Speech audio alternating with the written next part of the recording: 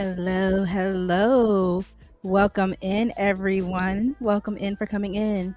Hello, Michelle. Hello, Riyadh. Hello, sis. And hello, bro. Welcome back. Welcome back. I hope you all are enjoying your Sunday today. Welcome, welcome, welcome. I hope you all are ready to have this conversation because I really just want to know, are niggas just as hungry? Shout out to Stephen A. Smith or whatever for going on Cam Newton's show. We're gonna review that today. Just a clip specifically because I kind of just want to know. Shout out to the men in this space. Can I also get a mic check? I'm sorry, before I get started, can I get a mic check? Mic check 1, 2. Hello, hello. But yeah, shout out to the men in our space, in our sector. Y'all are amazing. Shout out to Big Bad Bull, especially if anybody wants to tag Big Bad Bull for me, because he and I have had like slight little conversations about this. And it's always about women nowadays don't know how to cook. Women nowadays don't cook. So that's always going to be an issue. If she's not cooking, what do I need her for? She isn't a real woman if she's not cooking. So yeah, shout out to the men in the space for also adding to the conversation. If y'all can get these men over here today, I would like to get some answers. Is that all y'all need is for us to cook? There's nothing else? Y'all really just that hungry? Y'all starving, right? Because, shout out to Cooking with Kaya. I don't know if Shotty Boop over there is still doing her thing. But, she kind of also showed, y'all Negroes just want a plate. Welcome in, Lover Gang Rue. What's up? What's up? Good to see you. Welcome in. I appreciate you for sliding through. I cook, but you got to be the right guy. I feel that, right? And that's also something I want to talk about because at the end of the day, it's kind of like, what are our roles and how adaptable are those roles going to be at the end of the day for us to get done, especially when we're together? If I'm doing the cooking, the cleaning, and all that, are you going to appreciate that? What are you giving to me in return for that?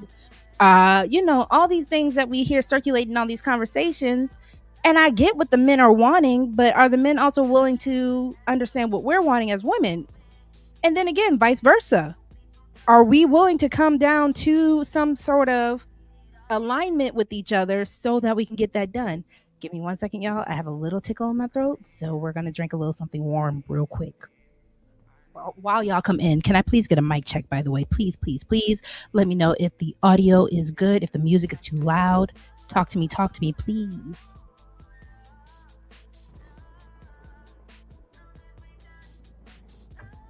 Welcome in. Willing to win. What's up? Thank you for coming through. All right. So I got a good mic check. Awesome. Thank you, Rue. I don't know how we're gonna cook this tonight, Michelle. If y'all want to join the conversation after I do my little spiel, we can talk it out. Or if y'all are enjoying your Sunday, we can just end it after I say what I gotta say. So y'all kind of dictate what we're gonna do today. And for those who are new or for those who are catching the replay, I appreciate you. If you can also make sure that you hit the like, the share, and the subscribe button if you have not already. I am trying to build this channel up. We're trying to get our subscribers up. We're trying to get monetized. So if you are also in a generous mood and feel like blessing the show, that will also be great. The Cash App as of right now until monetization is done. The Cash App is scrolling along the bottom. It is going to be $RogueC19. If, again, it is in your heart, if you have something to share to support the content, to support the show, the overall aesthetic, the atmosphere, the Glow Up Fund, if you can, just look out. I would greatly appreciate y'all. But make sure, if anything, likes are free. Hit that like, hit that subscribe for me, and also just share it out because we have a lot of fun over here. Thank you. Y'all come through as you can. And thank you for those who are just stopping by to say hello. So again, I'm going back to the original topic, right? Are y'all really just this hungry? Because seriously, it comes to a point, if a woman doesn't cook, you're hearing now, what do I need her for, right? So are we talking about love? Or are we talking about survival? Because I really want to know as well, when we get into these relationships, are we coming together because it's a necessity, because we have no other options, we have no other choices? I need you to survive, you need me to survive. Welcome in, Tay Tay. Welcome, welcome, welcome. And thank you, Riaz. I appreciate you, baby bro, always. Hello, Choco Kitty. Welcome, welcome. And ladies, also chime in as well. Do you feel like these men are just needing a plate? They're just hungry. They just need a bed to lay in. Like, what's up with that, right? And like I said, we're going to go ahead and see what Stephen A. Smith was saying on Cam Newton's show. Shout out to Cam Newton. Shout out to Stephen A. Smith. Because again, this tickles me. It really tickles me, y'all. Because again, it kind of seems like people are saying, what do I need a woman for? What do I need a man for if you're not going to perform in these specific roles that I'm asking you for, right? And again, are we wrong for that, or are we missing nuance in it? Because I always feel like there's a nuance that's always being missed when it comes down to these talking points. Because I can say, broken clock is always right twice a day.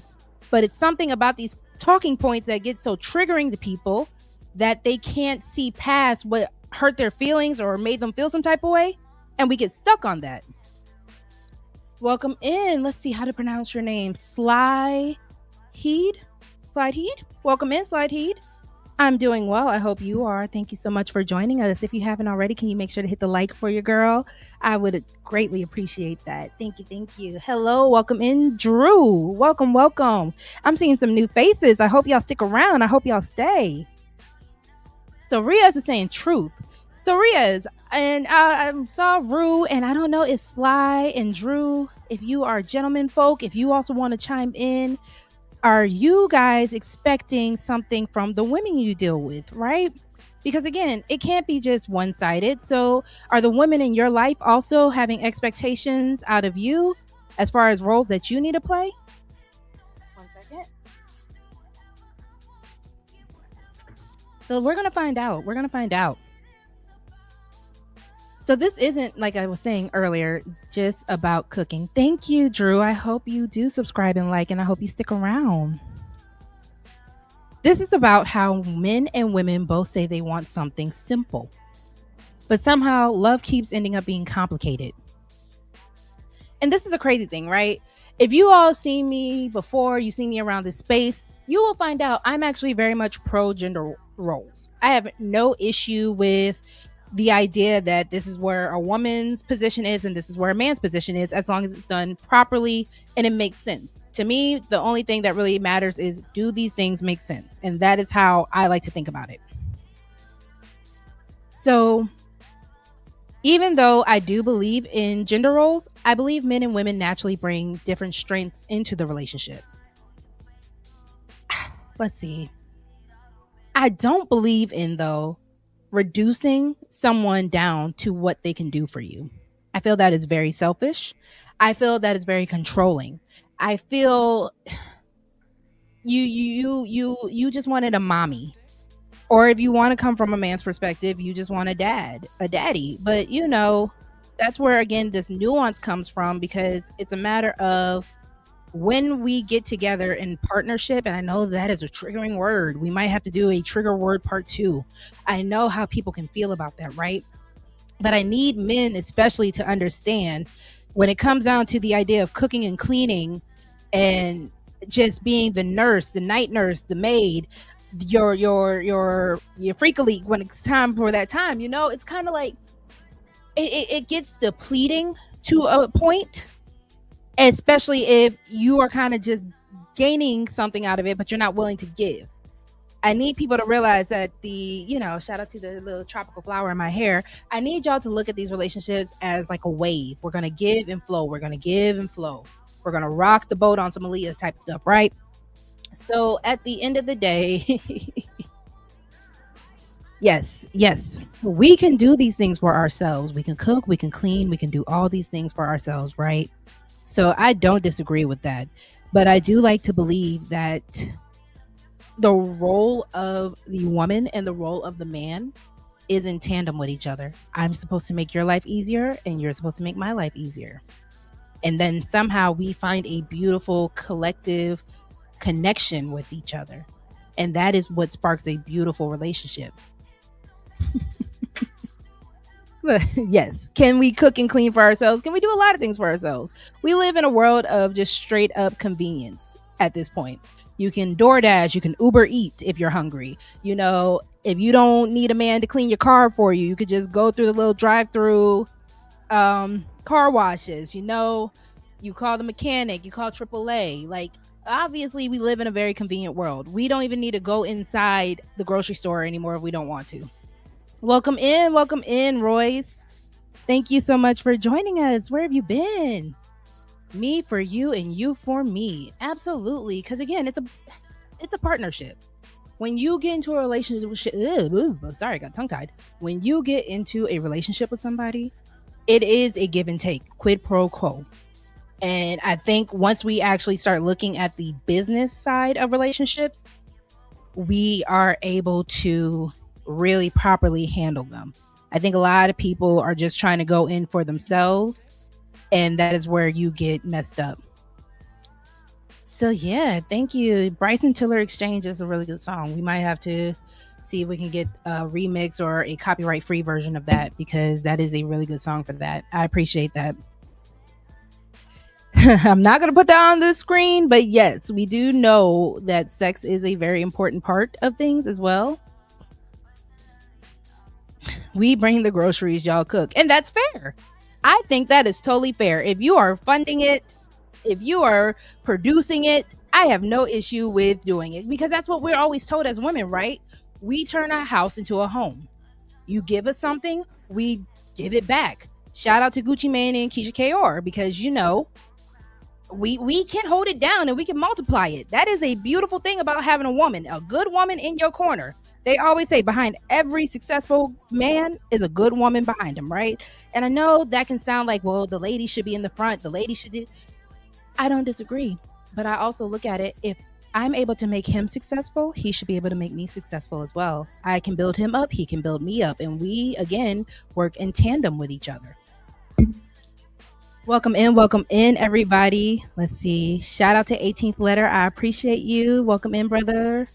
If you guys haven't, please make sure you are hitting the like, you are hitting the subscribe button. If you are sharing this out, I would greatly appreciate it. That would be so good. If you guys can let me know once we kind of start cooking. Once we start getting into it, you guys let me know how you want to feel about a panel. I have a couple hours I can spare today. I know I came on a little later, so forgive me. I'm sorry. I love y'all so much. Forgive me, please. If you are also in a generous mood and feel like supporting the show, as you see, your girl is upgrading her sound, upgrading the aesthetic of things, making it just more of a chill vibe. I would be forever grateful, and I am always forever grateful just for you all coming here and showing up. So let's see. Raul. Wow, Raul. Shout out to Raul. Will clean that car out for $40. Which is true. And I don't have an issue with that, because again, listen, I don't even have an issue. If you are a man and you funding for Raul to clean it, you can get that done too. I agree. Both people in a relationship build each other. And that's the whole point. Because at the end of the day, you don't want to end up in a relationship and you are looking across to your partner and you're just looking with that little sick look, that little sick feeling in your stomach. And it's like, why are you here? Why am I with you? What is your point? That is a very big issue to have with anybody, especially if you're feeling like, I love this person. Because let's be honest, love isn't really enough. And I don't think we talk about that enough. Love is a beautiful thing. Love is a great thing. Love is an amazing foundational thing, but it's not all that it can do. Like, when you think about the Anthony Hamilton song, where he was like, you ain't have to worry about no groceries. We can feed on love alone. I want to know in the chat, how many people are really just going to be eating love for dinner? How many people are going to be trying to pay those light bills, the gas bill, all the internet bill, the cable? Y'all going to be paying that with love? I don't think so. Welcome in, Either Man. Welcome in, my beautiful sister, Sin Sin. Thank you so much for joining, Cynical One. You did catch us today. I hope you can stick around. I will be dropping the link. You guys know I just got to talk to you a little bit. I just like to talk a little bit without the interruptions and all that, because everyone, y'all opinion, I love the fact that we are in such an opinionated space on YouTube. Everyone has something to say, and it's a beautiful thing. So, this is just my little space. I want to be able to say what I got to say uninterrupted, but then I'm going to let y'all come in because, it is always a nice welcoming home over here at Lover Girl Confessions. But welcome in. I'm so happy you could catch us today.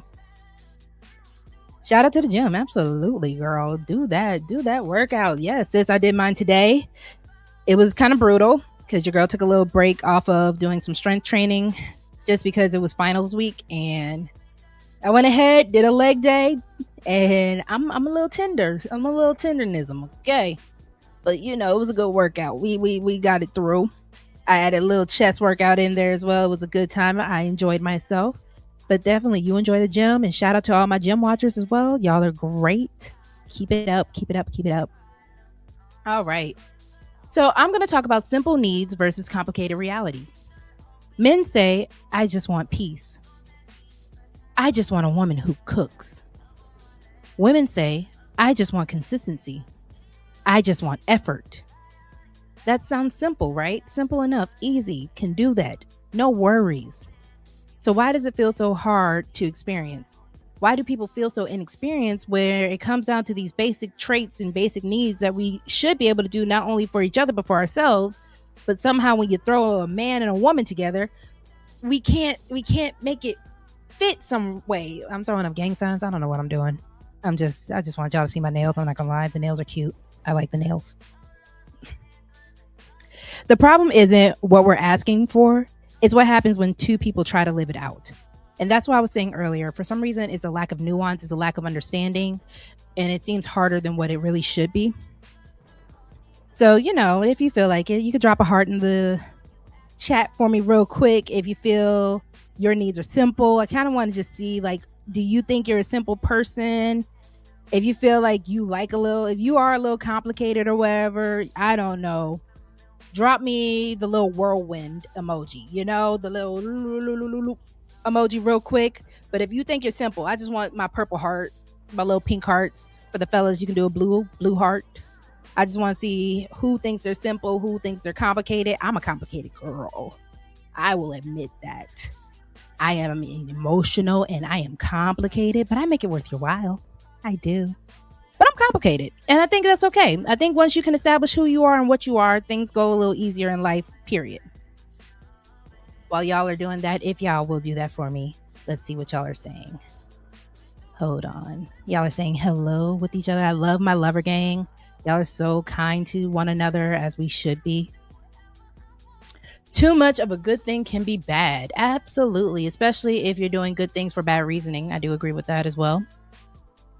Timing is also important. And that is a big deal too, because I think when it also comes down to a lot of the provider conversations, when it comes down with men, I think the issue is they feel that they're not in position. And instead of being able to say, I'm not in position to take this on, and I'm not in position to handle what comes with having a woman, and I'm going to go ahead and bow out until I am in position, they kind of just try to force feed and try to bogart their way into it.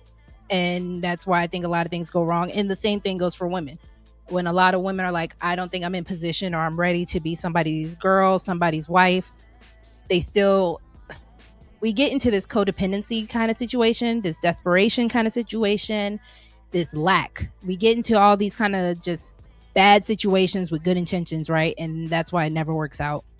And I can say that from experience personally. Welcome in, Zoomer. Haven't seen you in a minute either. Shout out to the tornado. Why was I struggling with the word tornado? Thank you, Zoomer. But yes, shout out to you for admitting you're complicated like your girl. Twinsies, we're here. I appreciate that. Come through, big Sagittarius, big Sag, no little. Come through. Listen, I don't think we're supposed to be simple, ladies. I really don't. All the men that are acting like they want simple, y'all want boring. Y'all do. Y'all want boring chicks. And for the man who believes that boring is good for them, good for you, whatever. Ugh. But I do enjoy stressing you out just a little bit. Just got to keep you on your toes. Keep it fun. Keep it cute. All right. So Royce says he's simple. All right, Royce, if you get a little moment today, I would like to hear about that. Oh, we got some Sages in the building. Sag territory. Am I safe? All this fire around me. I'm an earth sign. Am I safe? Am I safe? Y'all, come through, Big Sag. Hi. Good evening, Mr. DJ Music. See, shout out to you for already understanding. We're here. Listen, even the OGs are gonna let you know simple is boring. I love y'all. Y'all are amazing people to me. Shout out to you. Welcome in, Mr. DJ Music. All right. So let's also talk about when simple becomes transactional. So, like I said, we're going to go ahead and review what Stephen A. Smith said on Cam Newton after I go ahead and get this through a little bit. And he was pretty much the quote that kind of shook the internet as it does. If I have to cook, why do I need you? That's not simplicity. That's a transaction. What do you do for me? What do I get from you? When love becomes a checklist, people start sounding like job interviews. If a man says, I have to cook, why do I need you? Then let me ask women. If he doesn't lead, provide, or make your life easier, why do you need him?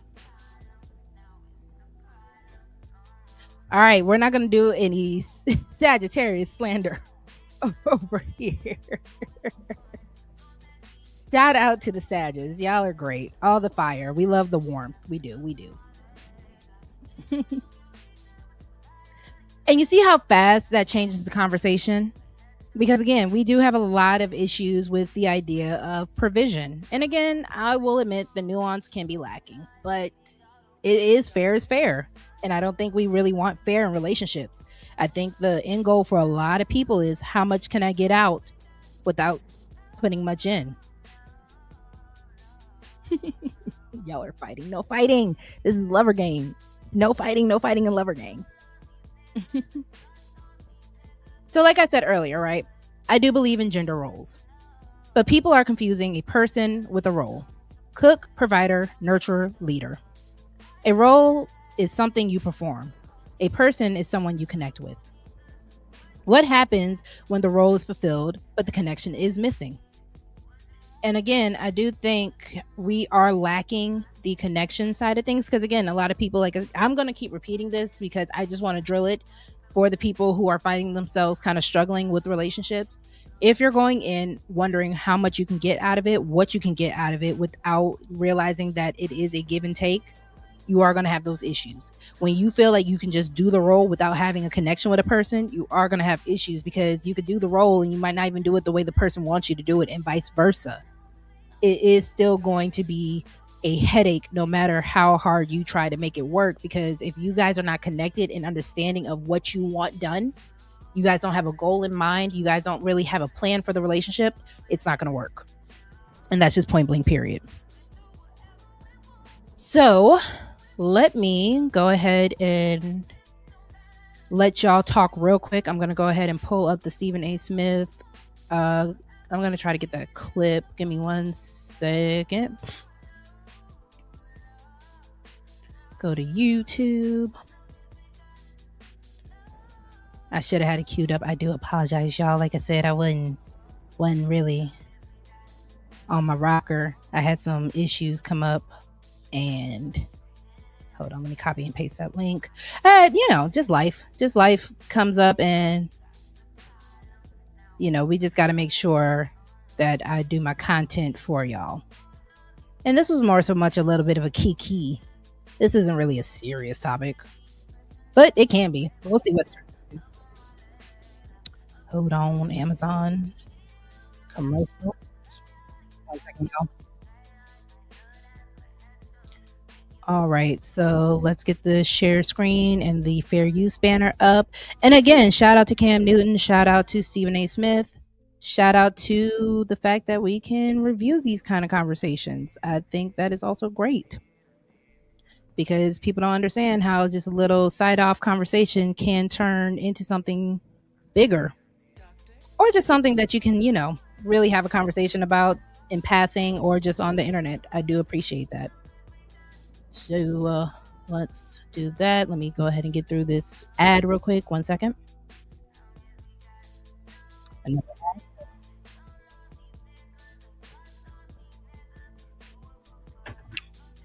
Okay, let me go ahead and get to the timestamp. An hour 56.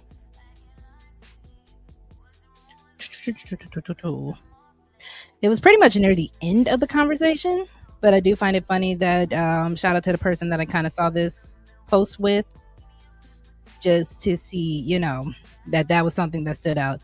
Ooh, Stephen A. Smith is looking a little aged. Shout out to getting older.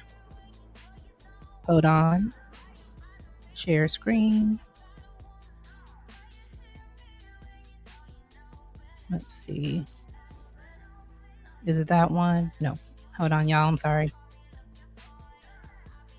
Forgive me, because this is also my school computer. So if you guys ever see my tabs, y'all are going to be like, Rogue, get some help. Close these tabs out. And I'm like, no, I might need them later. I am really bad at closing tabs. All right, here we go. Let's do a big screen. All right, and again, fair use. Let's see, there we go.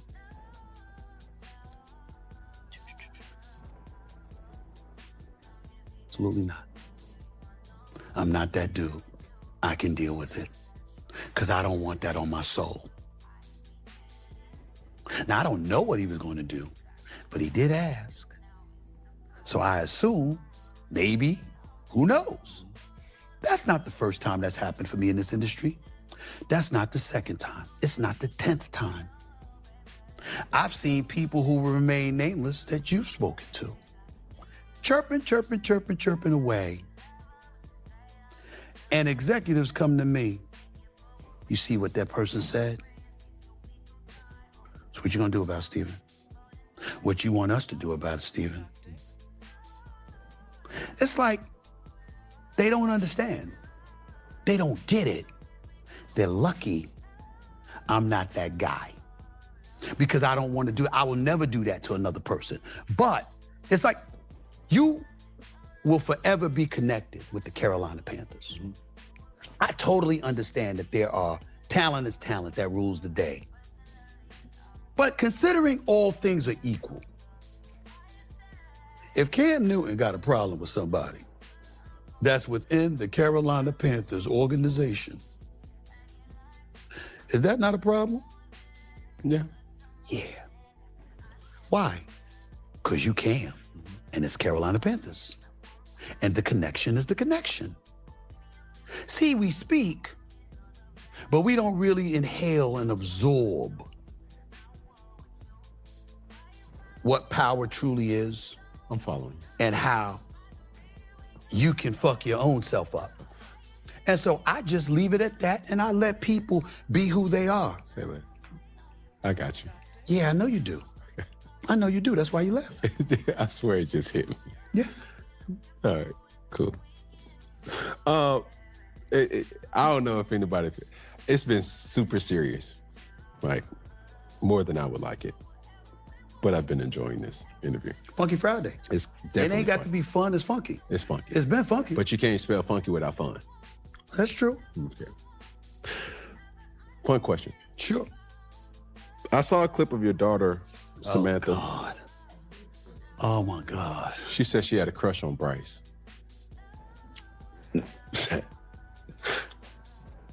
I'm glad you think this shit is fun. I would like to be a fly on the wall if either household invites the other party and household for dinner. I would like to be a fly on, like, stream that. Can we change the subject?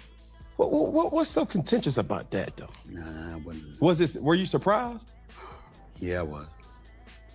Was it real? No, not anymore.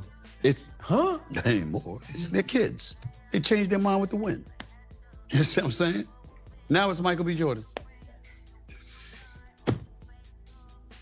Ever thought about becoming a teacher? Now is your chance to the program Teachers of Tomorrow, where you can become a certified teacher through an alternative teaching program. It is one of the fastest ways to become a certified teacher, and seriously is so easy.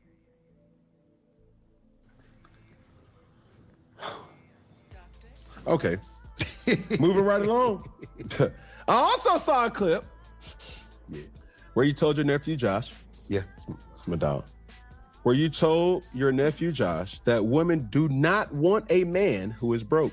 We recently had our sweetheart Marlo Hampton on from Real Housewives of Atlanta on Funky Friday a few weeks ago. And she basically said, in order to date a woman as a man, you got to pay up. Mm-hmm. The ability. All right. So let me jump in there real quick. What's up, Free? Thank you so much for joining. Hello, Free. If you want to stick around, I will be opening up the panel after I kind of cook a little bit. We've already been on for 30 minutes or so, so I'll probably open it up. Like I said, I don't want to take everybody's Sunday night from them, but I just wanted to talk a little bit. But that's all right. So, fellas, real quick, I do wanna hear y'all chime in about the money situation of relationships, right? I do want to know. I'm gonna keep it playing, see what Cam and Steven say, but how do y'all feel? We've heard broke men don't deserve no kitty. I know that's right. I know that it always seems so transactional with men with the money. And y'all, if you are new here, I do have a stance of believing that the money men make when they are around women, children, having families and all that money does not belong to them anymore. Now, if you are a man who works very hard for your money, that is not to say that you are just supposed to give it away for no reason. But if you do have a family that is supporting, that is a legacy, that is, making you look good, you do have a role as the patriarch of your family to kind of make sure things run smoothly, to make sure that things do run in the way where there shouldn't be any stress or worry for the children and the woman. So your money is not yours. So, I do want to hear y'all chime in. I'm going to go ahead and keep this playing real quick. Ability to protect personal interests has been a strategy that not a lot of people necessarily know about Stephen Anthony. But the people want to know. Mm-hmm. Are you dating? Of course I am.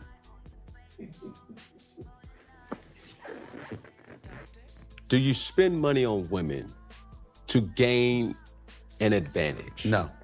Okay. I spend money, A, because I have it. B, because, see, I'm trying to be, it's Funky Friday, but it's not fun, it's serious because my mother was the greatest woman I've ever known, God rest her soul. Mm-hmm. And she was never treated well by my father. My mother was deprived of a lot. And all she ever asked me for is that I would never treat a woman the same way.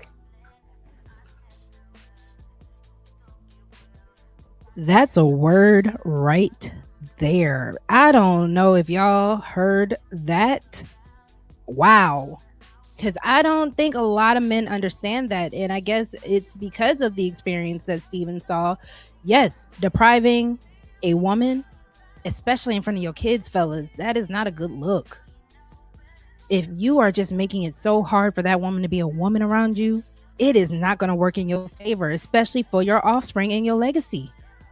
And I love the fact that at the end of the day, it is a matter of, I do this in spite of, from what I saw, because a lot of men, y'all have a reputation of not being shit. And I'm just saying that. I'm not saying I believe it.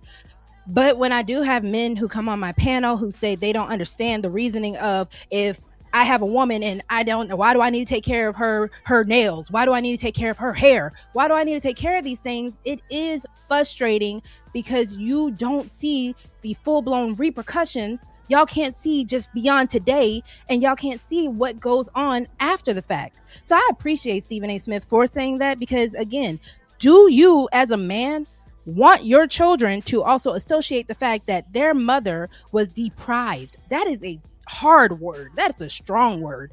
Your mother was deprived, dealing with you as a man, dealing with your father, dealing with any man that's come around. Do you really want that to be the mindset of your generations afterwards? And now they have to become a better man in spite of you, not because of you, but in spite of you. That now, because of how piss poor you were to my mama, I'm going to be a better man to the next woman that you could have ever been. And I'm just saying, fellas, if that's how you want your sons looking at you, listen, go off. But if not, I'm going to need you to go ahead and lock that in. So when you go ahead and kiss your woman tonight, you got to make sure, am I depriving her of anything? And again, we can get past the quote unquote, y'all like to call it the shallow things. Knowing good and doggone well, if that woman feels good, for all the stuff that you ask of her, especially the cooking, the cleaning, the taking care of the children, being the nurse, when she is not deprived, that role is easy. It is so easy for us to be able to just flow and do. Y'all saw, y'all remember like Snow White and stuff like that during the Whistle While You Work, when she was going ahead and just cleaning up the little cabin. It's so easy to go ahead and just have that mindset when I'm not being deprived, when I'm not always in survival mode, when I'm not always stressed out. But I don't know. Y'all don't want to hear it. And I get it. It's a hard pill to swallow. But again, I appreciate Stephen A. Smith for saying that. What y'all talking about? Men shouldn't be dating after 30 if they don't have at least 5 bands to their name. Listen, I don't think, like I said, when you're just having fun, when you're just on some Young, Dumb, and Broke, shout out to Khalid. You know, I love that song from Khalid. That could be kind of cute when you guys are teenagers, when you guys are in your early 20s. But when life gets serious, when life starts happening, when you are a Stephen A. Smith and you're still dating at that big age, and you thinking that you're not coming with something, that's a problem. Why are you in her face? Why are you in my face, nigga? Why are you here? I care for people on a soul level, and you can. But again, are we just feeding the soul, or are we also feeding the physical body that's here right now? Because again, the soul can be fed and you could be starving. The soul could be fed and you can be starving. Why can't we ever find the reason or the balance of being able to do both? I don't understand that with us as people. We always feel like it's got to go one extreme or the other. Why can't we do both? You want things in the physical realm. She wants things in the physical realm. Let's do what we need to do so it can get done and we can have them. Because if not, again, when you're in the middle of the night looking at that person snoring next to you and you're like, why the hell do I even need you around me? Why are you here? And that goes for both men and women, respectfully. What else y'all talking about? Let's see. Royce said, if a woman values money more than she values herself, then I think it would be foolish to value her more than she values herself. And Royce, it's not about valuing money more than yourself. It's knowing that we live in a world where money matters. Money is power. Money rules. And cash rules everything around me. You know, it's kind of whimsically in the bad way thinking to think that you can go around women, have expectations of the fact that a woman is possibly able to get pregnant, because again, we did a show about that always remember that sex is reproductive no matter how recreational you want it to be. So when you are in these positions where you're in someone else's face, even when you go to your job interviews and your boss, they are going to look at you. What can you bring to us? Why should we hire you? That is life. And again, the moment we start understanding this, things get better, people. We don't deserve things just because we're breathing. You got to also know that I'm here. I got to pay my rent. You're there. You got to make sure that that bill is paid. Like, no matter where you go, you're going to be spending cash. So when you add another person, and then when you make multiple people out of having that other person with you, because now you're popping out babies, the money matters, fellas. The money matters, fellas. One more time. The money matters, fellas. If you want her to cook and clean, if you want her to make your life easier so that you can go make that money, the money matters. I digress. What else y'all saying before I press play in the video? If a woman conducts herself with self-worth, she is priceless to me. And a lot of that self-worth that she is conducting herself is something that she had to buy. Yes, you can have self-worth naturally, but the things that make her that woman that you're gonna break your neck to look out after, it is because she had that money to do what she needs to do. Because we live in a capitalistic society. I don't know what y'all want from me with that. I really don't know what y'all want with me outside of the money matters. Fulfillment over happiness.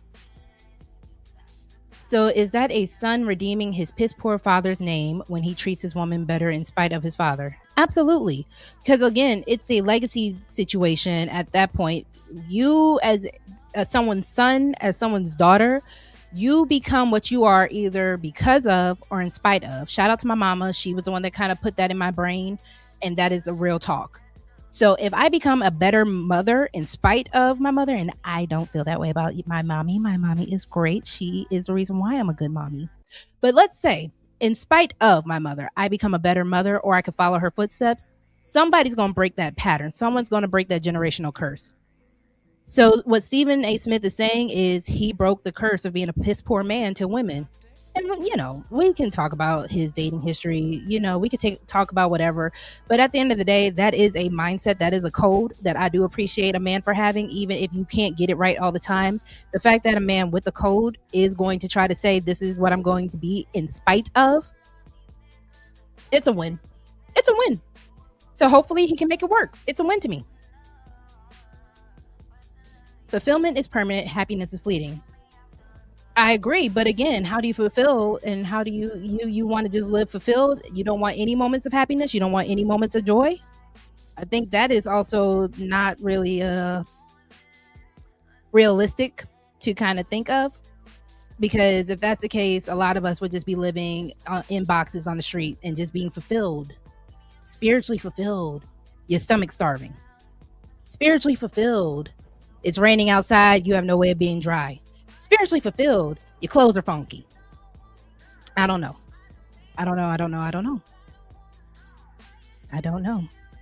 Welcome in, Chanel. I'm sorry, y'all, if I didn't get to say hi to you while I was just going on my little spiel, but definitely thank you for welcome in, Chanel. Thank you so much for coming in, beautiful. I hope you're having a great day. The plan have to make sense. Absolutely. I never think a man should come to a woman's face without a plan.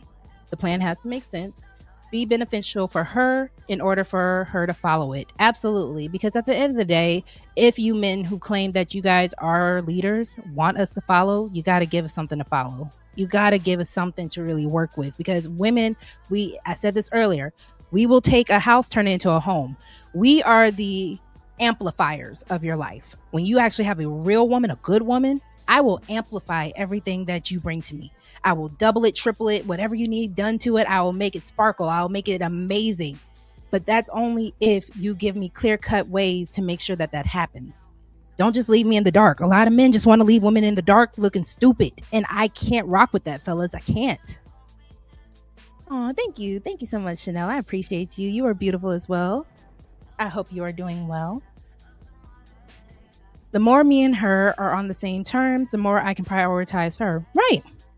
But to think that you're not going to do that without a financial backing is ridiculous to me, Royce. If you have a way of doing that, I would love to hear it.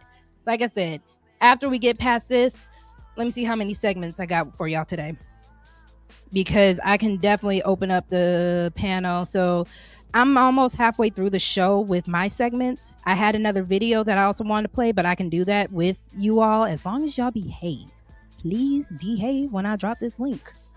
But yeah, we can do the panel. And if you want to tell me, please, I'm all ears. Money matters because of the things you may want to do with your woman. Absolutely. Shout out to the men that get it. Definitely. Let's see. I always said there should be a middle ground, though. And I'm not going against a middle ground. But again, when I said earlier, reference to the Anthony Hamilton song, if we are just feeding on love alone, we're going to be two starving mofos. You feel me? We're going to be dirty mofos. We're going to be stanky mofos. And Roxy don't live stanky and dirty. That's never been my MO. My parents raised me right. I can't do it. I can't be struggling with a man. Because again, I'm going to be looking at you like, how the hell do I have a man and I'm struggling? Make that make sense. Why am I with a man and I'm struggling, y'all? That don't make sense to me. Welcome in, Killa. Where you been? Haven't seen you in a minute. Good to see you. Fulfillment. the achievement of something desired, promised, or predicted. Okay. So, with that being said, how do you feel fulfillment in a relationship, Royce? Welcome in, Dr. Frizzle Frost. I hope you're doing well. Good to see you as well, brother. I am loving that y'all are coming out and seeing your girl. Thank you so much. I'm appreciative. If y'all come in and you just come in to, just say hello or peek in to see what we got going on, please make sure to hit the like. I will greatly appreciate it. If you have not already shared, if you have not already subscribed, if you do feel generous and you want to bless the channel, because I don't want to just be yelling at y'all. Y'all know that's not Rogue C, but I will. No, I'm not going to yell at y'all. I appreciate just the likes. I appreciate the subscribers. If y'all can just help your girl get monetized. And again, if you do feel generous, I am just super grateful for the fact that you all just want to hear me rant and ramble and just, do my thing over here at Lover Girl Confessions. It's actually really fun. It's really been a great craft for me. So I do appreciate y'all. I'm super excited for what we can do. Welcome in, Robert. Welcome. Definitely, again, listen to Rude. Definitely listen to Dr. Frizzle Frost. Hit that like button. Share the live stream.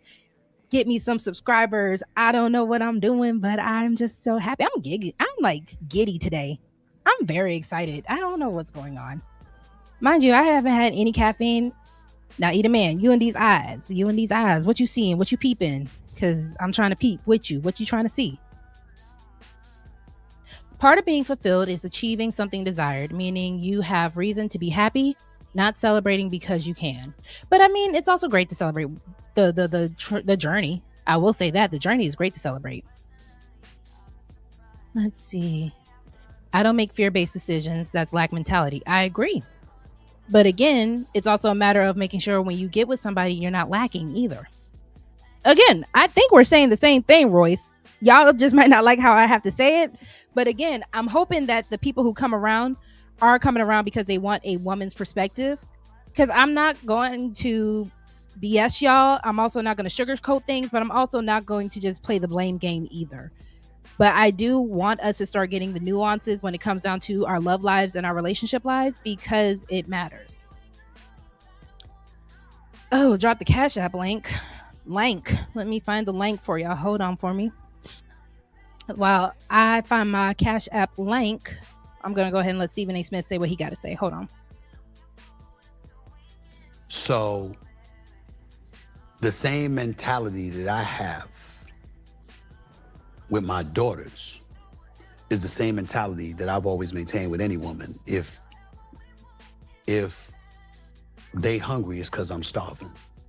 Welcome in, Smitty. Happy There's to no see such you. thing as me going out on a date with a woman and you paying, we going Dutch. There's no such thing as, you in my life and you struggling, but I'm thriving. No, you gonna thrive or we gonna struggle together. That's how I roll because I literally see, I can still visualize the tears in my mother's eyes and the hardship that she endured. And I'm just not built like that. Your perfect domain is out there. Go to Wix and make it yours. Claim your... The mistake a woman would make, to use the example that you used with the girl that you mentioned, appreciation can never turn into expectation. With me, your days are numbered. Appreciation must never turn into expectations. It's mine to give, not yours to take. The minute you think you entitled, you ain't getting shit. Because you think you entitled. I don't like that. I want you to appreciate. You don't have to give what I give in terms of that level. But what you do have to do is show an appreciation that I'm extending myself to give more than I had to. Is it difficult to date as Stephen A? I wouldn't know. I like when people start trolling each other. I think that's really fun. I like a little banter. But what he was saying is very important because again, I know with men it can feel like you guys only have that one role as provider. And again, that's not what we're saying at all. If you are dealing with a woman or a succubus type of situation where you are not being appreciated, where you're just being milked like a cash cow, that's not a healthy relationship. Again, when you are doing these things for the women and your children, you will see the benefits. You will reap the fruits of being able to plant and to do so much for them, right? So again, I don't want men thinking you're just supposed to give, and get nothing in return. What I am saying is your role as the man, the patriarch, the leader, is to make sure that everyone else is covered. And thus, because of that, because you being that shelter, that covering over somebody, you will see them flourish. And thus, them flourishing will still come back in reward for you. It will always come back tenfold if you are doing it with pure of heart, pure of intention, and doing right by the people who you are supposed to be building up and protecting. That is all. So again, do not go after women who are just trying to use you, who are just trying to use and abuse your resources. That's not what we're saying over here at Lover Girl Confession. But I am going to keep reiterating that your role, if you want to be that protector, provider, that leader, if you want people to follow you, every boss of every job, make sure that their employees are good and that their employees are covered. And that's why they get their employees to give them the best work and keep their business working, moving forward, and producing what it needs to produce. So I see we're agreeing with Stephen A. But Rogue C, are you saying exactly what a succubus woman says? No, I told y'all at the beginning what you're supposed to be getting out of this. Again, it's not going to be a chore for your woman to do right by you. It's not going to be a chore for your woman to follow you. She's not going to be like, man, I got to do what this nigga say. No, she's not going to do that with you.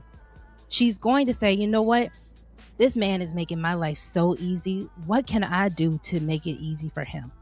What can I do so that when my baby goes out and he goes and conquers the day for me and our kids, me and our family, what can I do to make sure that when he's out, when he's home, everything is easy for him? All right, he doesn't have to worry about a meal. He doesn't have to worry about clean clothes. He doesn't have to worry about the kids not being put together, the house being in disarray. He don't have to worry about that because he's making my life so much easier where I got him. He's not even going to have to beg me to do that thing he like when them kids are put down because I'm going to be willing, happy, and willing to do it. That's all.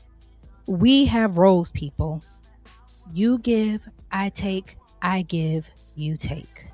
It's that simple. And we make those roles adjustable. We do what we need to do so that we can work it for our dynamic. Because like I said earlier, the connection is what matters. So if Rogue C is going to know what her man needs. Rogue C's man is going to know what she needs. Your woman should know what you need. And vice versa. You're going to know what she needs. Again, we hear quid pro quo, and because of how, legalese makes it such a dirty thing or a wrong thing, we know that it sounds bad. But when we actually do things correctly, we know we can do it properly. I'm going to give, you take, like I said before. It's always going to be like that. Welcome in, Nightish. And I think I saw Miss Alana. Hi, Lana. I haven't seen you in a while. I hope you are doing well, sweetness. It's great to see you. I'm happy you were able to stop by. All right, y'all. Like I said, I had another video that's actually going to be kind of juicy. It's going to be coming from the idea of a bisexual woman and how when she started dating women and she says she understands men. So I'm going to wrap it up with Stephen A. I'm going to get some more talking points out the way, and then I will drop the link and we can review that together. I think that's going to be really fun. Like I said, I want to give y'all Sunday back. I appreciate y'all for hanging out with me. But if you are just coming in, go ahead and hit the like, hit the subscribe. If you haven't already, share me out so we can go ahead and start getting monetized. If you want to go ahead and donate, the Cash App link is below. It is also scrolling right under the banner. But I appreciate y'all. So let's see. Hold on, Royce. You have one more question. How should I be able to tell the difference between you? Okay, so I think I answered that for you, Royce. Because again, you're going to know when it's not right. You're not going to have a connection with her. She's not going to have a connection with you. She's always going to be like, what can I get? What can I get? She's not going to be like, what can I give you? shout out to Father's Day. Father's Day is coming up, and the men in my life, they are something that I have to think about as far as what I want to do for them. Whether, you know, my dads, they like to be catered to a little bit, or they like to be left alone, or, you know, if I want to get them a gift, men in my life, brothers, well, none of my brothers have kids yet, but, man in my life, if he wants something, or if I can think of something that makes his life better, makes his life easier, just those kind of things. A succubus is always just going to take, literally, like how you see in cartoons and all that. She's just going to bleed you dry. She's going to leave you like a raisin. But a woman, when you have a good woman with you, and this is also for the women, when you have a good man with you, you're going to glow different. You're going to feel lighter. You're going to smile more. You're going to have a pep in your step. Life is going to feel not necessarily easy, but at ease. And that's how I like to think about it. No gender banging here. I think we are all great, and sometimes we can all be full of ish. So no gender banging. I think we all just make things more complicated than what they are. All right, don't do all that, because again, simple is boring. We already said that. Don't try to whatever, Royce. Starting to get old. SAS. I don't think I know what SAS is. I'm not familiar about that. All right, so Stephen A is about to get to the good part. Okay. Make sure y'all hit the like button. We about to get to the good part, apparently. So let's see. I don't worry about it. What do you look for in a woman? Intelligence, conversation. Well, let me scratch that. That's 2 and 3 on the list. Sex appeal starts. It starts there. If I'm not interested, I'm not interested. Yeah, it's just that. It's just the truth. We're not gonna sit here and lie. If I'm not attracted to you, it ain't gonna work. It's not gonna work. Okay? I like what I like, and you need to possess those qualities. Otherwise, it's just not going to work. It's just that simple. Sex appeal. Figure it out. So that conversation, intellect, and domesticated. Because you see, I say that. I'm seriously. Somebody needs to say that. We need to stop this shit. This assault against masculinity, it's gonna end with this. I don't care. I can cook for myself. I don't want to. I want you to cook. I'll pay for the food. I'll take you out. I'll take you out every week. Yeah. We're doing it. But damn it, listen, my sister Carmen, one of the greatest cooks ever. Rashawn could throw down, by the way. He can cook too, right? I'm not him. See, he don't mind. He'll tell the wife, I got you, baby. I got this. Let me cook the chicken. Hell no, that ain't Steven. No. Only thing I'm doing for myself is getting up for some cereal. That's it. I'm not cooking. I don't feel like it. If I have to do that, why do I need you? But that's me. I'm just being that. I understand it comes across as chauvinistic, but I just finished saying, I'll take you out. I'll buy the food. I'll take care of whatever you need me to take care of. But damn it, I walk through my crib.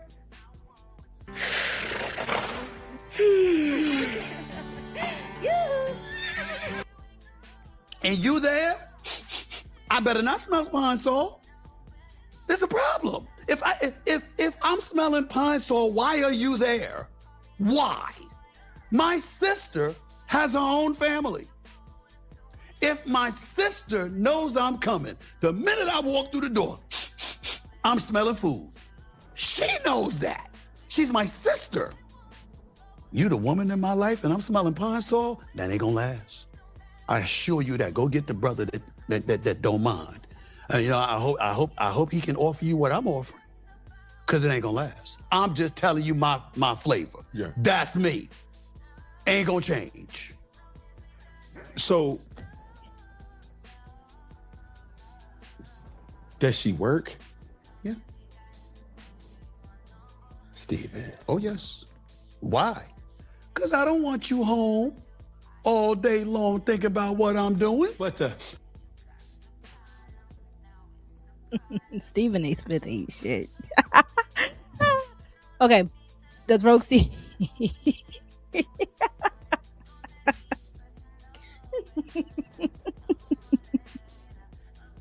he wrong per se? Okay. Y'all are cutting up. Woo. Okay. Serious. Right. All right.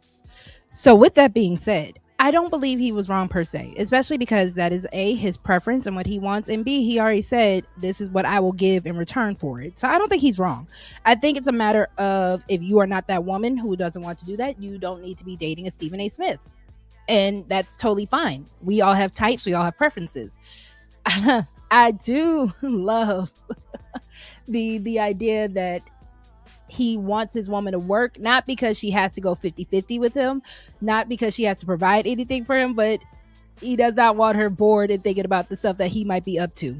And we already know, ladies, boredom creates a lot of issues for us.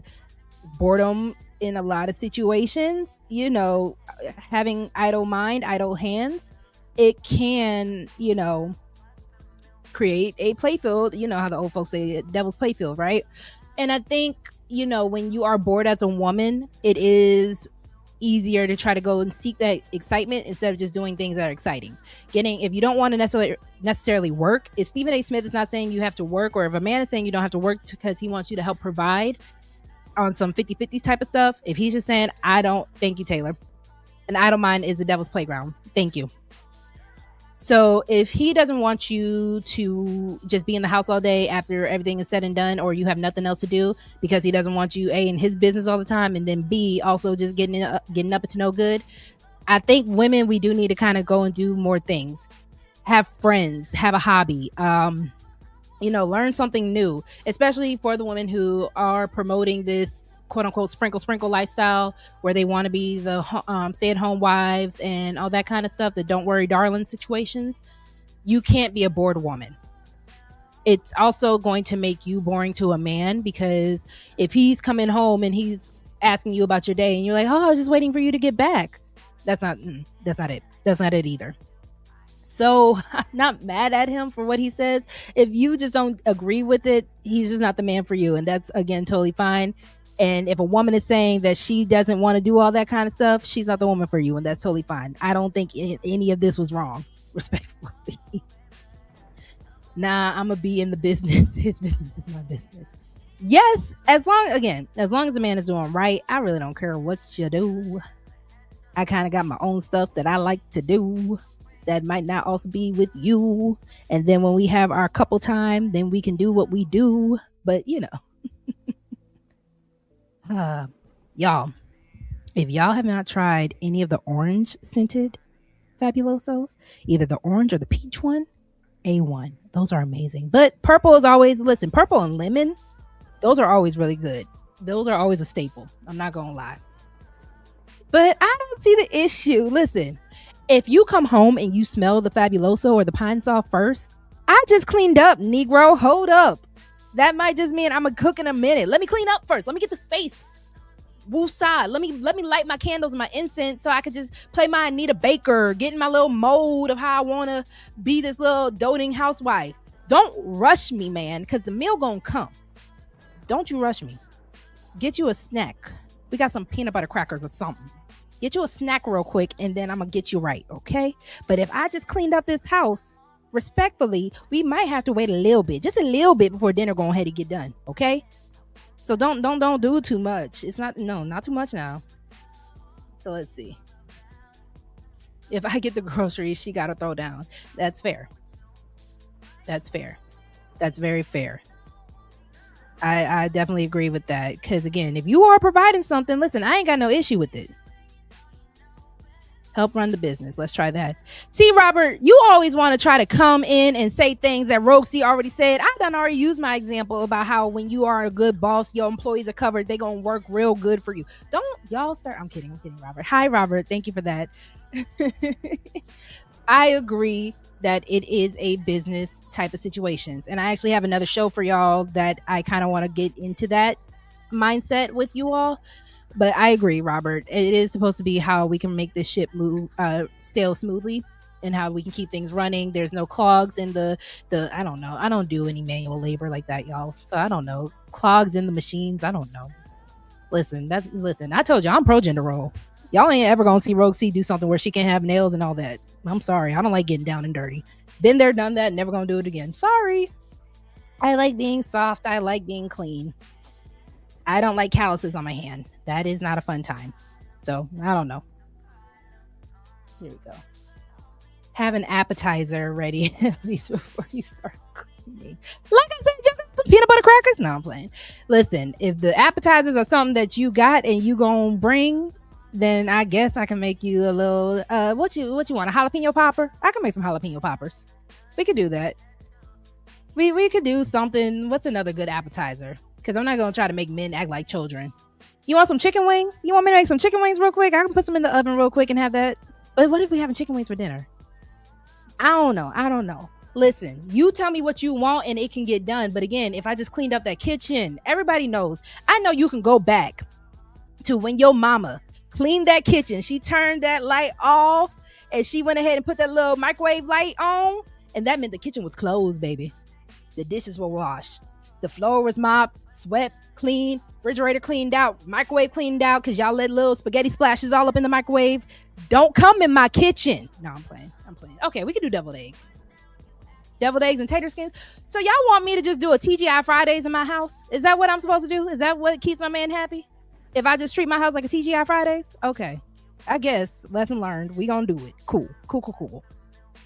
I was gonna say pizza rolls, but I thought mozzarella sticks and pizza rolls were gonna be for the children. And the children, listen, they good with whatever little snack. Like Stephen A. Smith said, he can get him a little bowl of cereal. Get your little bowl of cereal. I'm gonna have the baked chicken, the Cornish hens, your porterhouse. I'm gonna have all that ready in a second. Just give me a second. The little microwave light right under the stove where the vent is, and that's how you know the kitchen was closed. Y'all mamas didn't do that, mine did.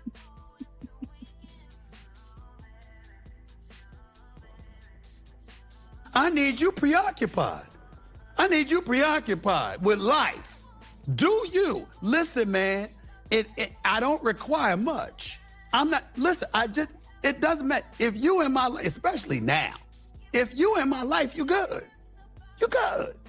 But I'm going to get a hot meal now. I said a hot one. I ain't say no cold. But I said a hot one. fresh. Minute I walk through the door, I didn't say it even got to be ready. I'm not being like that. I'm just saying I need to smell food. These are your preferences. My preferences. And mind you, 4 older sisters. 4 older sisters. 3 of them could cook. The one that can't cook can clean her behind off. Got jobs, got careers. My sister's a principal. My other sister was a teacher. My other sister's a doctor. And my other sister was a mediator for the American Arbitration Association. All my sisters are accomplished. 3 of them cooked. And the one that couldn't cook, cleaned so the other 3 didn't have to, and they cooked for her. That's what we had growing up. My mother sat up there and said like this, you shut up. You don't even know how to take care of yourself, let alone take care of a woman. When you can take care of a woman, then you can talk. So guess what I did? I became successful. So you can take it. And when I got successful, Okay. Listen, Stephen A. Listen, Rogue C ain't got no issue with that. Listen, become successful so you could talk. I'ma need y'all to hear me when I say this. And again, this is no shade. Broke niggas be quiet. Shh, silence. I shouldn't hear nothing from you. Because until you can take care of a woman, I don't want to hear a darn thing about what you got to say about what a woman should do, can do, don't do. I don't want to hear it. I don't want to hear it. Listen. It's a man telling you this. Listen, Linda. I got excited. Because I love when I hear men talk like men. I do. I really do. That gets me excited. That gets me going. Shout out when it comes down to men who know how to do that man thing right. Because I promise you it's going to work off in your favor, fellas. It really is. Every time. It's going to hit every single time. Because now as your woman, I ain't got to look at you like, well, what we going to do? You want me to figure it out? But you supposed to be my leader? You supposed to lead me? Absolutely not. Absolutely not. So again, shout out to Stephen A. Smith's mama and shout out to him. Because again, that code, fellas, The fact that he has a protocol, fellas. The fact that he had a plan and he enacted it, fellas. The fact that now he knows because I'm successful, I can get what I want from a woman, fellas. Y'all ain't gonna hear no complaints from Rogue C. You feel me? Okay. Not soft legs. Listen, I don't know what a hard leg is. That sounds uncomfortable. Sounds a little stiff. Women are supposed to be flowy. We're supposed to be moving like water. So no, I don't want hard legs. Not at all. That don't sound good to me. Successful. What was one of the first things I did? First thing I did, proudest moment of my life, was going to the PAL. My mother had a side job after she retired, and I told her, you ain't never working again. And I saw to that until the day she died, number one. Number two, I looked at Mom one day and I said, Mommy, remember when you told me to shut up?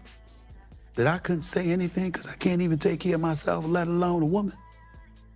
Let's pack an order for Madison in Michigan, who just built a protein coffee lineup that gets it.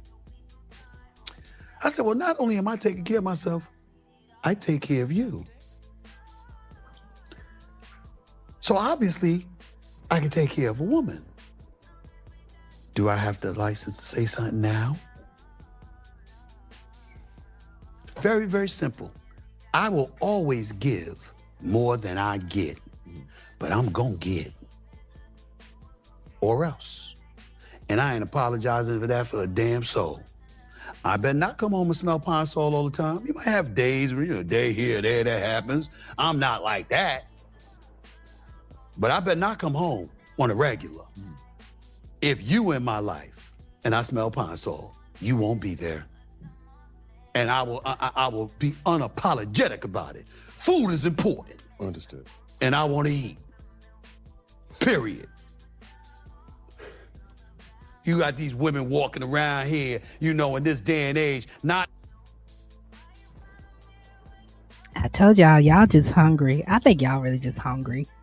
I think y'all are really, he ain't tell no lies, but I think y'all are just hungry. If y'all just come, okay, fellas, for real talk moment real quick, right? I'm gonna need y'all to come in here and just come to the ladies real quick and just tell us y'all hungry. I promise you. Just tell us you hungry, baby. It's going to enact something. It's going to light a fire in us as women and be like, all right, let me go ahead and get this man something to eat. Every woman, it really don't matter who it is. I promise you, every woman got a signature dish. So if you just come to a woman, just, come a little humble, come a little respectful, and just be like, man, I'm hungry. All right, what you want? We gonna turn into Loretta Devine real quick in that scene from Waiting to Exhale. Oh, it's nothing, just a little ham, collard greens, mac and cheese, a little leftover, baked chicken, fried chicken, pork chops. We gonna turn into that real quick. Especially if we give a darn about you. Whether we're your sister, whether we're your friend. We gonna turn into that real quick. But I'm gonna need y'all to just be real and just tell us you hungry. Just tell us you hungry. Because when Cooking with Kaya came around, and shout out to her, when she came around talking about I can steal your man, I just started realizing y'all some hungry niggas out here, dog. But it's all love. It's really all love. I promise you it's all love. But just tell us, fellas. If you're hungry in the chat right now, just go ahead and tell Rogue C. Let me know if you're hungry. He's replacing. Listen, I mean, if you don't perform at your job and your boss gave you chance after chance, you gonna get fired. I think that's fair. What's up, Caveman? Welcome in. That was real. I can't lie. I really have no issues. Now, Caveman, you came in a little late. He did say he wants his woman to work. So, like he said, he doesn't mind a day or two there. But, shout out to the women that are able to do it all. I think that is a major win. But again, going back on, all right, so in all seriousness, right, we do want to make sure that your relationship dynamic is what works for you. So if you guys have young children, if you guys, Stephen A. Smith grown, I don't think he's trying to have no more babies no time soon. If Stephen A. Smith is saying, I'm so successful where I could just keep you in the house and we ain't got no young babies, all you really do is cook and clean, then no. If you're a stay-at-home wife and that is your deal, your deal with him, go ahead and get it done. But if she's working, if she's taking care of the babies, I need men to be adjustable. I need men to be flexible. I need y'all to be able to also help where y'all can help. That is important as well. So there, it's no excuses to perform your roles, whether you're man or woman, but we can give leeway, we can give grace, right? So I definitely want to say that. Black men don't want to buy groceries is the problem. Black men want to eat off of black women. Yikes. Yikes, yikes, yikes, yikes, yikes, yikes. Kaya displayed willingness to give effort. Absolutely. But fellas, I really don't believe a woman that really rocks with you isn't willing to give effort, right? I think it's a matter of you guys aren't willing to give what you need to give for her to give that effort. It's really that simple. As much as y'all like to pedestalize cooking with Kaya, again, if Kaya is in a house with a man all up under her and he's not providing nothing and she's looking like, well, damn, I'm doing all the cooking and the cleaning, what you doing? Why are you here? Again, never let it be where your woman can ask, well, damn, why are you here? And ladies, never let it be where your man can ask, well, damn, why are you here? It should never be that way in relationships if you're going to get in the freaking relationship to begin with. But I digress. Let me see if Stephen A. Smith has anything else to share with us. Like I said, I'm going to give y'all some more talking points and then I'm going to drop the link. So if y'all could just hold out for me just a little longer, we're going to see what he has to say. Welcome in, Keon. Hello, hello. Welcome, welcome. Can't wait to hear what you got to say about this conversation, respectfully. But welcome in. I hope you hit the like on your way in. I hope you're having a good day. Thank you for coming through. Most, not all, but some of them, because of what society is preaching about you and your independence. I ain't got to do this and I ain't got to do this for a man. Well, do they have one? Did you ask them that? Because every brother I know like to eat. I know you like to eat. I know the crew that everybody. I ain't met a man that want to eat leaves, or be like the woman that you go down and deal with. I just want a salad. No, we want food. You understand? That's what I want. That to me is not chauvinistic or anything like that. We got roles in my life. Another man might not care about that. I just told you my man Rashawn, he the one cooking. I told y'all Good just for hungry. him. Y'all just want to eat. That ain't Stephen A. Joe, bro, trust me. Let me tell you something right now. My boy Cardell will tell you. Cardell just screamed yes when I asked this. Have I broken up with women over food? Boy, hard, boy. He say yes. You know it's true. And even for less. Cardell's coming to be through the. What happened? Yo, bro. Shit, refrigerator empty. Stove empty. What I need that for? Stove cold. Cold. Not me. No. I'll buy the food. I'll take you out. I'll do whatever you need me to do. But you know what? A vast majority of the time, I'm going to have a home-cooked meal. It's very important to me. Very. Before we get out of here. Yeah. What is up, everyone?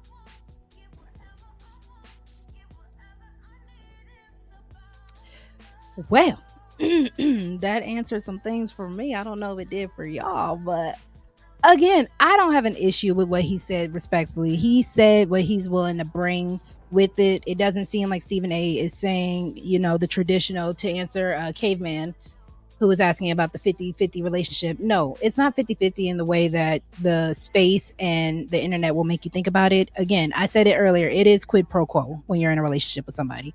When you are in a situation with people, it is always going to be, what can I get out of it? That's just human nature. But it's also now where people also have to be like, what can I give in because of it? If you have a woman that is willing to do the things that you say that you need from her, whether it is the cooking, the cleaning, or if it is something else, if you want an entrepreneurial type of woman, you both have to be on the same page. And you also have to be willing to give as much as you're willing to get. Stephen A. Smith already said, I will give you then some and more. So it is a matter of being a giver in that mindset, coming with a humble spirit, coming with a provider mindset, and you will get the best out of whatever woman you choose. And I did say earlier, knowing the difference between a woman who is going to just, be a succubus and just bleed you dry versus a woman that is going to give back to you as well. So I think that is what matters. But no, 50-50 in the sense of how we speak on it in this space is definitely not the answer. I personally wasn't overly impressed with Kaya. I was just shocked by how much hate she got from women.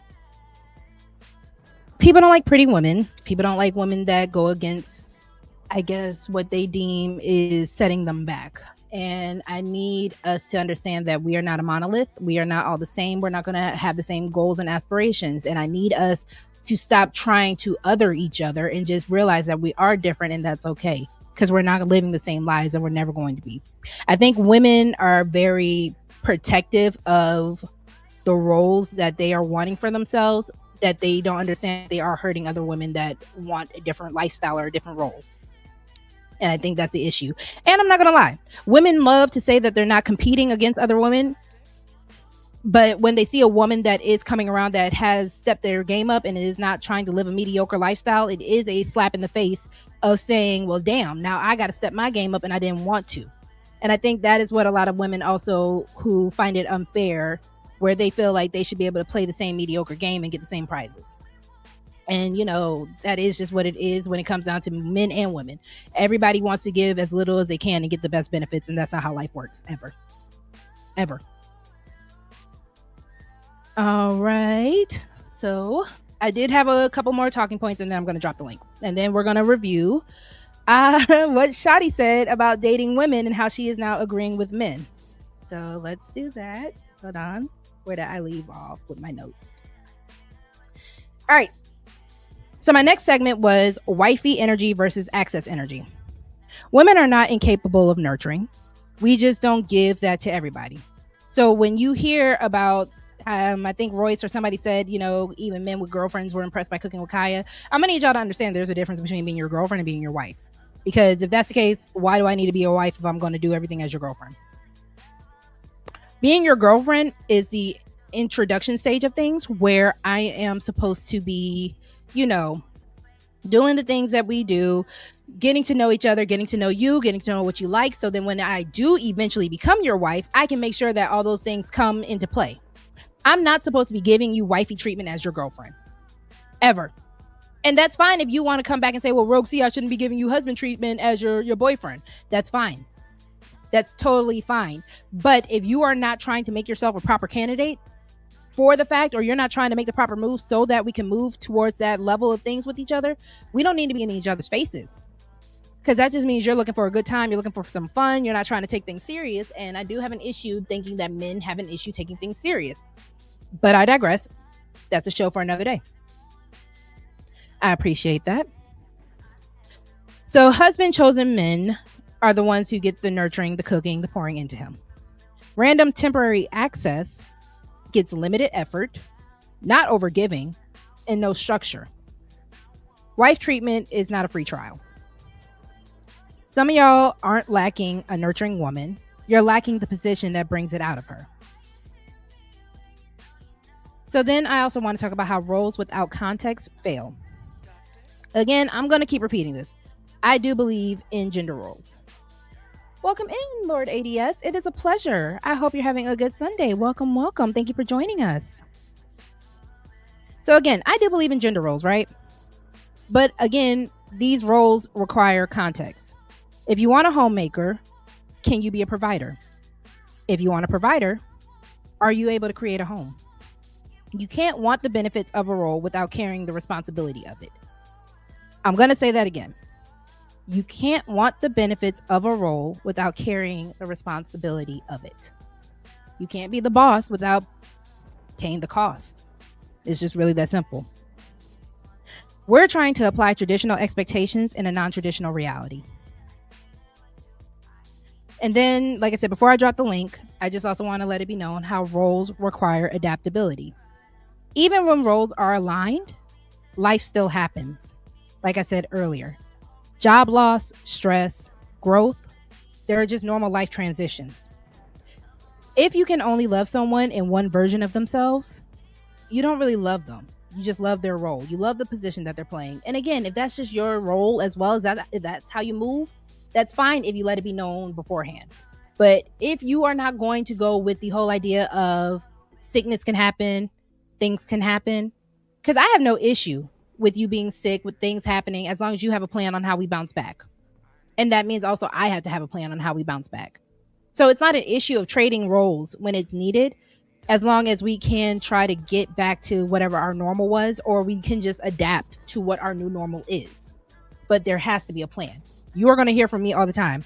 I need a plan. Whether I create it or you create it, we got to have a plan together. So adaptability is what makes relationships last. And with that being said, let's go ahead and invite the people up, because I want to hear from y'all. And if we have time, we can review the video. It seems like a fun video, but I can always do it later. All right. I am dropping the link. I need you to behave. It is Sunday. We need to behave. We do not disrespect anybody, but especially people that have been rocking with me, my day ones. I don't want disrespect coming their way. People who I genuinely care about, I don't need any disrespect coming their way. And please don't disrespect me in my house, because I will give you the door. But yeah, if you guys are big and bold enough, go ahead and hit the link and we can have a conversation. If not, I can go ahead and just cue up my last little video and we can wrap it up around 8:30 or so. Because your girl's working for free right now. You can also hit your girl's Cash App if you want to extend the show. I don't really do the goals and stuff like that because I just want people to be able to, give willingly and give what they can. But yeah, if you can also support the show, hit the like, hit the share, support the show via Cash App. It will be great. I appreciate you. All right. Okay, Royce. You ready? You bold? You big and bold? Let's do it. Hi, Royce. Welcome. Hold on. Do I have the echo or do you? Oh, that's. Hold on, I think I know what to do. And if you need me to help out with the mic, let me know.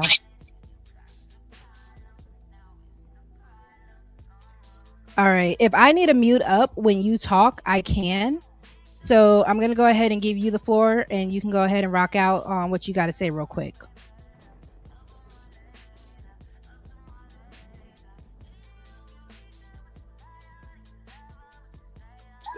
Okay. All right, yeah, okay. I'll try to make this quick.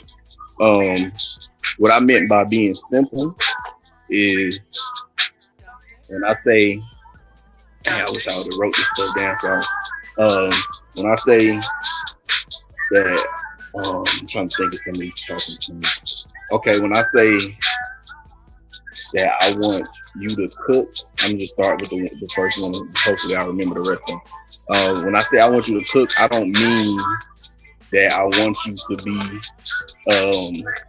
subservient. What I mean by I want you to cook is you don't even have to already know how to cook. I just want you to know how to cook. So by the time together or whatever, if you don't have to already know how to cook, but I just want you to be willing to learn how to cook. About your degree, I don't necessarily mean that I'm trying to I don't mean that I don't believe that you are trying to use your degree to stun on me, but what I'm saying is that that's not the most important thing to me, because I like who you are as a person. I chose you because of the way you think, not necessarily because of the knowledge that you know. There's the information that you know. The information is good, but the person that you are, the way that your mind works, is the thing that I'm attracted to. All right. So, and when I'm trying to think of another thing that people constantly say in this space.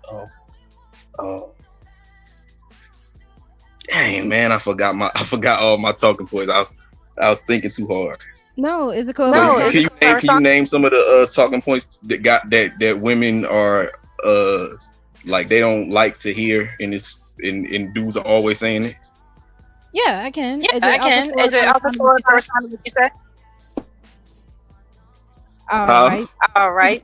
On to what you said as well. Dang, I can't hear. It seems like you have playback as you're talking. You want me to mute? Yeah. All right. So, hi, welcome, creative. Creative. So your girl, just so y'all can know how I did this real quick for my girlies in the chat real quick. Your girl went to Hobby Lobby. I got the like little bouquet of flowers. I went ahead and just plucked the flowers off the bouquet. And then I put a wig comb in it. So it is just a nice little cute and easy accessory if you are just, as your name suggests, creative. So it's just a nice little fun thing that I decided to start doing, making my own little hair accessories just because I like a little razzle dazzle, a little pop every now and then. But Royce, as far as like the talking points, I guess a lot of women are coming back with, they don't want to feel like a maid, they don't want to feel like a slave, they don't necessarily want to feel like they're obligated to do these things, especially to men that aren't really going to follow their obligations as well.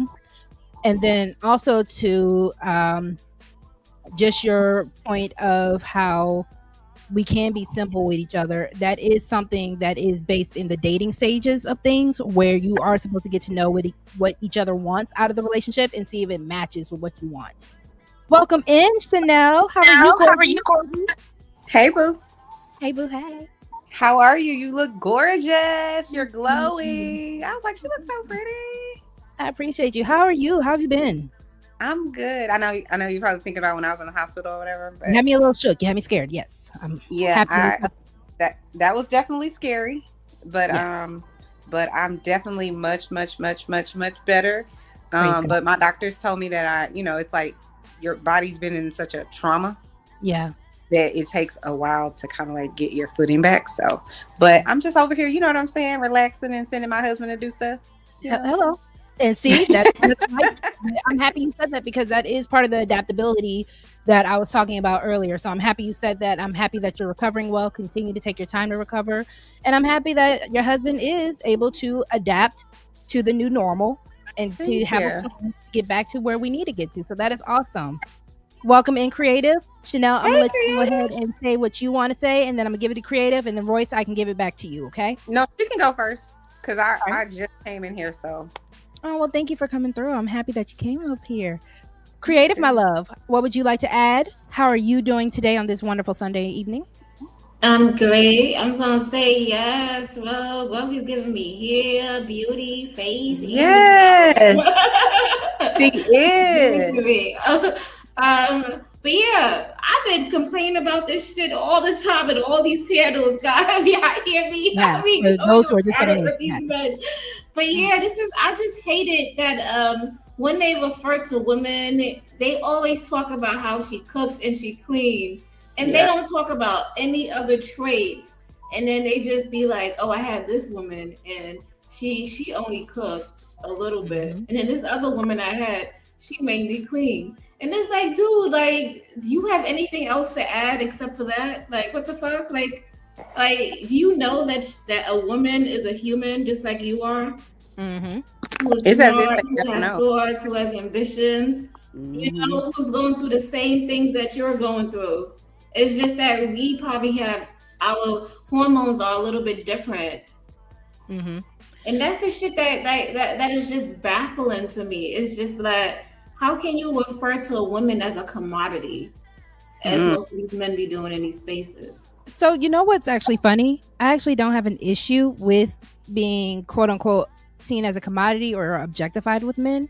I need men to understand that if I am an object, I am that object, that Lamborghini that you are coveting, that Lamborghini that you are saving up every dollar for so you can be able to afford it, that Lamborghini that you're not going to just keep in your garage, let it rust, and not you going to take care of all the maintenance. So if that is the case, as your woman, if I am that object, if I am that commodity, you do have to treat me as such. Welcome in, Nightish. Hey, Mr. Nightish. Hi, Chanel. Hi, Nightish. How you good? Hey, Creative. Nightish, my biggest fan, y'all. I love Nightish. It's only because I saw her do that dirty wine. Dirty wine. Come on, Creative. You be dirty whining out there? Oh, yeah, on her thingamajig. Yeah, I need to learn how to do that. Shout out to Creative. So, fellas, make sure you drop your links, sis. Make sure. Oh, Creative, I don't think, did I not give you? Let me give you a wrench too while I'm at it. Oh, Lord. Frank Sinatra, I can't. The only reason God made woman is to be man's helpmate. And they're too stupid. I mean, They too stupid. They too stupid. I mean, proper English makes it kind of, a little less impactful. But they too stupid to realize that's their job. Not every man, but the right man. So, Frank, what is the right man in your opinion? Because I guess me as a stupid woman would like to know what's the right man that I should be doing it for. And how, Frank, do I be a helpmate? Again, please forgive me and my stupid woman brain. Tell me how. Tell me how I'm supposed to be helpmate and not get anything in return for it. While we wait on Frank, Nightish, what you got for me? I'm not that hungry. Oh, Nightish, he's not hungry.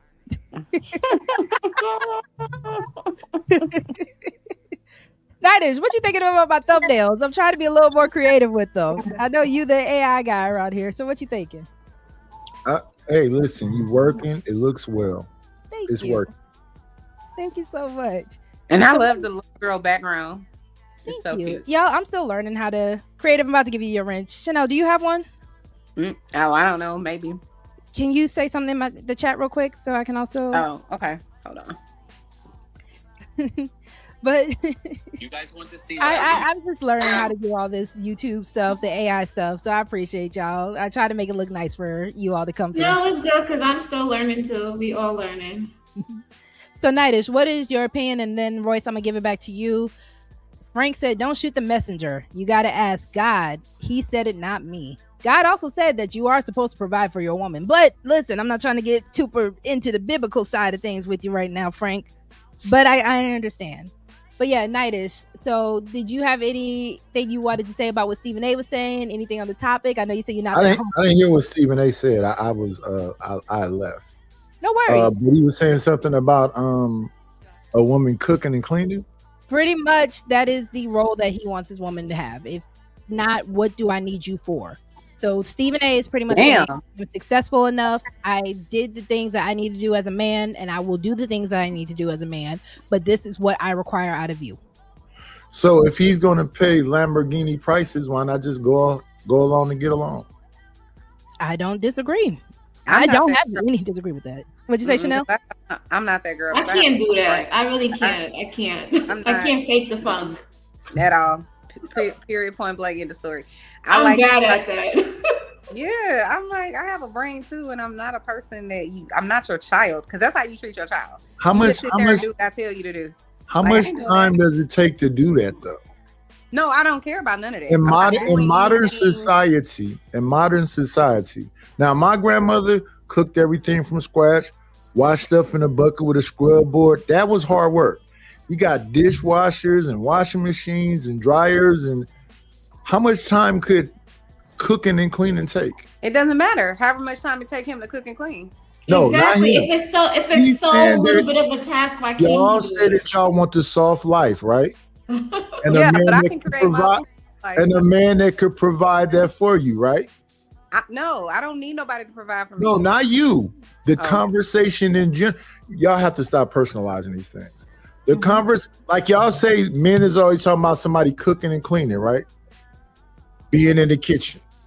And then women are always talking about a man that could provide this soft life for them. So if you have a man that can provide the soft life for you, how much time could the cooking and cleaning really take? I'm not your maid and I'm not your chef. Exactly. So y'all are here to just be defiant and fight with men. Got it. How are we fighting? I get what Night is trying to say, right? So, ladies, it is a matter of, if the man is saying this is what I'm going to do and give for you, it is a matter of this is what he wants from you as well. So if you are saying that that's not your MO, that's not what you are here for, you are able to also say, well, that man is not for me. And you can let that man go to the next woman. That's exactly what it is. So I feel this way. I feel like you should be down with whoever is down with you and whatever makes sense for your life. So I'm not ever going to knock a woman or a man that wants that life. So if she wants to be the lady that cooks and cleans and takes care of the house and takes care of the kids, and that's what he needs her for, and they agree, 1,000% do you, boo. But if she doesn't want to do that, then they not made for each other, and it's nothing wrong with people. So she's irrelevant to Stephen A, right? Pretty much. On some level, Right. I do want to welcome in. Trying to make it. Sorry, one second. I do want to welcome in Rue. Hello, Rue. And I also want to welcome in Willing. Hey, Willing. Thank you so much for joining. What's up, Rue? I never seen Willing to one hit the piano, but hey, Mr. Rue. Hey, how you doing? How you doing, Chanel? How you doing? Y'all ready? All right. So Rue, Willing. I know Royce. I promise you, I'm gonna give it back. So let me just get in all the new panelists. Rue, then Willing, then Royce, and then back to Nightish, and then ladies. I want it back on us. I want to make sure am I hearing right. So are you ladies saying? I'm just getting back in on it, right? You saying that if a man actually fill your refrigerator and freezer up with groceries, is it hard for you to actually cook? I'm trying to get that part. no, that would be. I would say that's not bad exchange. Okay. I just wouldn't want to be. I don't want anyone to think that they're setting a standard in my life of things that, you know, or an expectation they want me to do. I like to cook. So if I wasn't married, let's just say, and that person wants someone that likes to do that, then I'm your girl, you know. But that can't be like a demand. Like, if you don't cook, then you not like that. No, we're not doing that. Because guess what? I also work too. So if I come home and I'm tired too, I'm supposed to cook even no matter what, just because we're in a marriage? Like, no, I ain't doing that. So do you feel, to Frank's point, that is what makes a good wife? Who you asking, me or Rue? Both. Oh. Yeah. I don't think so. For the I don't person that think. wants that, yeah. And for the person that's willing to do that and they're cool with it, absolutely. Rue? I think a woman can have other traits that she could be good at. It doesn't necessarily have to be cooking and cleaning. She could be a good gardener, or she could be doing other things. You know, yeah, she could be useful at. So, do you feel that would be something beneficial to the man of the house? Creative. With the gardening? Mm-hmm. Yeah, why not? So would it be easier if you were the one that was gardening? So to Rue's point, and Rue, I'm gonna let you have it real quick, and then, like I said, Willing, Royce, Nightish. So to Rue's point, if you are, instead of cooking the groceries, if you are gardening the groceries, is it on him to cook the groceries? Since you're saying that you wouldn't cook it. Creative? He doesn't necessarily have to do that, but yeah, he can. He could do it. Yeah. I guess what I'm saying. He appreciate it. Or the woman could be good at finances, good at investments. No, I guess what I'm money is she flipping it 100 times more. Shout out to Keisha. I guess the point I'm getting at is that, you know, I was raised up kind of on the old school, and y'all let me know if y'all hear me pretty good. Yeah, we can hear you. Okay, I'm raised up on the old school to where it's like the men, we tend to respect the kitchen as the woman's domain, and we don't really, not saying that we can't go in her kitchen, but it's always been like her kitchen. So like she run her kitchen, she run her living room, her front room. It's like the inside of the house really is the woman's. Anything outside could be the man for the most part. It's like, you know, she make the home, I buy the house, build the house. So it's like when it comes down to the kitchen, do women really want other people being in her kitchen? So that's why I was asking, okay, so if a man just buy the groceries, would that really be a problem for a woman just to make sure she prepared the meals? That's all. Other than that, I understand what Chanel was saying. No, I think Keon, I don't take well to threats. Rogue, see, this is lover gang. I just told y'all earlier, we don't fight over at lover gang. Playing. He just playing in the chat. Yo, I feel assaulted. I feel unsafe. Oh my goodness. Really like you. Don't even. Keon on that ooh, yeah. Hey, let's come up here and start being romantic to you. Watch. I feel scared for my life. No, I think that it's all gonna do, like, so it's like, I do think that's an old school way of thinking. I don't think it's anything wrong with it, you know, but I feel like I cook. Well, I won't even say I feel like. So I'm married, right? But I do most of the cooking because my husband really can't cook. Lord bless him. So he has his things that he knows how to make for himself. Let me say it like that. But I probably would never expect him to make a meal, like, because that's just not his judge. You know what I'm saying? It's just not who he. And it's not something I would say he really enjoys doing. But that being said, I would love to come home from work and be like, man, it smells good in the house. You know what I'm saying? Like, when you come home. So you sound like Stephen A. Smith. Yeah, I would love to come home to that, but I'm not mad. I'm not requiring it. I'm not like he's, I can't be married to him if he ain't, like, I'm not that, but it would be good occasionally. You know what I'm saying? No different than when you come home and your husband or your significant other has cleaned up the whole house. That's not normally what they do. But you come home that day and they didn't fucking made the whole house, spotless. You just like, this is a turn on. Yes. Yeah. But I'm the person that normally does it. But you know what I'm saying? It was just good to have sometimes. That's all I'm saying. So I wanted to get Willing in, but I think Rue was trying to respond back real quick. No. Y'all got to go ahead, Willie. You got it on roll. Right. Willing, Royce, Nightish. What's up, everybody? Yo. What's up, Willing?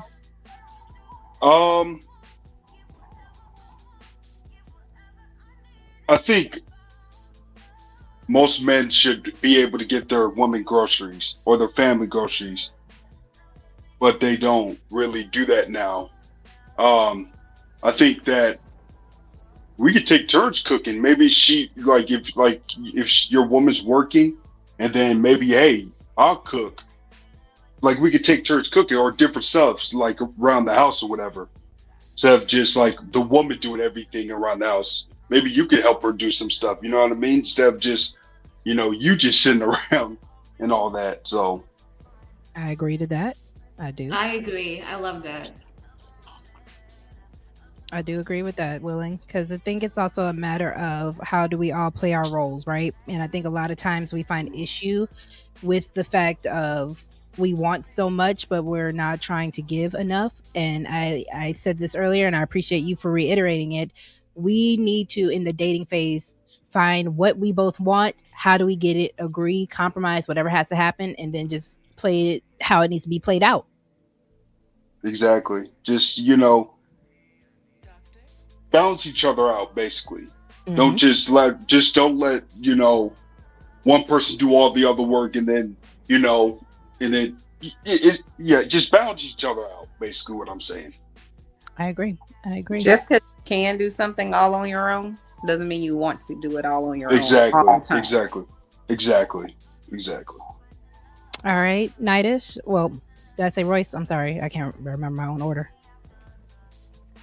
All right. So after listening to other guys speak, I figured out what I meant by me being simple.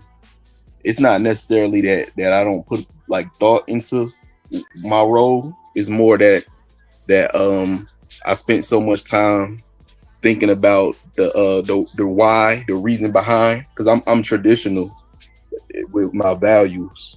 So I put a lot of thought into why the traditional values are important. So when I explain it to you, I'm going to speak in a modern way. So it's not even going to sound traditional to you. So it's going to sound simple, but I still want you to do the traditional things. It's just my process works different because I'm good at problem solving with how I speak to people. So when I say that I want peace from you, I don't want you to automatically come in the house and just make the room peaceful off rip, because you come from a different life than me. The life that you grew up in is different than mine. So we are gonna clash at some point, but you gotta be willing to communicate with me like an adult and get through the disagreements. And then once we get through the disagreements and we just go through the process together. We care enough about each other to have the tough talks. When we get through all of the issues, eventually we gonna be peaceful. Because I don't like to argue. Like, that's the thing about it. When I hear men say they don't like to argue a lot of times, I think that be cap, because I be watching them on these panels and they look like they love arguing. They just don't want you to argue back when they tell you what to do. But I don't like arguing at all. I don't like to argue when I like to problem solve and have a productive conversation about how to get the problem solved. I don't like to just argue just for the sake of it. You know what I mean? I mean, sometimes if I'm really passionate about something and somebody got a different opinion, that could be fun to like go back and forth and like steel sharpen steel. But for the most part, I don't like to argue. And I'm really not that much of an extrovert, but I can get outside. That's the thing I'm still working on, is like when I when I get alone with women, sometimes it start getting my more simp side coming out. But like when I'm outside with my guys, that's when I'm able to not be a simp. Like I'm more, I censor myself because I look at women as like I got a soft spot for women. So let me stop you right there real quick. Because I need men to understand. Yeah, Royce is muted. I just need men to understand when it's your woman, you can't be a simp. But shout out to Frank. He said he subbed. He's a dictator. He runs a tight ship over there. So Frank, we are looking forward to when you want to join the panel one day. But I don't think there's also anything wrong if you run your household the way it runs if everyone is happy. But no, I do just want to say you're not a simp when you are taking care of. I'm saying, I've been learning my lesson in this space that simp shit over with. It's more about like censoring yourself in order to get along with women. I'm not censoring myself as much as I used to censor myself in order to make, because at the end of the day, it don't work anyway. So you gotta be straight up about how you feel and like the reason, like the stuff that I don't really want to do. I'm not gonna sit there and be quiet and not express the fact that I don't like it. You know what I mean? And no one's saying you have to be. I know, Rue, you were just trying to get in real quick, and then Nightish. No. Go ahead, you shoot, Ro. Go ahead. I was gonna say something real quick. Every relationship ain't gonna be perfect. Of course, you're gonna have arguments and stuff like that. But if you're willing to talk it out and get what you need to done with each other, then that's all that matters. Yeah, willing to win. Exactly. If you're willing to win with one another, then that's all that matters. All that other shit can go out the window. So yeah, work together, balance it out, and then figure out what's the next plan. All right. There you go. Thank you for your patience, Nightish. It's on you. Talk to me. I think all that working and stuff is for the what is it being? They said when you find a wife, you find a good thing. That means she already is pretty much what you want. You're not going out there finding somebody that's the opposite of what you want to fight with. We understand that Creative and Chanel just want to fight. So maybe you leave Creative and Chanel alone. They don't want to wash no dishes or anything. They got their own program they want you to follow. So if you don't want to be a follower, find somebody that's willing to work with you. Damn, Nightish. Elbows back at Creative. Fight back, Creative. You're a fighter. Come on. Now, y'all seen that commercial? Came out? I think it was a woman. Somebody said, why did my mom want me to wash the dishes? What's the dishwasher for? So I don't even use the dishwasher. I hate the dishwasher. I do. I use my dishwasher every day of my life, and actually, my dishwasher broke right now. It's like not getting hot, so I gotta go. My husband ordered a new one, but yeah, I use my dishwasher. All right, so who should wash? Hold on, who should wash? I hate using the dishwasher. I don't want to get sidetracked though, but let's just say in the case of this meal cooking, who should wash the dishes out there? The person who received whoever the meal? Didn't cook. Exactly. Whoever didn't cook. I agree with that. It depends on my mood. If I still have a little burst of energy, because there are times, depending on how much I cook, I'm like, I don't really feel like eating, so I might, just scrub it up real quick. So it depends on my mood. If I am tired after cooking, it's gonna be either the man or the kids. Sometimes I be trying to cook, feed everybody, and clean up right away. So I don't want to be. I want to be done with the kitchen. I don't want nobody to go in there. That's how my auntie and the women in my family taught me to do it. You clean as you go. So I guess as far as like the end after all the dishes, after people have eaten all the dishes, I guess that little last bit would be for him or the kids to handle if I'm tired. If I have the energy. So if not, I'm loading up that dishwasher. Y'all don't gonna make me feel bad. I don't use the dishwasher. I hate. So can I ask a question real quick though? Let's just say in the case of being reasonable, like what is like too much? Like I don't care like if a woman cook. She don't have to cook every day for me, right? I'm good with twice a week. So in the case for the ladies, though, let's just say if you were required to cook for your man and for your family, are you good with 2 days out the week instead of 5 days out the week? That's good. I was telling a guy that I would do it 3 to 4 days out the week. Okay. And some men got mad because I said that. Yeah, I don't think you really got to do it like that in the day's time. I think it's maybe a Sunday, maybe Wednesday, Thursday. I don't think you can eat. I mean, do y'all eat leftovers? Because I do. I don't mind eating leftovers. So, is it an issue with anyone you ladies eat leftovers? No, Like I you eat make enough. You leftovers. make enough to where it lasts like 2 or 3 days. I'm not a leftovers girl. You know what you Mine, could do? mine Like you goes could to take. the refrigerator graveyard. I'm just saying. Oh, you know what you could do? Like you could cook the ground beef, and you could section off the ground beef to make different recipes, like stuffed peppers, Yeah, I'm a meal lasagna, prepping. spaghetti. You know, you can do different things. I can order Uber Eats real good. So let me ask Ro though. Ro, how many days of the week would you mind like actually cooking to where it won't be an issue? 3 to 4. Damn, that's a lot though. I don't know why that's a lot to me though. For some reason, that just sounds like a lot. I don't know. Maybe I get bored with food because it's work. That's why it seemed like a lot. I've tried the traditional meal prepping, like trying to get it all done on Sunday, and I like fresh food, respectfully. So same. I can cook at least 3, like every other day or so. Just because, like I said, I don't like how old food tastes after a while. Like leftovers on day 2 is amazing. After that, no. Welcome in, Free. Thank you for joining us. Hello, hello. Hey, thank you for having me. Hello, everybody on the channel. What up, Free? What up, bro? What's happening? What you got for me? What you thinking about? I'm half black, free to green, just by the way.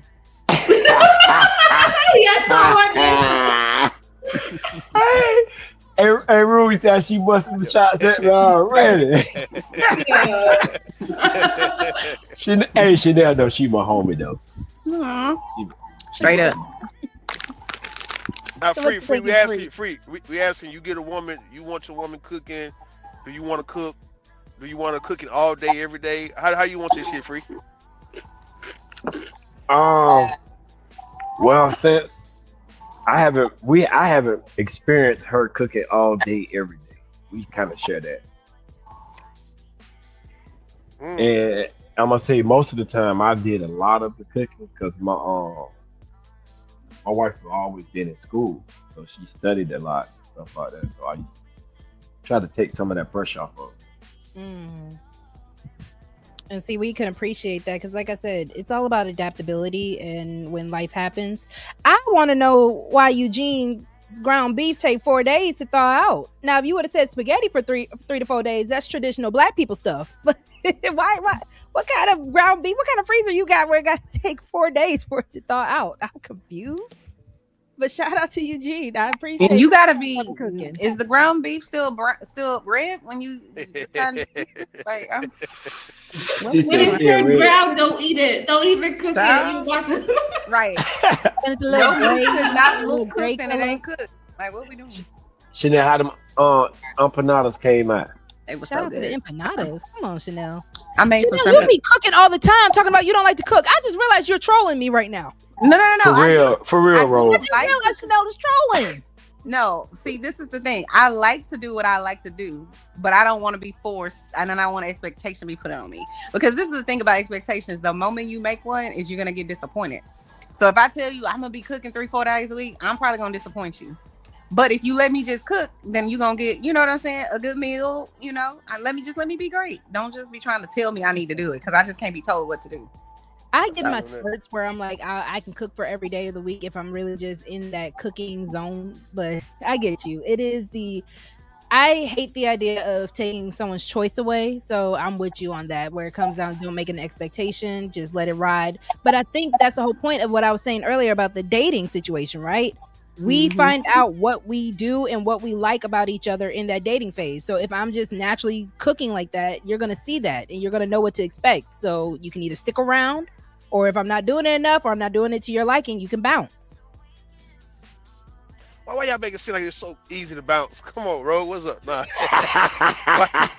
Why you do that? It ain't easy to bounce. That make it sound so easy. Why isn't it?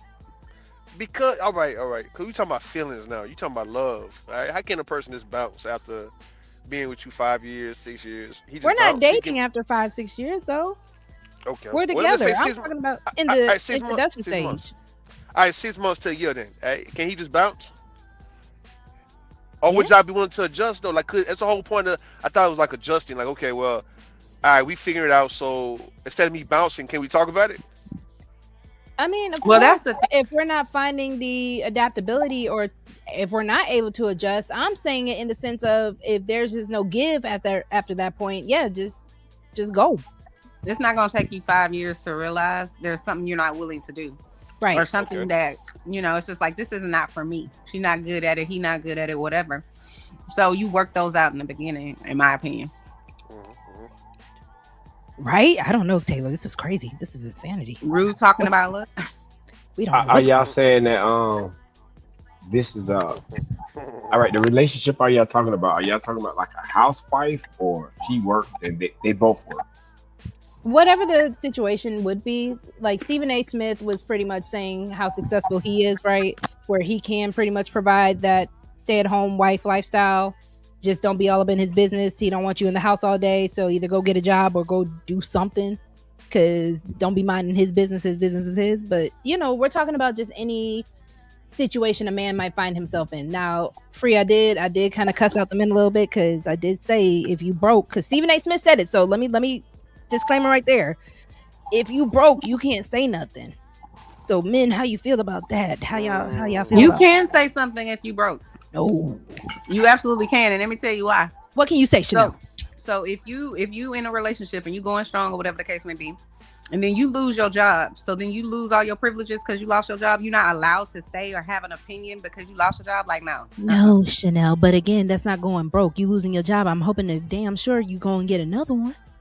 What we doing? But again, you could lose your job, and you only have 4 or 5 months worth of income left, right?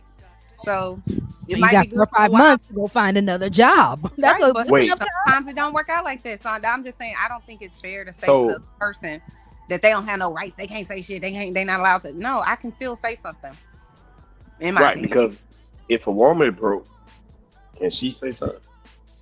Again, it was more so knowing the roles of the woman versus the man. So Stephen A. Smith was mostly saying it. So let me stop trolling and joking and let me give the context. Stephen A. Smith said he became successful not only because of the fact that he saw his father depriving his mother of the things that she needed to be a better mother, better woman to him. He said in his own words, his father deprived his mother. He said, I would never do that to a woman I'm with. Then he also came back and said his mother was like, if you can barely take care of yourself, so you damn sure can't take care of no woman. So Stephen A. Smith said, all right, fine. In spite of my father and because of my mother, I'm going to become successful. So now that I'm successful and I can take care of myself, and not just only take care of myself, Mom, but I can take care of you and I can take care of a woman. Now can I say something? So that's like I said, all trolling aside, that is where that came from. Oh, okay. Mm-hmm. So how do you men folks? So he feels like if he has money, then he has to say so. right. Because I'm a real nigga, broke or with money. I'm gonna say so. So maybe it takes the men to explain that part. Okay. Let's hear Rue. I think when it comes down to that, right? The money is just the tool that you have to actually just provide and take care of people. So now that's the influence, right? You got influence over people in that regard. So you saying things, you don't have to really say too much when you have the power to actually do things. But like, a lot of people, just based on us, right? Where we coming from, black men for the most part, not all of us, but we tend to talk the loudest when we can't really do nothing for nobody.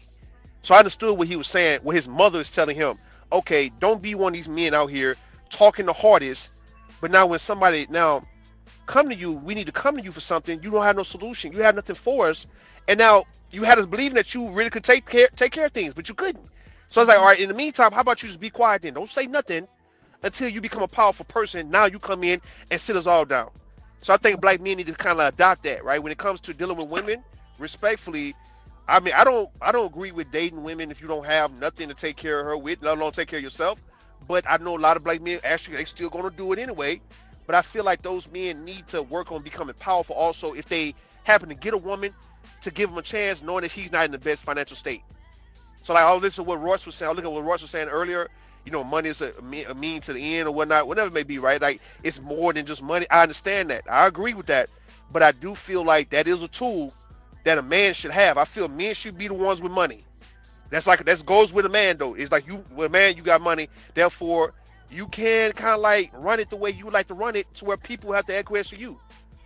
But you guys got it. Yeah, go ahead. All right, Willing, how do you feel about it? And I'll give it back to Free, and then ladies, I'll let you take it. I think you should have money to provide for yourself in case you want to, buy yourself groceries or go on a date. But I'm not saying, but it's just, or other things that you want to do with the money. But at the same time, you don't really have to.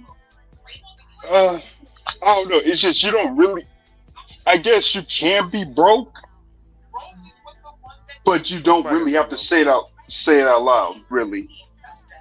You know what I mean? Like, just get your money up, really. You can't be broke too long with a woman. It's like you can't be, right. You can't have the mindset that I'm gonna stay broke with a woman. If you are broke in the beginning, fine, but you can't stay broke after a while. You know what I mean? Go ahead. You basically gotta get your money up. Mm-hmm. You know, their needs. You're gonna have children. Yes. You're gonna have things that are going to happen where yes, you cannot stay broke long. And I troll, I make jokes, but when I do say that the money matters, it is a matter of the fact that if you are asking for this type of wife, you do have to know what comes with it. So if you are going to provide or lead, you have to provide. Was that somebody with background? Somebody got background talking? Yeah, somebody just probably needs to mute up real quick. Shout out to Frizzle, broke with potential and ambition. Yes, I'ma talk my shit. Just flat out broke sitting around is a different story. And see, Frizzle, I don't disagree with you, but it's also a matter of you have a lot of women, especially black women, who fall in love with potential that never sees the light of day. And I think that is an issue that black men also need to kind of come collectively to talk about, because you do have women that are willing to give a lot of tries, a lot of chances and all that, but a lot of men will just take that and be good with it because at least they got a woman to lay up with. But how long do you ladies, though, any ladies on the panel, how long do you like deal with a man if he is not trying to try? Like, how long do you deal with him if he, all right, you got with him in your 20s, he may not be in the best financial situation, so how long? You say how long? 5 seconds. Chanel, you just made one talking about a broke man should still, or someone broke should still be able to talk. No, if we're in a relationship and you happen to fall on hard times, you lose your job, whatever, that's sometimes beyond your control.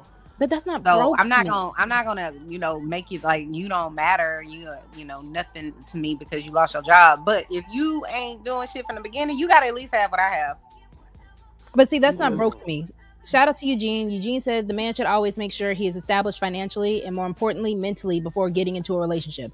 And that is what I agree what Eugene is saying and willing, because it's a matter of the fact that you will have a plan, and when things happen, when that hard time does happen, you will be able to get back up and go ahead and do what you have to do. Like Ruth said, you can't stay broke for long. Creative, how long will a man have for that? I'll give him 3 or 4 months. God. Creative. No, I would give him 2 months. Wait, I'll give him 2 months to figure it out by himself. But then the other 2 months, like, I'm gonna have to step in and assess. So you mean like when you first get into the relationship, or you mean like y'all living together? Oh, we living together. We if we married, then I might give it about like 6 months to a year. Bro, you're patient. We're not getting married if that's the case. Yeah, but if we're married and we've been in a marriage for like, a couple of years in the marriage, then, I'm willing to bite the bullet. But if we're in the dating phase, I'm going to say 3 or 4 months. I'm going to keep saying this. Being broke is not you just losing a job. If you just get laid off, if you get sick, that is not being broke. Being broke is having a broken mentality, like Eugene was saying. Being broke is a matter of you don't want to do stuff. Like Eugene said, the dustosphere, period. Because again, what are we doing? Welcome in Scam Likely. Welcome in Keon. What's up, Scam? I haven't seen Scam in so long. Like, Scam be hiding. I'm appreciative if people are just coming through to say hey to your girl. Because y'all are saying all these men don't coming through. Hello. I will always say hey to a beautiful woman, but at the end of the day, I really put my hands on you. I ain't gonna hold you. We got beef. You supposed to be talking romantic. Hold on. Talk about Kiki. You will put your hands on me or her? No, she knows who I'm talking to. She knows who I'm talking to. Who you talking about? Who You, you talking about? and you, to be honest Now, with you, would because put, you the I'd partner. rather for you to swing at me so I can beat your ass though. But don't act like you gonna put your hand on a woman on here, nigga. He's What's up, joking. So you can beat my ass. All right, So you can whoop who ass. He's you not come up being here saying you serious. would put your hands on a woman though. He Huh? not for real. He's joking. Who ass? Who ass are you I gonna don't know whoop? this nigga. I don't know this nigga. I don't give a fuck who you know. Who ass are you? Who ass are you It's like whoop? you put your hand on a woman over here, you get your ass whooped. Okay, I will whoop your ass. What the fuck? You How whoop you my feel? ass, nigga. I swear to God, you whoop my ass, bro. I beat your ass. Guys, can we calm down? Fuck is you talking about, bitch Hey, ass go, nigga? Robert, I you gotta whoop go. your You gotta ass. go. Fuck You is you gotta talking get his ass about? on. You gotta go. You ain't gonna do shit to nobody. Fuck is you talking about, And he get his bitch ass ass beat. nigga? Go and drop the whole ass nigga off real fast. Go and drop him off. You gotta go. Yeah, drop me off, bitch ass gotta niggas. go. You ain't You gonna do gotta shit go. else. Fuck is you? Come up here with the Okay. He legit was joking with her. Hold on, real quick, Chanel. Yeah, he was joking. That's not joke. How the fuck is that joking though? Hold on. Ladies, give me a second. Can we be peaceful today? Rue, can we be peaceful? No. All right, somebody tell me, how is he joking? Come up here saying So it's kind of like, and I'm just speaking, and this is my opinion because I was on the panel with him earlier, and I know kind of like how he jokes. So like earlier when Free came up and I was like, Free, I'm half black or whatever, it's because we were having a conversation earlier about black and white and all that. So he knew, and I know that's different than saying I'm gonna beat you up or I'm gonna, whatever, body slam you or something like that. But I'm saying, I think that, and Roxy, you can tell me if I'm wrong, but you knew he was joking, right? I just want us to take a deep breath because things get heated. Keon, if I let you back up, can you hold just... on, no, hold on. Time out, man. Time the fuck out. Hold on for a second. Okay. I'm not clear. Because I'm not taking it as a goddamn joke because I didn't get the memo. Where was he joking about this shit? For he came up on the panel saying that he would put his hands on Roxy. How is that a joke to me? I don't think he meant it like that. I thought he was being like kind of flirtatious with her. That's how I think. No, that nigga said he wanted to fight. Hold on. He in the chat saying he wanted to fight. He got beef with her. And now he up here. He would have got his ass shot though, playing with me though in real life, saying that shit because I'm not in on the memo. Right, but I think So no, ain't no taking up for that nigga. Fuck that nigga. No, I'm not trying to take up for him. I'm just simply saying, and Creative is on the panel with him a lot. Can we give him a chance? Yeah, he's just messing around. I think because Roxy dropped him, so it's just like a little panel dispute. All right, he got to explain. Oh, creative. He got to explain why he got dropped though. If he can't be truthful about why he got dropped, then I don't want to hear about him being a victim, like as if somebody just dropped him for no reason. Okay, can we give him the chance to explain it? He not coming up here trying to act like he finna run your panel, over talking you, don't know when to shut the fuck up. Ain't no explaining, Rogue. See, he can get his bitch ass back over where he was at though. I don't like the way nigga came off. I don't like that. I would have shot that nigga ass. Oh Lord. I mean, fuck that nigga. Hey, I don't want to hear shit. Fuck that nigga. Is asking for him. The ladies are asking. Nah, all right, Tay got to sit down on this one. All right. He is patiently waiting. All right, well, put him to get him out the studio, bro. He's not coming back up here, man. I think that, I mean, I hear what you're saying, Mr. Rue, and I'm not saying if I didn't know him, and I'm not saying I know him, but I'm saying if I didn't know that he plays around a lot, then I would. That's not playing. Chanel, that's not playing.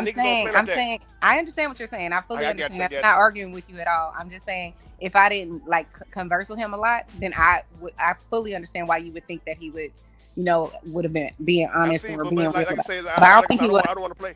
I don't want to play. Look, I don't want to play with no nigga over here though. That's the whole point. I don't want to play with no man playing like he'll come up here and do something to a woman, and his issues with me, and he ain't say shit to me first until I address him. That's the issue I'm having. No, I don't know this Keon nigga. Fuck him. He don't have to come back over here because he's playing too much, and these niggas don't be playing like that for real. Okay. So now nigga all of a sudden slap the shit out of one of you women, talking about he playing. It ain't gonna really be playing though for real. It's not really playing. All right. Go with your show, Ro. I just want to know what it. All right, Keon, don't antagonize. If you gonna apologize, if there was a miscommunication, don't do that, Keon, for real. If we're going to have Lover Gang, if we're going to be able to just sit here and really just have the conversation, if there is any offense or anything, Keon, if you could just apologize so we can do what we need to do, please. Welcome, Scam. Y'all, who? Okay. Is he still in the back? Yes. What's up, Scam? All right, either he can come. I can leave though. If you want to come, if you want to bring Let him, me I see, can leave. Scam. There's more dust, usual. I'm talking to Ro real fast. So Ro, if you want him to come up so bad, I can leave. I don't think she wants him to come up bad. I just think. Now I'm saying, why the fuck he ain't get kicked out the back though? You don't need to be in the back. What the fuck you in the back for? Playing like that. I don't want to play with this nigga. If he can stay back there. I can get the fuck on by my way though. Hey, can y'all hear me? Yeah, we can hear you, Scam. Okay, do I got an echo? No echo. You good? Okay, cool. Y'all rock out. I'm gonna use the restroom real quick. Did you want to add something, Scam? Hi, No. Mr. Scam Likely. Not to this. No. We was talking about if a guy, lost his job or he has a broken mentality and you're dating him, how much time you should give him, or should you give him any time, while you're in a relationship? Or would you give a woman time if she had a broken mentality or she was broke? Would you give her any time? I don't date women who are broke. Oh. People are who they are, and they're going to do what they're going to do. But I can't come and make some law. On 174.3 days, if the guy has $2 in savings, I can't tell you that. If you don't want to be there, don't. But know who you are, and know what you're dating, and know what you're walking away from. At the end of the day, y'all do what y'all want to do. Just like dudes, women, y'all do what y'all want to do. Just live with it and just make a decision. That's all I got. Yeah, with me, if I know that our relationship is based upon how much money I got, we not gonna be in a relationship. I wouldn't even deal with it.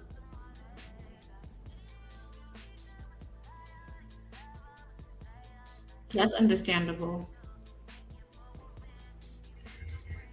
Yeah, most of relationships I've been in, we don't have conversations about money.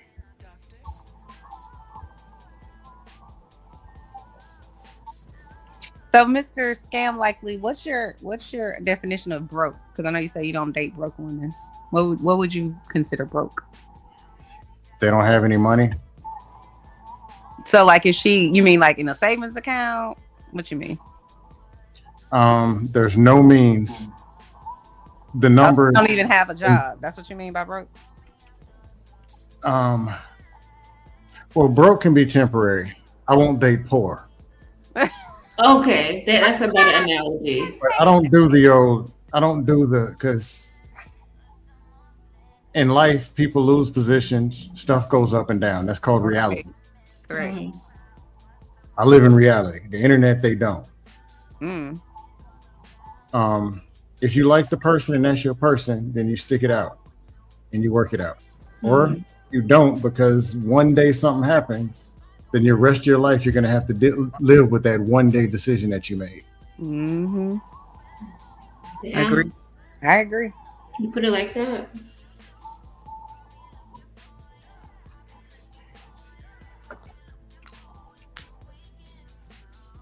So, Mr. Willing to Win, how long you giving her? Or did he leave too? Oh, okay. I'm here.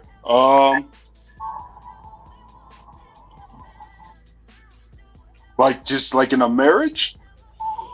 Just like a relationship, you don't have to be married. Y'all just hanging out, or maybe even it's been a few months. She lost her job, or she just not elevating.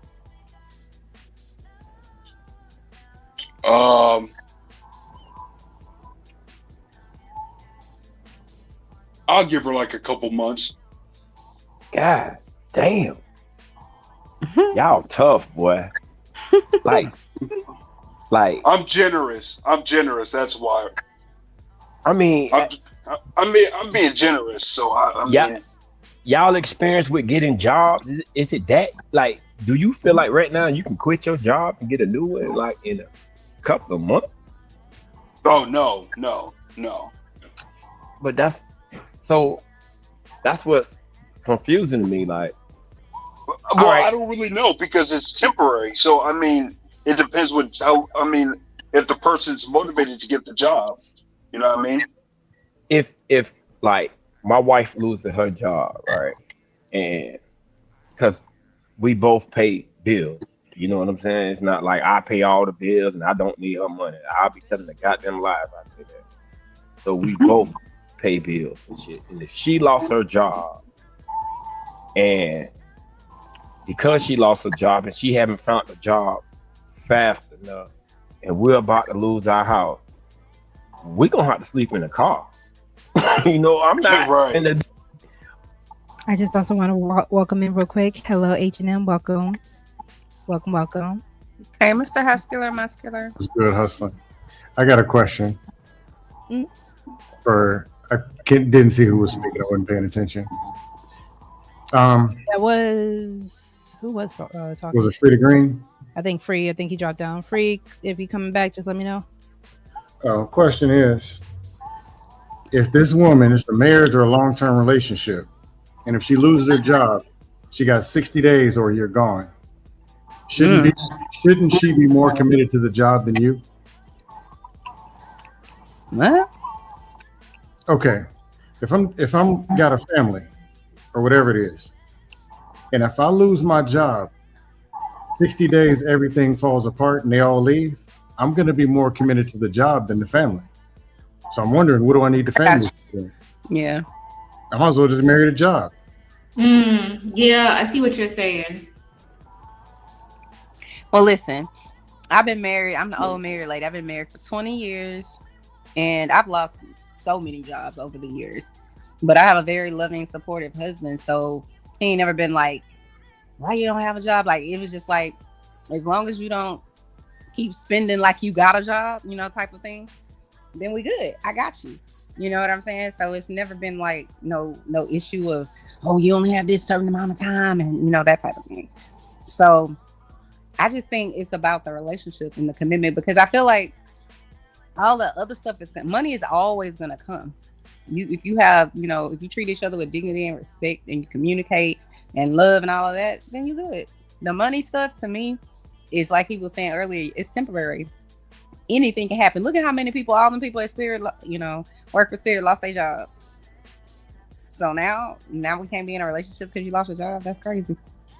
Are people motivated, like in a relationship, are people motivated to get the job if they lose it? Some people are. Okay. If you're not motivated to get a job in a relationship, what does that tell you about the relationship? Means nothing.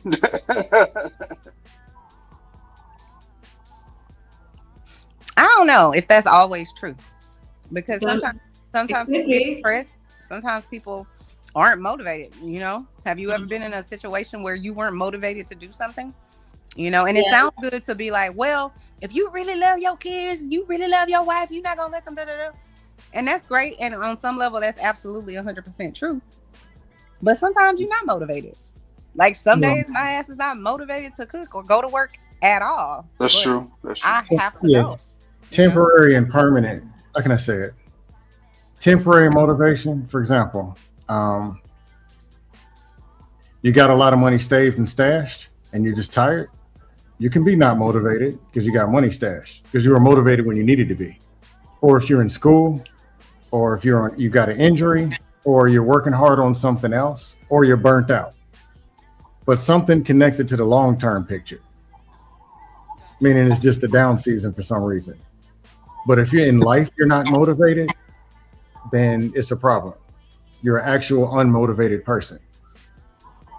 And if you're a parent that's unmotivated, how are you going to motivate the kids? You're actually leading by example that lack of motivation is acceptable. That's true, but sometimes life happens, and sometimes you, no matter what, and it's a thing called depression, and it's real. No, I agree. That could be. I was just about to say that, Chanel. Yeah, temporary. Temporary. Yeah, if she's depressed, can it be temporary?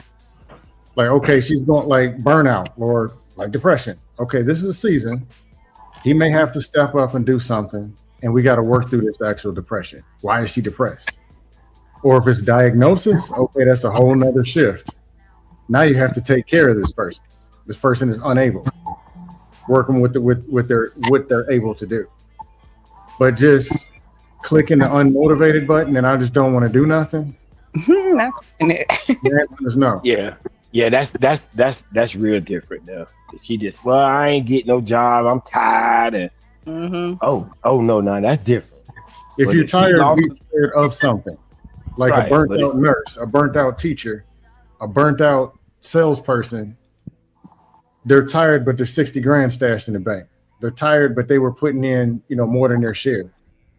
Or they're tired, but they can stay at home and do something with the kids or work on something else part-time. But not just tired and they just don't want to work. Because eventually 6 months later, you're tired of what? You ain't been doing nothing for 6 months.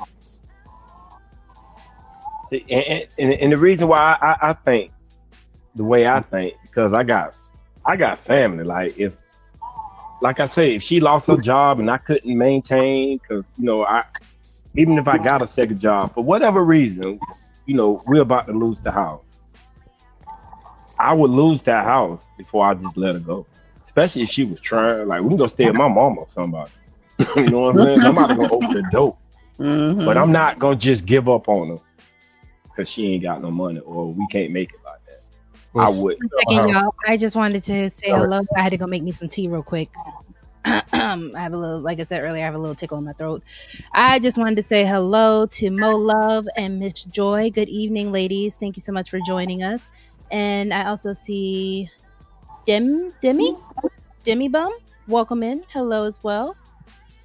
So thank you so much for joining. If you haven't already hit the like, make sure you do, and make sure you are hitting the subscribe button because we will be trying to come at least weekly for you all. Y'all, your girl does have homework to do, so I did want to ask. I did have a video. Do y'all mind if we save it for next week and we can review it for next week? It's your show. Do whatever you love. How long is it? Let me see how long this video is. Hold on, because I know we also want to make sure we can get through it. How close are you to the end, Rogue, in terms of your education? Because I know you're working on your master's, right? Actually, it is a bachelor's in health systems management. Oh, I don't know why I thought it was master's. Okay, that's cool. How's it You going? go, girl. Is it going good? You go, girl. So my full-time job is in the same program and system, so luckily they pay for it, so that's always a plus. Overall, yes, it is a good program to get into. Your girl might become a practice manager or something with it. It's a lot of paper writing, as those type of jobs are, especially with learning how to be in management, administrative, and stuff like that. But other than that, no complaints. I get to help a lot of people. If y'all have questions about insurance and stuff like that, I'm your girl to go to. Well, I hope everything works out for you. I appreciate that. Thank you. It's a 3-minute video, so we can kind of breeze through it. It's just it is this young lady who says she is bisexual and she started dating women and she realizes what men have to go through with dating us. Interesting. Yes, Right. and now I definitely want to see it. Let's see what she Okay. got. It's not a long video. Did H&M, did you get a chance to get in there? Oh, thank you, Momo. I appreciate you. Drewski News. I'm about to go get my tea. It just warmed up. I'm about to go get it. But H&M, did you get a chance to come on in and say what you get to say? Say what you need to say. No? No, I didn't. For the record, you have a lovely voice. I love it. Even when I sing a little John Mayer, I appreciate that. I'll take it. Negroes like to act like they don't know John Mayer. I don't even know John Mayer, but hey, okay, that's neither here nor there. But never All heard of y'all him. talking about Taylor Swift's love language, and how do y'all not know about John Mayer? He was the first Oh, one. He was saying he was on some racist type stuff back in the day. That's why people stopped. Black people weren't rocking with him as much. He was like, yeah. I forgot about that. That's true. Yeah. You sound low, Rue. But H&M, what would you like to add? I don't know if you got to see the Stephen A. Smith video, and then, like I said, we can kind of chop it up about this video. It's a 3-minute video, y'all, so it's nothing crazy. Just see what old girl kind of feels like she can relate to. You gonna play it real quick, let me see. Well, H&M, did you want to chime in real quick? sure, I'll say this. Y'all were talking about what does it mean to be broke? I've always thought that there are two types of broke out there. There's the first broke, where you have no job, no career, no ambitions. You have a defeated mentality, and you're just not doing anything with yourself. That's the first broke. And then you have the second broke, which is where you have money, have a job, have a career, but you ain't got money to be splurging all over the damn place like you a rich celebrity or something. Me, I'm the latter broke.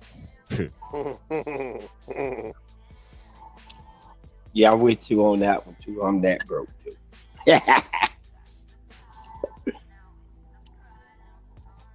And that's my thoughts on being broke. Best to be the latter broke than the former broke.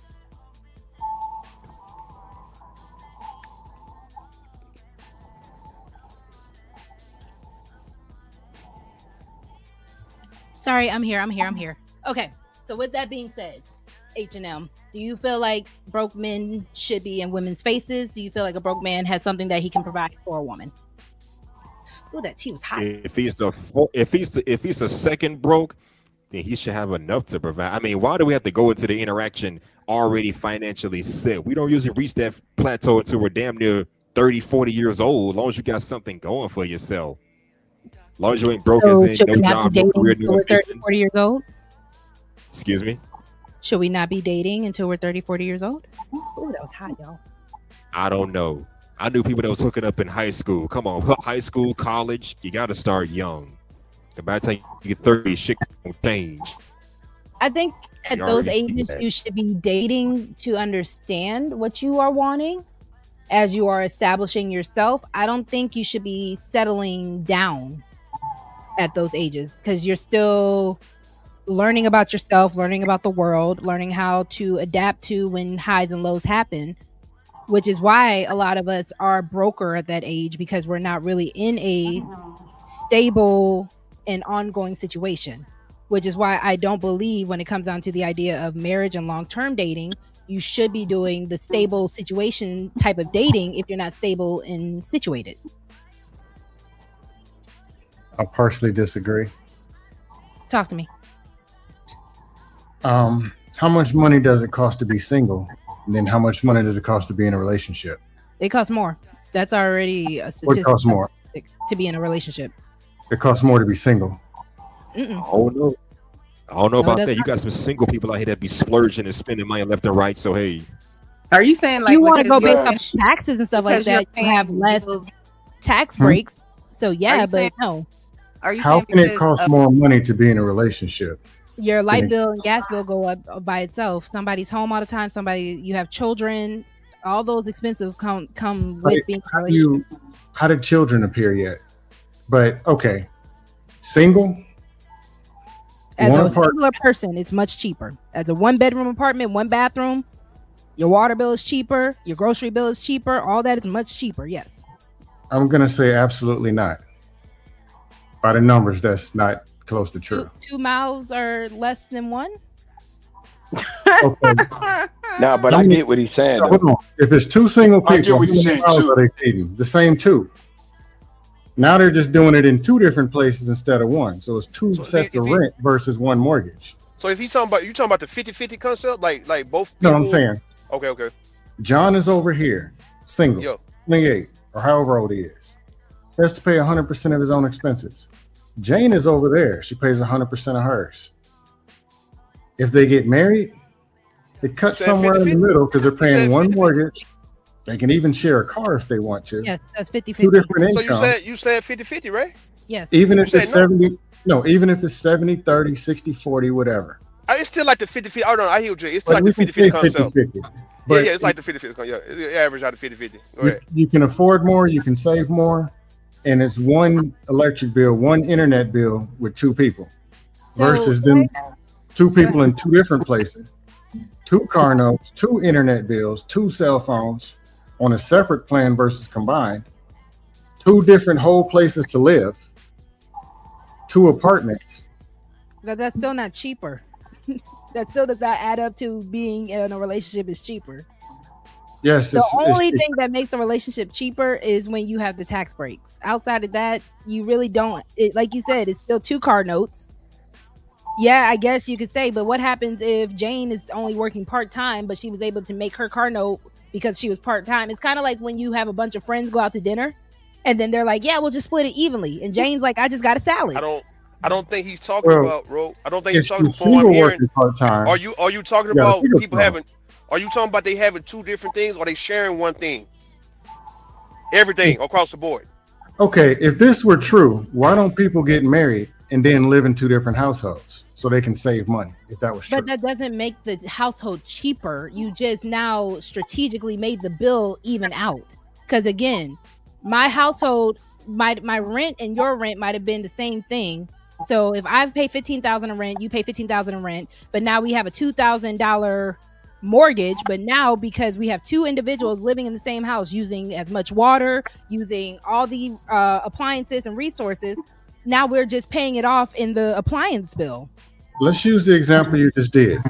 1,500 rent, 1,500 rent is 3,000, or a $2,000 mortgage. $2,000 mortgage, yes, there's tax break, but that's $1,000 savings off the top, and they're living in the same house. So now we're going on dates. Also, it cuts down on transportation.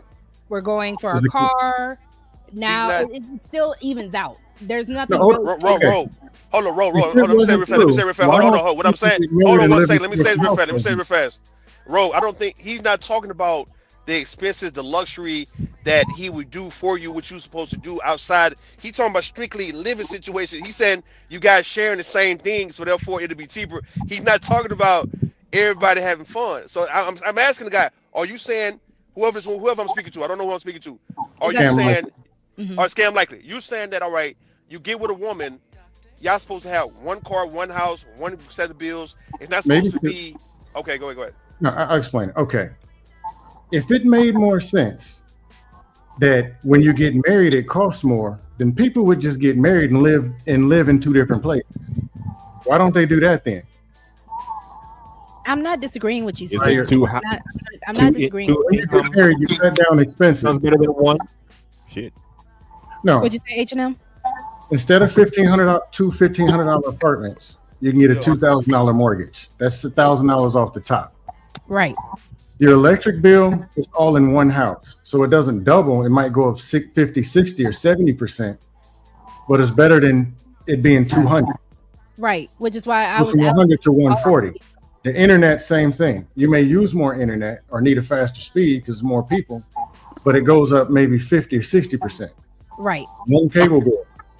When a car breaks down, there's what I'm saying is to what you and Rue, because I get what you're both saying. What I am strictly saying, let me stop sharing my screen so we can talk, and then I'll go back to this. What I am specifically saying is all you're doing is allocating that money somewhere else.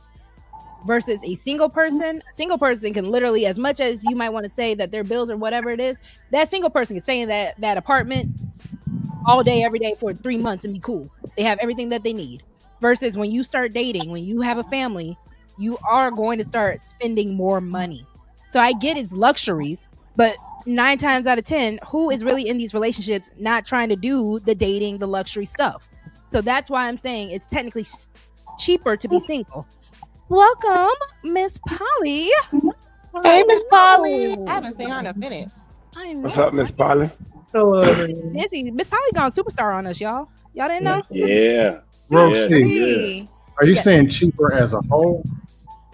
Or you're saying cheaper? Allocating bills, like your mortgage and everything, that part is cheaper. I'm giving that to you. But what I'm saying is, I think I get what you're saying. Okay. So that's what I'm saying. When you get into the dating, and then yes, children eventually come out of it. That's different when the kids come. That's the whole different. And that's what I'm saying. A singular person is much cheaper than to be in a relationship or a family, is what I'm saying. I don't know about that. No, I think she's saying total expenses, just bare total expenses cost more with the family. Not before you say that, okay, now we have 2 incomes, we can afford that, or we can chop them down and live better. She's just saying in general, it costs more with more people. Am I right? Yeah, that makes sense. Yes. Oh, okay, I agree.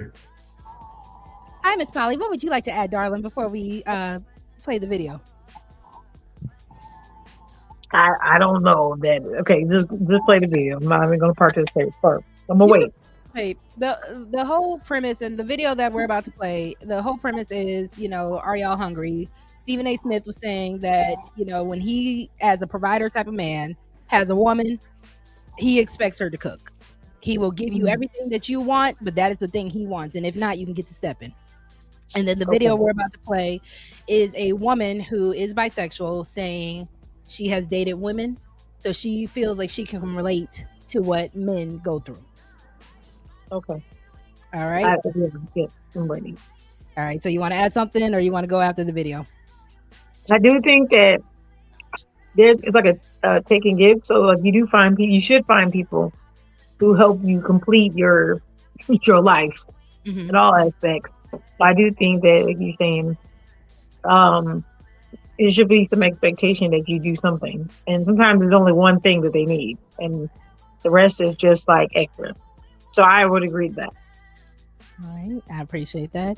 Y'all make sure that you have hit the like. If you have not subscribed, make sure you have subscribed. And we're about to go ahead. Let me get my fair use banner up. All right, anybody got anything to say before I play the video? Real quick. All right, so let me go ahead and go back to sharing my screen. 1 second.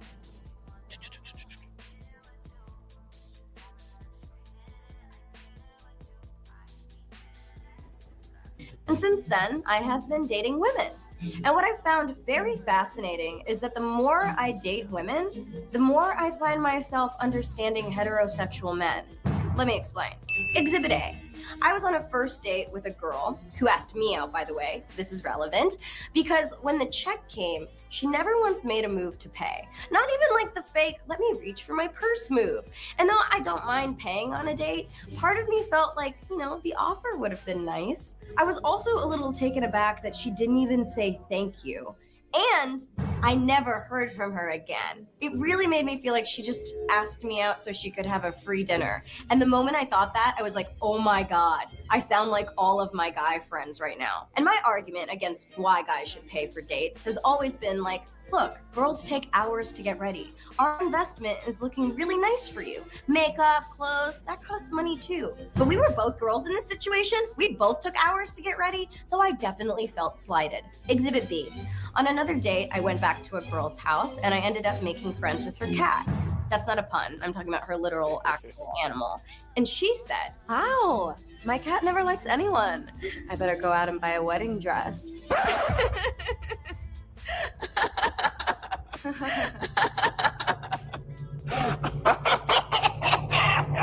And again, I felt like I got some serious perspective. I have been guilty of making these kinds of jokes on dates with men. I never really thought anything of it. I was just being silly. But then when I was on the receiving end of it, I suddenly understood the panic. And finally, Exhibit C. One girl invited me back into her house, and her specific words were, do you want to come in and make out? Obviously, I'm like, yeah, you're really pretty. I want to press my face to yours. But then when we got there, we both just sat on the couch and she talked till like 3 a.m. And I was like, yo, girl, I gotta wake up at like 6 a.m. I was told there would be kisses here. There are no kisses. And like, look, I don't want to sound like an asshole. Like, I don't mind talking. I love talking. But she could have said, do you want to come in and just talk? And I would have had totally different expectations for the evening. Finally I started falling asleep and I was like, hey, I gotta go. And I gave her one kiss and left. And I felt sad that the amount of kisses promised did not equal the amount of kisses delivered. And once again, I felt like a dude who was upset that I did not receive the expected physical kisses I was promised. And I wanted to talk about this because I felt like this has really been expanding my perspective when it comes to dating. I finally understand a lot of the complaints my male friends have about dating that I admit I would usually dismiss. But now I really get it when they say, dating is just so expensive, man. Sometimes I feel like a girl doesn't even like me for me. She just wants like a boyfriend. I wish it were more socially expected to go Dutch on the first few dates, but you're like a jerk if you even suggest it. And any experience that expands your compassion and understanding is one that I think is worthy of sharing. So what about you? Have you had any experiences that have shifted your viewpoint dramatically? Let me know. I'm Anna Akana, and thank you to Squarespace. Damn. So women play with women too? Apparently. That's what it looks like. I think she's wrong in the sense of like Chanel.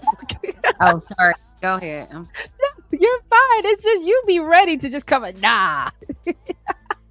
Because I believe wholeheartedly that in etiquette. So if I invite Rogue C out, if I say, hey, let's go get brunch, then the expectation is on me to pay because I invited her somewhere.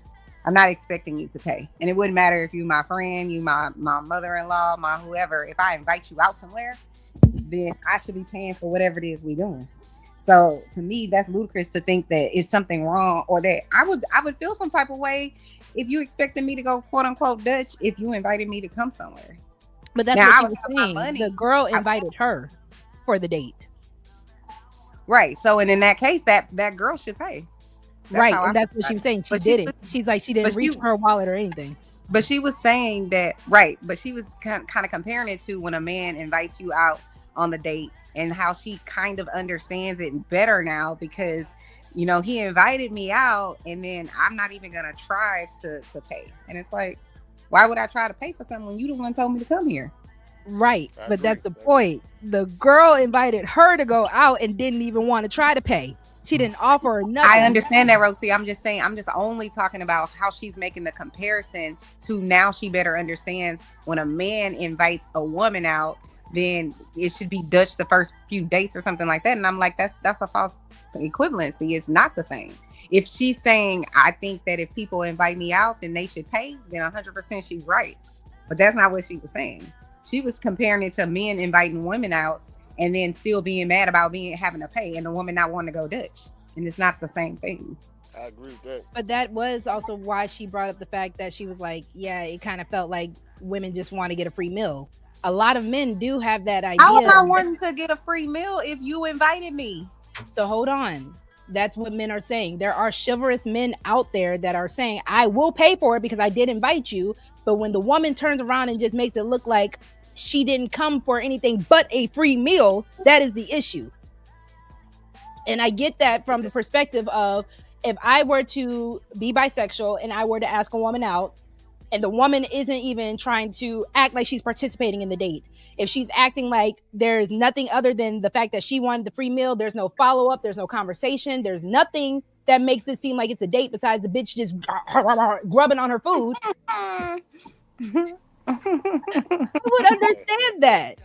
I do get it. So yes, I do understand why she would say, or why men would say, well, F it, I'ma go Dutch.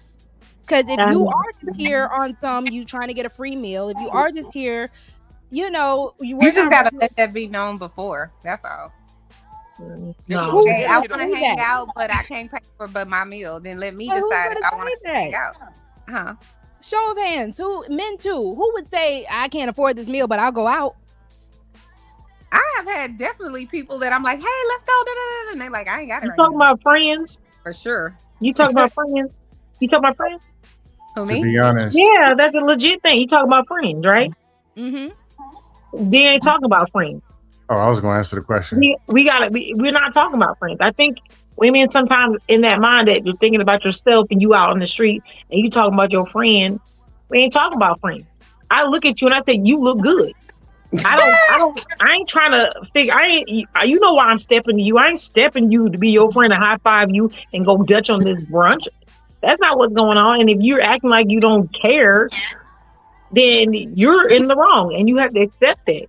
Maybe you wouldn't do it. There are women out here do it every day. They go out here. They even say, oh girl, I really am hungry. Shoot, but this man been trying to take me out. I guess I'll go there so I can hear him and then I'm good. There are women who do that. And if we act like they don't exist, that's a lie to yourself. That's fine, but the men are taking you out for a reason too. So let's not get it twisted.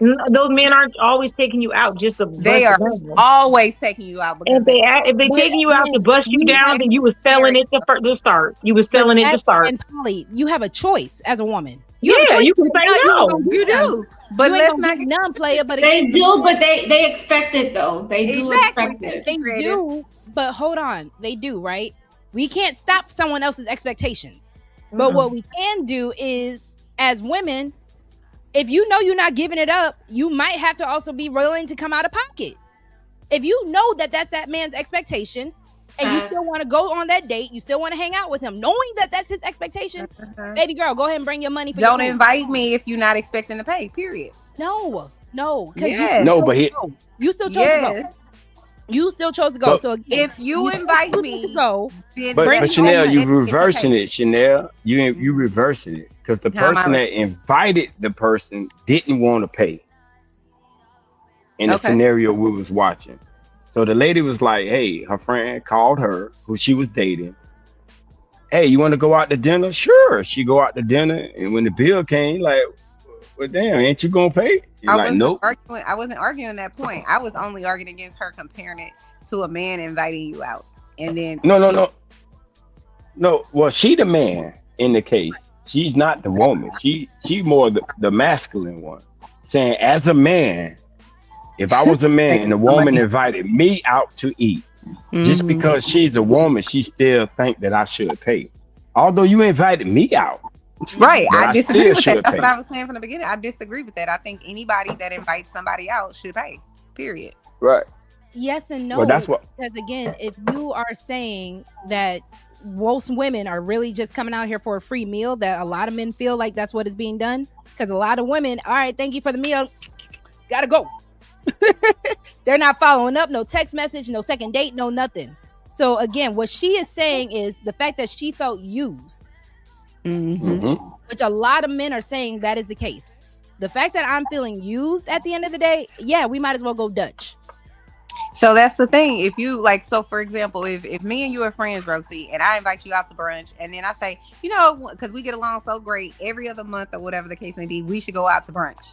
If I gotta pay every other month, then we probably not gonna continue to go out to brunch.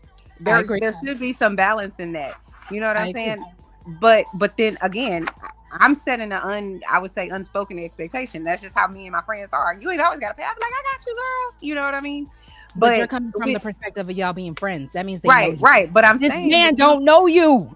I know you that. don't know this man. I So you understand come in that. with any expectations. I understand that, but I'm just saying, if you're trying to get to know each other, I'm trying to see, like, if I was on a date with a guy or whatever, yeah, I'm expecting him to pay if he asked me out, right? But if we did something, let's say to follow up that date, like later on we went to the movies or whatever, I might be like, oh, you want me to, get the popcorn or whatever the case may be, because I'm showing a little bit of good faith too, because I don't want you to think that I'm just wanting you for your money anyway, because this is how I operate. But I think that takes time. So I don't think that on the first date, if you've asked me out, that I should have to pay for something. I think at the next little thing that we do, I'll probably at least, what's the right word? Ask, hey, or be willing to say, hey, I'll get this, for that or whatever the case may be. But I think it's just chivalrous for the man to pay. That's just how I feel. And I'm not disagreeing with you. Welcome in, Tequila. Hello, sister. I'm not disagreeing with you. What I am saying is, from what she experienced dating that woman, because again, to put in perspective, that woman asked her out. So even though Free was saying she's more masculine, she was technically the woman in that situation. So what I'm getting from that is the fact that, okay, when I'm experiencing something similar that a man experiences, you're talking about, all right, the next date. That's the whole point about getting a free meal. There's not going to be a next date. So that man is getting used. So I get when men are saying, all right, if the chemistry is not there, if there's not going to be a next date, you can, as a man, still be chivalrous. But if that is happening on a scale, because we don't date each other. Most of the women here are heterosexual women, right? So we don't date each other to the point where we can see failure date. We know failure date because we're turning the men down saying, no, you're not going to get no kitty. And then we never call you back and never text you back. But these men are putting their money out and saying, all right, if he's coming in just trying to get lucky, or if he is really just a chivalrous man and this woman is a bitch that a lot of men say that they keep falling into, yes, it's going to get annoying. So you eventually are going to be like, okay, I'm going to stop coming out of my pocket until I actually know this woman. Like you said, they got to make some different choices then, I think. Stop Yes. choosing the same types of girls that keep No, running. I don't think that's true. Because it doesn't matter what girl is. Some girls want it that way no matter what. Like you even just said it. You said you want to be treated that way regardless of anything. You might not even like them, but you're gonna go out. So No, I'm not. So you don't like them at all. You would never go out with someone you're not even sure if you like them. If some guy comes to you and is like, you look very beautiful, I'd like to take you out. Y'all are toxic. Whenever I was younger, yeah, probably. Okay, so if you But why the would conversation, you but I'm would not going out with anybody for any reason I don't like.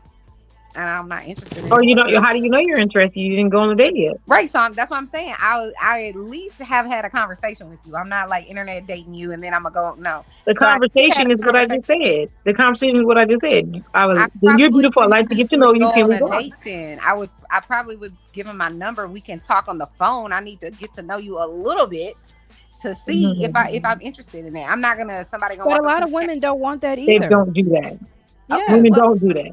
I want you to know right now. I'm glad you said it. Women don't do that. No. Okay. They don't do that. I date women. They don't do it. Oh. They don't do it. They don't do it. On very large scales, they do not do it. They want you to pay immediately. They don't got nothing about you. I can be a killer. They do not care. That's personally why I couldn't date women. I'm not trying to go Dutch. They don't Yeah, care. and they even do it in the club. If you want to talk to me in the club, you need to buy me a drink. Like, pay.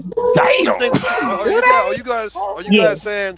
Are you guys pretty much saying that whoever asks somebody out, that there should be a panel? I mean, not panel. I'm saying panel. My bad. A dating etiquette and protocol for why you should continue to date. Because I hear what you ladies. I hear what Chanel saying. Okay, yeah, you're supposed to pay if I invite anybody out. But I do expect for you to have etiquette when I'm out with you, not to be on your phone, not to be talking to another dude, you know what I mean? Not to be acting like you're not caring about what I'm saying. So I can agree with that, but at the same time, I hear what Rose C saying too, respectfully. It's like, okay, well, it could be a balance. Yeah, I agree. I agree. Yeah, so yeah, you got it. I mean, I was gonna let the bid also get in there. Welcome, Hey, y'all got it, Chef. ladies. I didn't even get to see your name, Chef. Tell her no. Memphis. Tell her no, I'm not still clubbing. I just brought it up. Cause that's what my son them say. I mean, listen, dating is universal for the age ranges. I've heard horror stories. I got 2 older brothers. So I know that there's a lot of women that can't be ish out there, right? The same way, I think women, we like to victimize ourselves more than we will be willing to let men be the victims. And I get it. Men aren't supposed to be the victims, respectfully. But we do have to admit men go through some stuff with us. And then when other women are saying, I'm going through the same thing as men, dealing with our asses, we gotta call a spade is all I'm saying. I think we can't listen. I could never be a man and date because I'm not set up to be rejected all the time like that. I would be like, okay, well, no more dating for me. Probably real early on because I ain't got time. You ain't gonna keep telling me no. So can I ask a laser question real quick, right? I've been knowing this when I was young, and I always felt this way. Do you ladies feel like, honestly, please tell me the truth. Do you feel like it's a privilege for a person to be able to get your time when it comes down to dating, whether it's a woman or a man? Absolutely. Do all you ladies feel like like you guys are doing a favor for somebody who is dating you? I don't know if it's a favor, but I definitely. Are you a man or a woman? You say what? Trying to see who Chef Gorgeous is. I told you that's Smitty. Smitty, stop coming up here trolling me. That nigga had 100 names for the day. Right. So it's a privilege. It's a privilege for. I'm right here. For anybody get a chance to date a woman. Women feel like it's a privilege for that person. Women are, get their time. Okay. For lack of a better term, women are a prize, which is why I said earlier, as a woman, I don't mind being seen as a commodity. I don't mind being objectified, because if I am going to be that to you, you have to treat me as such. So like I said, if I am a Lamborghini to you, I know a lot of men, as much as they want to be like, they don't want to, like, women say they want to objectify, but when men get something that's worth a lot of money, look at how they treat their Jordans. Look at how they treat their PlayStation, their sports cars. If you see a man with a Challenger or a Charger, that man ain't going to let that Challenger or Charger not have an oil change when it's needed. So that is why I don't have an issue with quote unquote being objectified. Well, I just treat me as a higher quality item that I am. Treat me as a commodity that I am. I want you to treat me as a human being. That's it. You didn't treat me like no damn commodity. No. You can get treated like shit as a human being. I'm a person. Treat me as a human being. And I don't disagree with you, but I'm not going to be objectified. So what I'm hearing, I'm an object.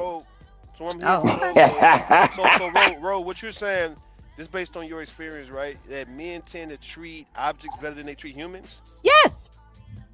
Yes. So why women? Hold on. So all right, in that case, then why a lot of women just have a hard time wanting to be treated like an object if you know a man values possessions more than human beings? I'm sorry. No, it's because you get men that treat you pick men that treat objects like shit, or you treat men who get piss poor objects so they don't know how to treat a good object. Like I said, you put in front of a teenage boy a brand new PlayStation 5. He know how to treat that thing better than he gonna treat anything else you get him. You put him some fresh new Jordans in front of him, he know how to treat those better. But It's the a matter Jordans of in the what play. they seek value in. Women don't make it where men have to seek value in us. But the Jordans, to What? be fair, the Jordans and the PlayStation don't talk about it. That's a joke, man. That's a joke. All of y'all are I know, Tay, tell her. Absolutely. I didn't say, hold on. So that's the thing. I didn't say I was a toilet. I said I am an object, and I compared myself to a Lamborghini, a Charger, whatever that man sees of value. That is what I am to you.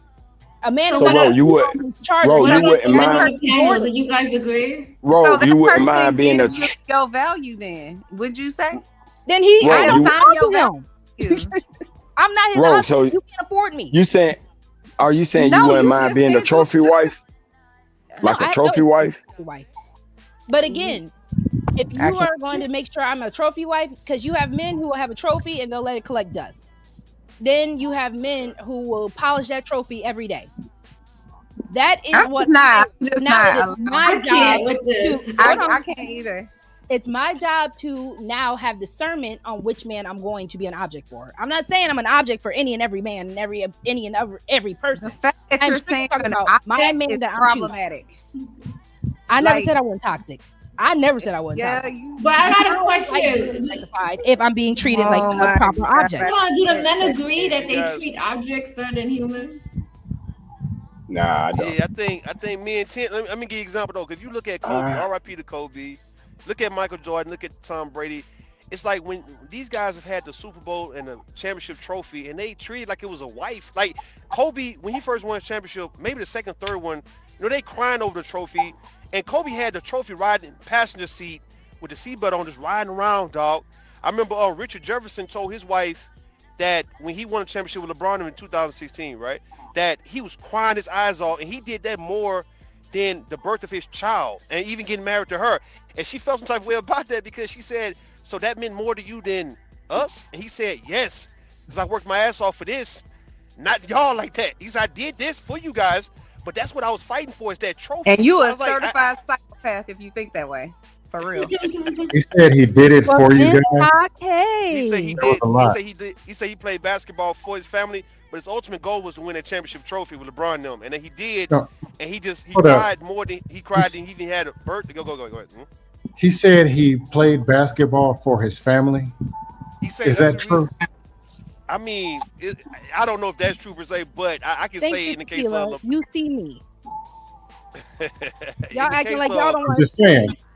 No, I think get so. what It's a- Logan's trying to say. I don't agree with the I whole don't. thing, but I agree with the type of treat me special, treat me like the highest priority in your life, like something that. So that means- Then so that say might be- that. Don't so that say might I'm be- an object. Say so that treat might me be like like I'm a- a special person to you, because you're allowing another person to assign your value. So at whatever point they decide you not as valuable, then no, you no longer that Lamborghini that they love. Now you the Pinto, and they don't give a shit about your ass. So then y'all, what? I'm being can't do it. facetious. I'm being hyperbolic, but no, I think women stopped.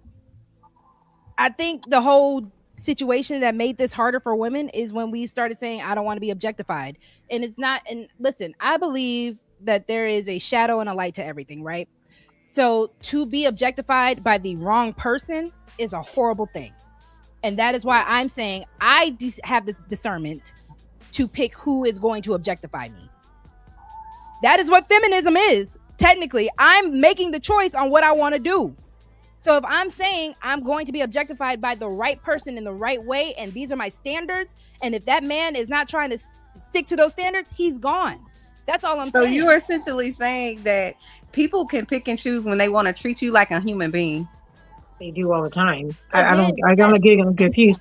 Not somebody that loves you. Nobody. I think it's a struggle. Not about to treat you like a human being today, and then tomorrow treat you like you ain't shit. No. I think people do it all every day. Not I think somebody you're in that delusion. loves you. Yes, they do. People who No, love you. they don't. There are people who say they love you and they get beaten. If you love them, There are people who love people and they get beaten. It is what it is. That's not love, it's sweetheart. Delusion. That's delusional that you're saying that because you can all that. You cannot put value on yourself. Hold on. You can't. Okay. You do have people that will take for granted something that they love. Point blank period. That is a real thing. What she just said is not that. And that's why I'm taking it from the extreme, because you will have people that will justify, I put my hands on you because I love you. They even say that to their own kids. Joe Jackson believed that he was doing the right thing. And right. But we know you don't better. Agree with his methods, he still made billionaire children. But we know better. We know that you're not beating the hell out of somebody or treating them treacherously, and then you can still say you love them. That is not love. Dragonfly Jones. Wait, but Chanel, on the other side though, I don't heard people say if he don't beat me, he don't love me. I know those are also. Nah, I thought that was crazy myself though, those but are the other I've heard that. I'm talking about. Yeah, you're right. Now I agree with that. That was crazy to me when I heard that. But that's because that's what they know is love, right? So if you grow up in a home or some violent home, or even if someone's just talking to you crazy the whole time, or that's what you witness between your parents, that shit's normal to you. You know what I'm saying? Just like it's normal for rich people to have mansions and maids, it's not normal for a broke person to see that. You know what I'm saying? So they would be like. So I'm happy. Hold on. Let's stay right there. Let's stay right here. Rich people treat other people poorly. Not all rich people, but some. But a lot do. A lot do. They do. So Yep, I'm they do. saying, yes, sometimes when A dealing lot with do. people, it's better to be objectified, because a lot of people, rich, poor, broke, don't matter. Black, blue, yellow, it don't matter. They will treat people poorly. You're right. They claim to love them. They will still. So do broke people. So what's your point? I said broke people. I said all that. Oh, okay, I said all that. So what I am saying is, when it comes to a man that I'm dealing with, I am okay with being objectified in the terms of, if you are meeting my standards, because I know how you're going to treat something you actually value and see valuable, and I am making myself valuable to you, then yes, you will treat me like your most valuable item. You are going to treat me like that diamond that you only want to bust out when you ready to just brag about. You are going to keep. And what happens when he devalues you? He's gone. But that's the whole point. Did I pick a man that's going to devalue me? That's well, y'all said that they might change, and it's a guarantee that at some point people and then change a little bit of who they are and what they want. Change too. I can leave. That's a good point you made, Chanel. So what happens when you ladies are dealing with a man and he decides to switch up? So now, what do you do at that point? I guess that's the question. It depends on how deep you are in that relationship. I would say you leave. I think it depends, because I mean I can only speak from my perspective because I'm married, right? So I took a vow to stay through thick and thin, sickness and health, richer or richer. No, but you get what I'm saying? So I have way too much invested to just be like, I'm done with your ass right off the cap. Well, then he wouldn't switch up and devalue you. But if we was having certain types of problems, like I always tell my friends that's not married, I'm like, if you arguing with this man and y'all not even in a relationship yet, and y'all only been together, let's say 2-3 months, then leave. Because why am I arguing and we not even in a real relationship yet? But if you have been together and you have an investment in this person and y'all have all these years and whatever else, and maybe you got kids and all that, you will, in my opinion, most people I would say, or will take a second peek to say, is there something that we can do to work it out? But if it's early in that relationship, I don't know if it's worth it personally. But I'm not, single. So when it comes down to this quote unquote love situation, y'all are trying to make it seem like him switching up is an excuse for him to devalue me. That's not love. The same way you're saying if he's hitting on me and he's trying to tell me that he loves me while he's beating on me, that's the same thing. If you are mentally, verbally, any other type of abusive, that's still abuse. So if you switching up, that's abusive. I hope y'all understand that, right? When you say switching up, define that. What you mean? So if I'm saying I want to be objectified and valued, right? Mm-hmm. And you decide, I see what you're saying, treat me piss poor, then no, you are abusing me. I'm out. There's no switch up in that case. If you saw me as valuable, maybe you have a diamond tennis bracelet. Are you gonna switch up on that diamond tennis bracelet and then throw it on the wayside? Maybe y'all don't spend as much time together anymore. But those are just I switched up. Maybe you're not riding it from the back anymore. Maybe you Damn. not know what I'm saying. I I'm switched up. saying. That So, means but switch maybe up you happens tired. with- You got 3 kids now. Maybe you tired, and he, you know what I'm saying. The girl at the job, you know, she doing it a little better. So now, you know, you're not doing it the way you need to be doing it. You done fell off.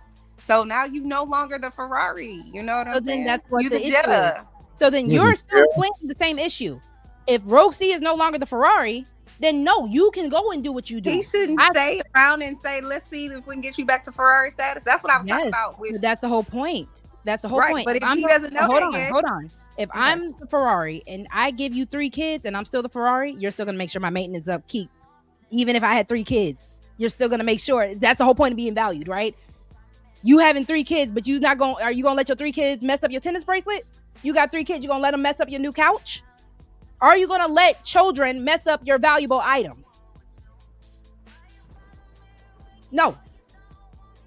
So if I have your children and I'm out of shape, get my ass in the gym. I'm gonna make sure I'm going to the gym, but nigga, you should be there with me.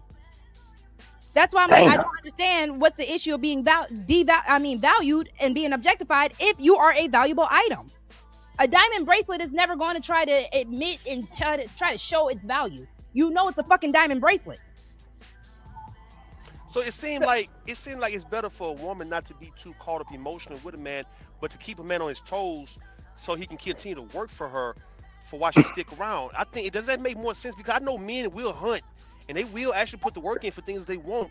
But I think when a woman make it easy for him to not to do those things, then he get lazy naturally. So what do you ladies? All right. Let's say when you try to love things for so long. Let's just say the love thing just don't work the way you think it should work. Would anyone you ladies be willing to say, you know what? Well, it's about time for me to make him work for it now. And I'm gonna become what I know he values the most. And the moment he stops valuing, I go, and another man who want to pour into it, he pour into it. But I become this commodity now to men. I don't become just a lover of men like that. Yes. Is that hard to ask? I'm asking. No. And to Scam Likely's point of view, you're not going to let your kids be anywhere near something that's valuable for you. If you are, you're asking for it to be fucked up.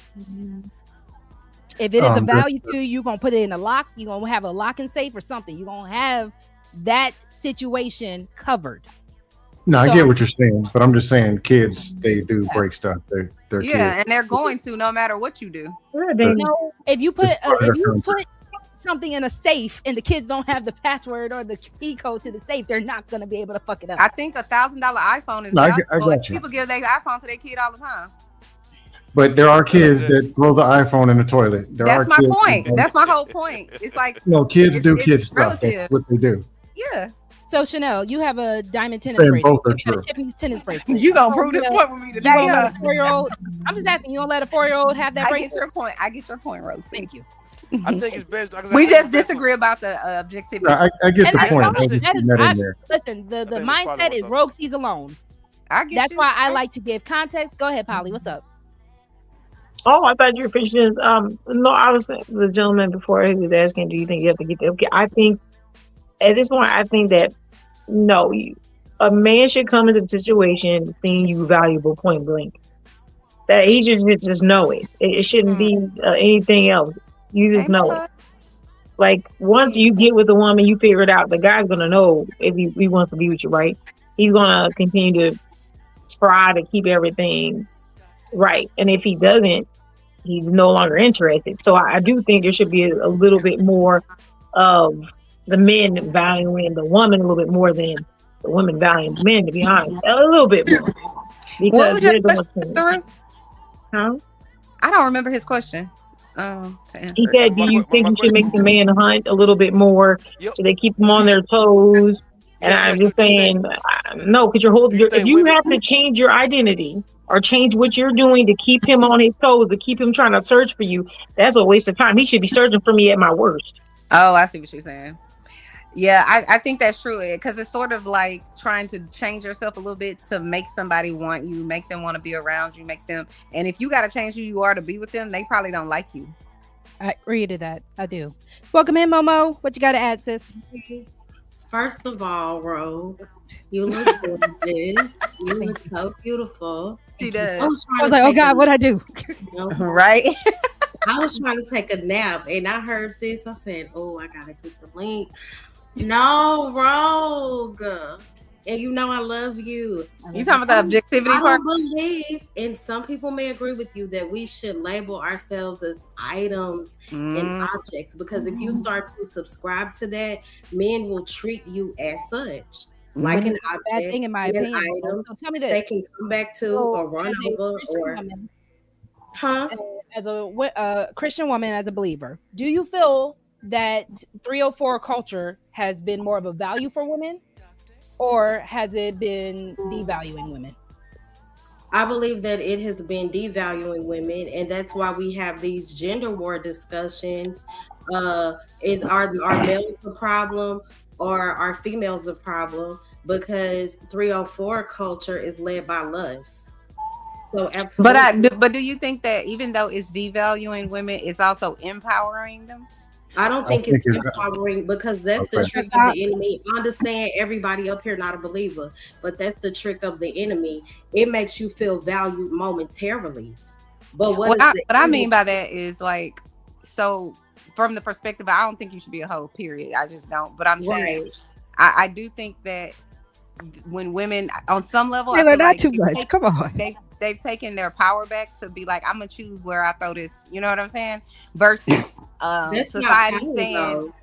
I'm just saying, I'm not saying I believe this. I'm just saying I think that some people may see it as empowering, because it's like, I get to make the decision for myself, as opposed to a man telling me he's gonna come and be bought by me from my daddy, how it was in the back. No, ma'am. I don't know. I think it's I don't care how society tries to twist it.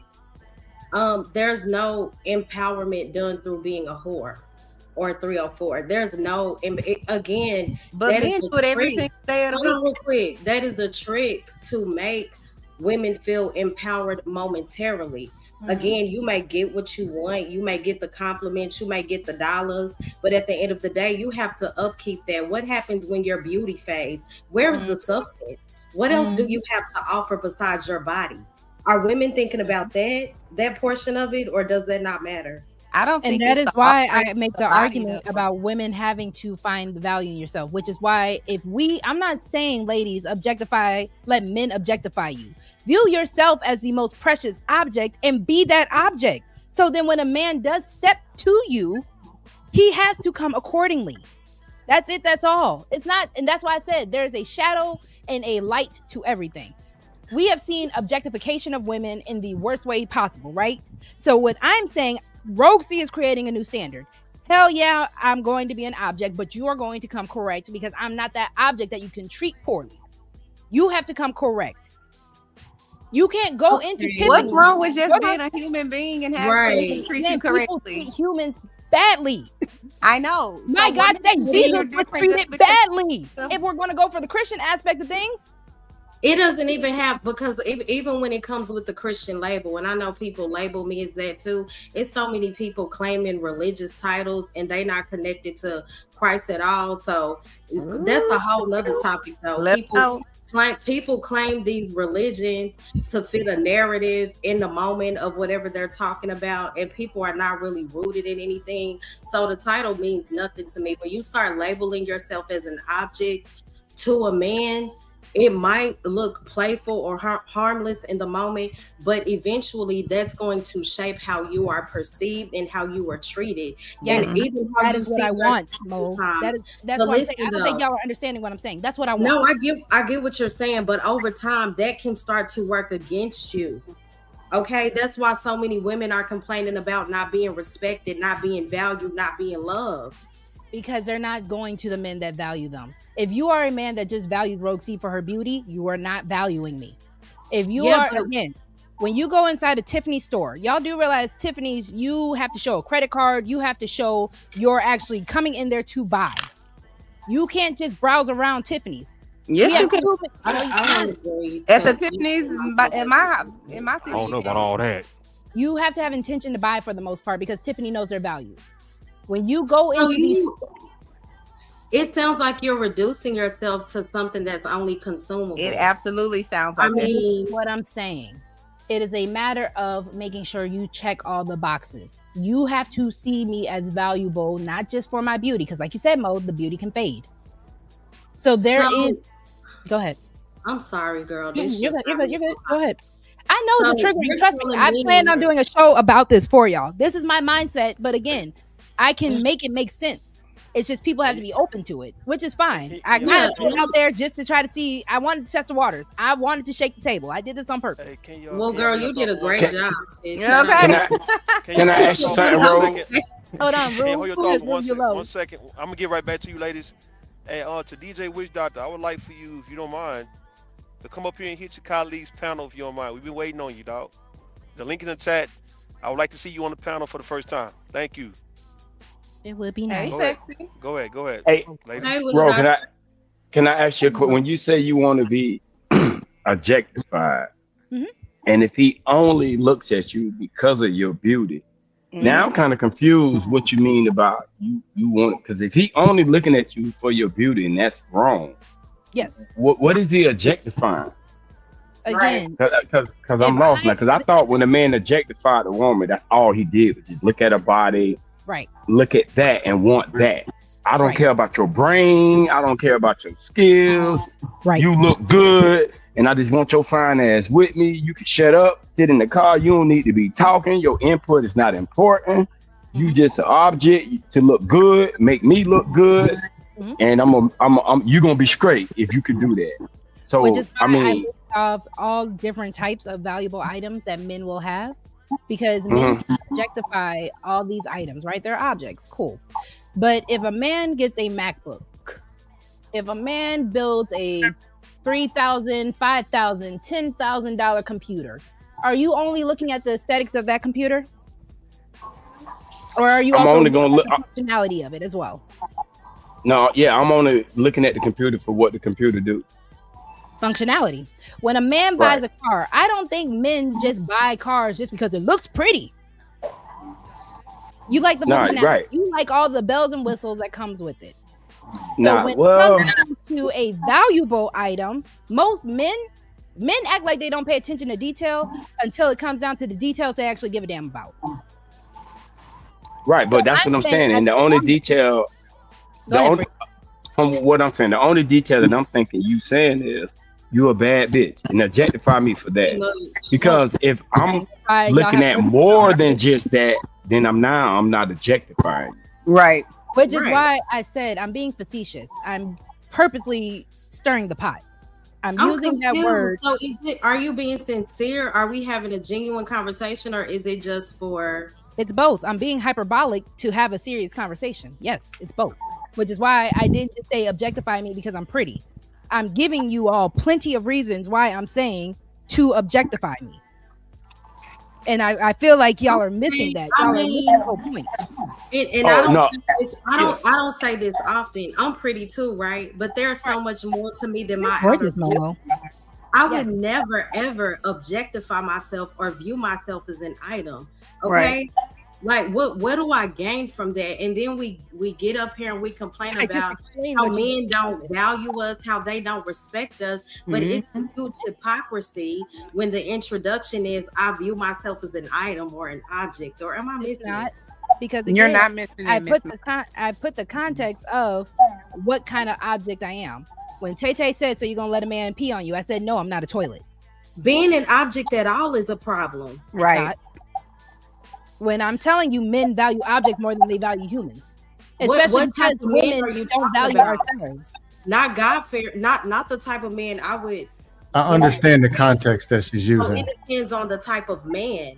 You can't just say men as a whole. So I do find it ironic that the men are telling me that they understand me, but the women Let's aren't ask the telling me. men on the It's panel. not- If you were It on a depends date, on the kind of man. hold on. If you were on a date with a woman and she says to you, I'm okay with being objectified. What would you think about her? Let's ask the men what they would think. I'm gonna just start here. I don't agree with what Rogue is saying, although everybody has their views on what they're saying. It's not about a siding thing, but if we're talking about what's being said, I definitely lean more towards what Mo is saying right now. And I'm gonna just leave it at that for right now. I'm gonna let y'all finish off. I'll tap in a bit. It's more like to ladies, if you ask the question, it's more like, okay, what men are willing to put the work in to actually to attain, right? Like, and you know, I had a conversation with my mother about this a while back, and I said, you know what? We was watching the Super Bowl, and I just seen how happy these men were when the Eagles won the first time, and even last year, how these guys are so happy to win that trophy and to get a championship ring. And it's like, okay, this is the most important thing in their life, man. They don't care about nobody else but this trophy. No different than, like I said, your car, your house, your money. These things that men put value in cocaine over women. No, I hear what Mo is saying. We're not mad at what Mo's saying, but no, it's okay. I'm sorry to interrupt. Rogue, I gotta go, but I'm about to hear catch you, okay? Thank you, Momo. I just want to know there's no issue with you, Chanel. I love you both so much. I'm Girl, just you know saying I this love broke you. nothing. Hey, Mo Love. Absolutely. We just disagree. That's all. I Hey, Mo Love. Can I catch you before you go? Huh? Before you go, Uh-huh. I understand what both of y'all are saying. You're saying that a human is a human is supposed to be treated like a human. It shouldn't even be a conversation tying somebody to an object. That's kind of what you're saying, right? Yeah. What she's saying is not necessarily exactly tying to an object, just an expression to say value. For example, you spent 4 hours waxing your car. Yeah. So when she says, well, look, I'm better than that Mercedes. I'm a Porsche. I'm a this. It doesn't mean she's the actual Porsche. It means I'm to be treated in this certain type of way. It's just to get the person to think in a certain type of way. We understand. You want a championship ring? Oh, well, shoot, I'm an MVP. It means treat it, meaning it's not the actual thing. That's an object. Yeah. I get. Am I correct? Rogue, am I correct? Mm-hmm. Or not wrong. I didn't get to say thank you for coming through. Gas mask. It's not about having to say. What's your cash app again, Rogue? I can't see it. Rogue C19. Is it still pinned? Let me see some. Hold on. Let me see. Yeah, it's still pinned. Okay, I see it. I got it. Okay. No, thank you, Momo. I appreciate you. Chanel, am I correct in kind of how you're trying to say it? Yep. Hold on, real quick, Scam. Gas mask. To your point, the thing that I said earlier is about me. Obviously, I'm not an object, y'all. Yes, I know that with actual objects, when you go into a store, the objects can't talk back and say, "No, don't buy me. You can't afford me." I'm saying the mindset that I'm having as a woman is having the discernment of knowing that if this man is coming to my face, I can say yes or no because I know how you're going to treat me. So that is where I'm saying to be objectified. I can look at you. I can look at your personality. I can look at how you move. I can look at the things that you actually care about and how you treat. Because a lot of these men, y'all keep saying people treat things. Say that though, bro. Right. Hold on. That's the thing. But you guys realize that a man can not even treat his own mama right sometimes. So that's what I'm saying. Being treated as a human sucks. It sucks. You just got the wrong humans around you. If that. But look, I hear what Mo's saying. I want to answer Chanel's question when you finish. Hold on, real quick. All right. I wanted to say something briefly. All right. I got you real quick, Free. Bye, Mo. Thank you so much. It is a moment of knowing those people around you. I'm not saying any of y'all ladies are wrong. I'm telling you strictly how Rogue C likes to move. Rogue C is not going to engage in any casual situationships. Rogue C, I'm putting a price tag on me. Now, if that man says I'm willing to pay it, great. If you're not, bye. That is all I'm saying. Go ahead, Free. Can I talk to answer? To answer Chanel, you asked, how do we view women that want to be objectified? No, I said if you went on a date with a woman and through y'all discussion, she says, I would just be fine with you objectifying me. You could treat me like an object as long as you treat me like a Ferrari. What would you think of that? What would you think of her? That's a hoe. All women that we objectify are hoes. We look at them as hoes. Okay. We do not look at them as like regular women. They are hoes. So maybe I'm not using the right word. Maybe it's Rogue C. Right. Maybe I'm right. That's what I was saying. I'm quick to hold on, let me say this. Hold on, real quick. Hold on. Y'all know I'm quick to bring up a definition. Objectify refers to treating a person as a mere object, commodity, or physical body part rather than as a human being with agency. It implies dehumanizing someone, focusing solely on their appearance or utility, often for sexual or commercial purposes. It can also mean giving concrete form or abstract ideas. So again, we are only looking at the word in the sense of how it is used. Okay, Now you mean definition? Can you type No. in? Okay, let me say can this you real type in quick. rogue? Hold on for a second, rogue. Can you type in just prized possession? Just give me a definition of that. I want to see that, because maybe that's the word you might want to use.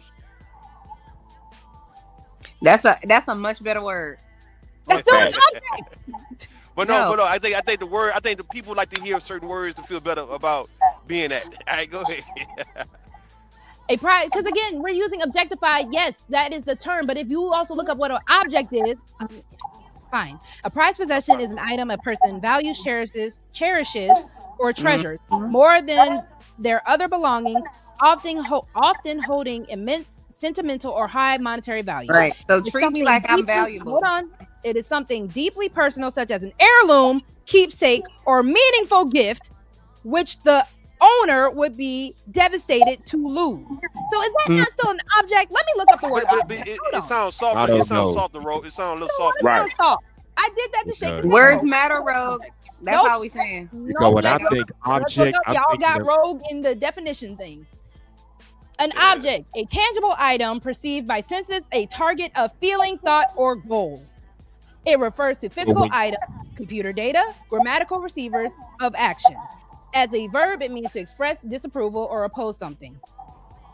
Rogue, if you Let me had a say this daughter, real would you quick. tell her to tell men that she dates to objectify her? No one is saying to tell men the. No, I'm where you're asking coming you. from. Would you tell her to think Well, let that me way? say- Is what I'm saying. Yes, I would. Yes, I Okay. would. Exactly Well, how hold I'm on. Because using when it. you think Yes, of it, I would. Not Okay. in any other way that any other person is using it, which is why, again, I hate when people do this, because if I give you the nuance, if I give you the context, y'all want to just shoot over that and ignore what I just said. That's ridiculous. That's unfair, and that's also ingenuous, because if I were to say, yes, objectify me because I was pretty, yes, I could understand the hate that I'm getting. But if I'm giving you the context and the nuance to exactly what I'm saying, why act like you're not understanding it? So yes, Rogue C would tell her daughter that in the exact context and nuance that Rogue C used it in with you all today. We're just saying it sounds problematic, love. That's all. Everything sounds. Yeah. Listen, So what, I mean, what was when you that think of line? an object, What was you're that line thinking in of Step Brothers? Was it something. Step Brothers? Kanye West and Jay-Z used it in that song. It's provocative. It gets the people going. That is what sells. Yes, I clickbaited on purpose. Yes. Right. I troll So if you on clickbaiting purpose. on Yes. purpose, then why are you getting like up in arms about the response? Because You get again, what I'm saying? I would like to think that people can use nuance properly and be like the same way how when I was like, damn, Smitty, you keep trolling me. I would like for people to actually be able to understand what clickbait is, what trolling is in the proper context, especially when if I'm using it to give shock value.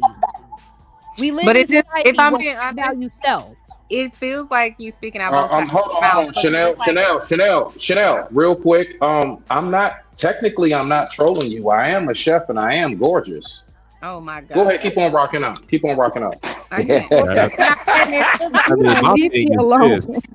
It And feels I'm like just you're saying, taking out you- both sides of you've your been on- mouth when hold you're on. like, No, you've been on I'm camera gonna be before. provocative and I'm gonna say something for clickbait, but then I'm gonna feel some type of way when people are hold on. responding in a way. No, I'm just saying, if I'm responding in a way that's like, man, this is kind of triggering, quote unquote, like you said, and I'm like, no, I think you're a beautiful young lady. I think you're a respectable human Yes. being. I don't think you should probably. I don't see you like that, and we just on the internet. So it's almost like from a protective standpoint, but it's And I like, love well, y'all. y'all don't get that I'm just being hyperbolic. Well, I could understand it, but it doesn't mean that I'm ever gonna look at you that way. It's kind of like mother No. henish. Like I just want to make sure you're good. You know what I'm No, saying? I'm good. But I, even though I don't disagree, that's your life. So do you? You know what I'm saying? And that's You what I can was do- saying earlier. But I'm saying, Chanel, you've been on panels with me before. Yes, And maybe we have. that's I would expect this from people who don't know me at this point. I feel like y'all know me, especially the people who've been around me, who've been seeing me on other panels. Y'all know I just get passionate. Rogue C really don't care about this. I care. No, enough I know. about I know you conversation, don't. But I'm not getting mad like that. Again, No, I don't think you're mad. I am a theater kid. I am a thespian. I like the drama. Not a thespian, child. I'm a thespian. Give me the drama every time. And scene. I will give you that every time. Fire up I'm the just dough. saying. I got you. Well, let me say this. I mean, when you think about an object, you're thinking about something that you're just admiring based on what it can do for you. you say you want to be objectified as long as he treats you like a proper object. That would be like you saying, well, if I'm gonna let you objectify me like treat me like a human ATM, I'm gonna be the sexiest and studliest ATM you've ever had in your life. Hell yeah. That don't make any sense. Hell I'm yeah. sorry, honey, but it doesn't make any sense.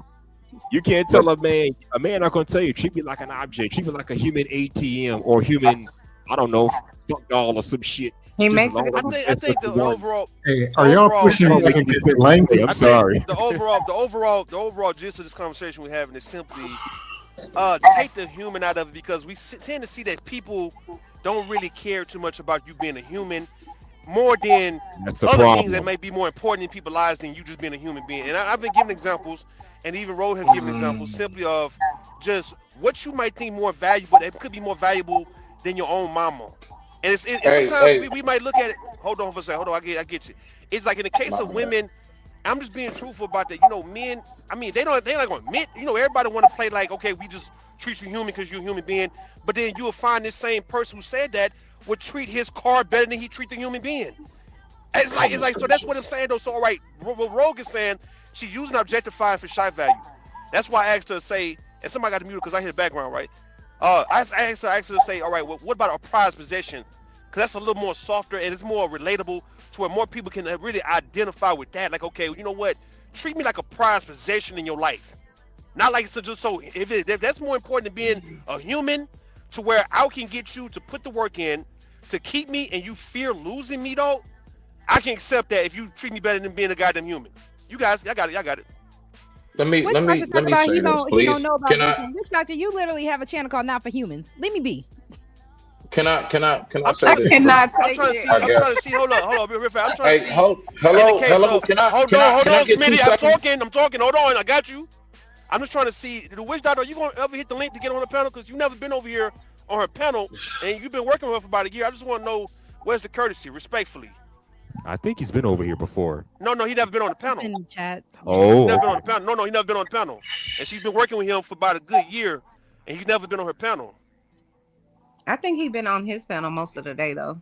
Welcome, I'm saying, but he'd have been on other people's panels too. Not seen No, him on other people's panels. So Chanel. I got it. I just want to know the courtesy, because she's been working with him for about a good year, and now she's been live for about 6 months now, and he's never been on the panel. This not her asking. This is me pretty much wondering. Somebody got some music playing in the background. Yeah, somebody got to mute up, man. It's my music. All right, so, is it I thought no, somebody else. It was the show music. Oh, my bad. I didn't know. I just heard music. I didn't. Doc, all right, whenever you get it, if you want to come up, it would be nice. I would enjoy you coming up, especially if you're not agreeing with me. I got a disagreement. But hold on. I think Smitty is never mind, man. Never mind. Ahead, I want this, bro. Real I was quick. giving it to you, Smitty. Nah, you good. I'm just waiting. I am being patient. I ain't been cutting nobody off. I ain't even really been talking. Not you, Rogue. Not you. That don't go to you. That's out in the ether. Yeah, I was falling back saying you got it. So I appreciate it. Thank you. So just briefly, I'm gonna try to make it briefly. I'll go ahead and get right back to it, right? So what I would say before we get too far off, I'm trying to catch it while we still kind of in the zone with the conversation. Men, when you say, Rogue, that men actually value objects more than people, I would say definitely that is a man who possibly doesn't even value himself. See, when a man values objects more than people, that's a direct indication of how that man possibly even views himself. That's the very man that feels as if I need things around me to be of value, because they probably don't have no depth within themselves. So we start in there. Then moving forward on the next part, when you were saying as far as the actually, I guess, the objects being more important, like Kobe with the trophy, so on and so forth. I would speak for myself, all right? Like how Mo was saying earlier, how you can't say that for all men. So I'm gonna just speak for me, single. All right. I personally, I take great care of my tools and I take great care of my health. I take great care of myself and everything around me so I can be of value to the people who I love the most. I can't do nothing for you if my tools and everything is rusted. If I done sold everything, I don't have nothing. If I don't have anything that I can that I can utilize to help, then I ain't of value. So my point is this. This is my point of what I'm saying about the value of how men see objects. Generally speaking, we take care of our stuff so we can take care of you, right? We take care of ourselves so we can take care of you. We keep our mind sharp, our body sharp. We keep our tools sharpened and shined up and everything else so we can be of some form of value to those around us. Now, if a man, to land it, I'm landing it right here. If a man actually does see more value in trophies and cars and all this other stuff and clothes and shoes and shit than he does you, I promise you, that man does not see no true value within himself. It's no way. There's no way. That's the very man who thinks I have to have shit to be of value. I digress. My mic is muted. Excellent point. And he took it right out what I was gonna say, because I was gonna ask the question, like, is a man that value object more than he value people, is that like an attraction to you? You know, like that would be, I would think, I'm on what Smitty's saying, It's a like red something flag wrong to with me. this nigga. You know, Right. like that. This nigga love a car more than he love is a person. No. So that's what. But she said she was being hyperbolic. I was being hyperbolic, but also we do have to be real. A lot of people treat objects better. I don't know why we're acting like people really don't be treating objects better than people. A lot of No, people no, don't I'm not treat saying people.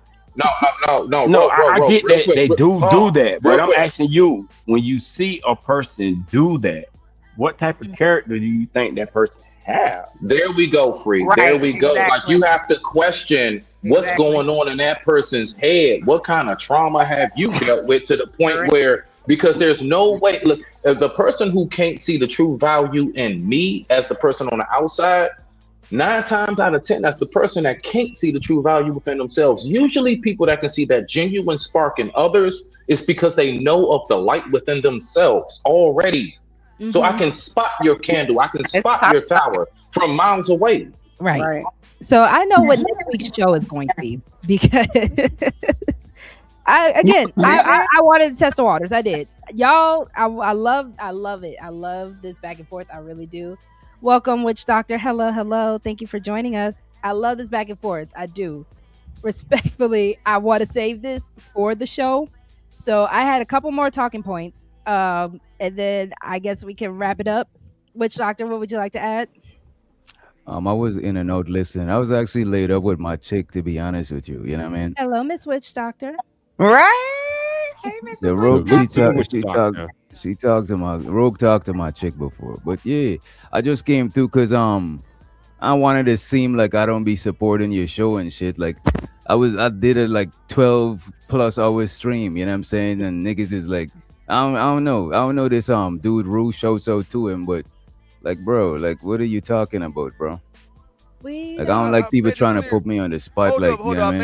I made it clear. I'm not putting you on the spot, but I'm just looking at, you know, she's been live 6 months now, and she's been on your panel and doing shows with you for a year. And I'm like, well, damn, is the brother ever gonna hit your link and come on your panel to show courtesy?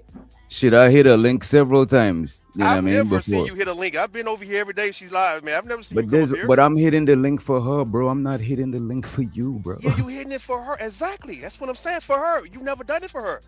That's what I'm asking. What do you like, mean? will I you hit ever- the link for her a couple of times. It's just that you never- wasn't all right. here.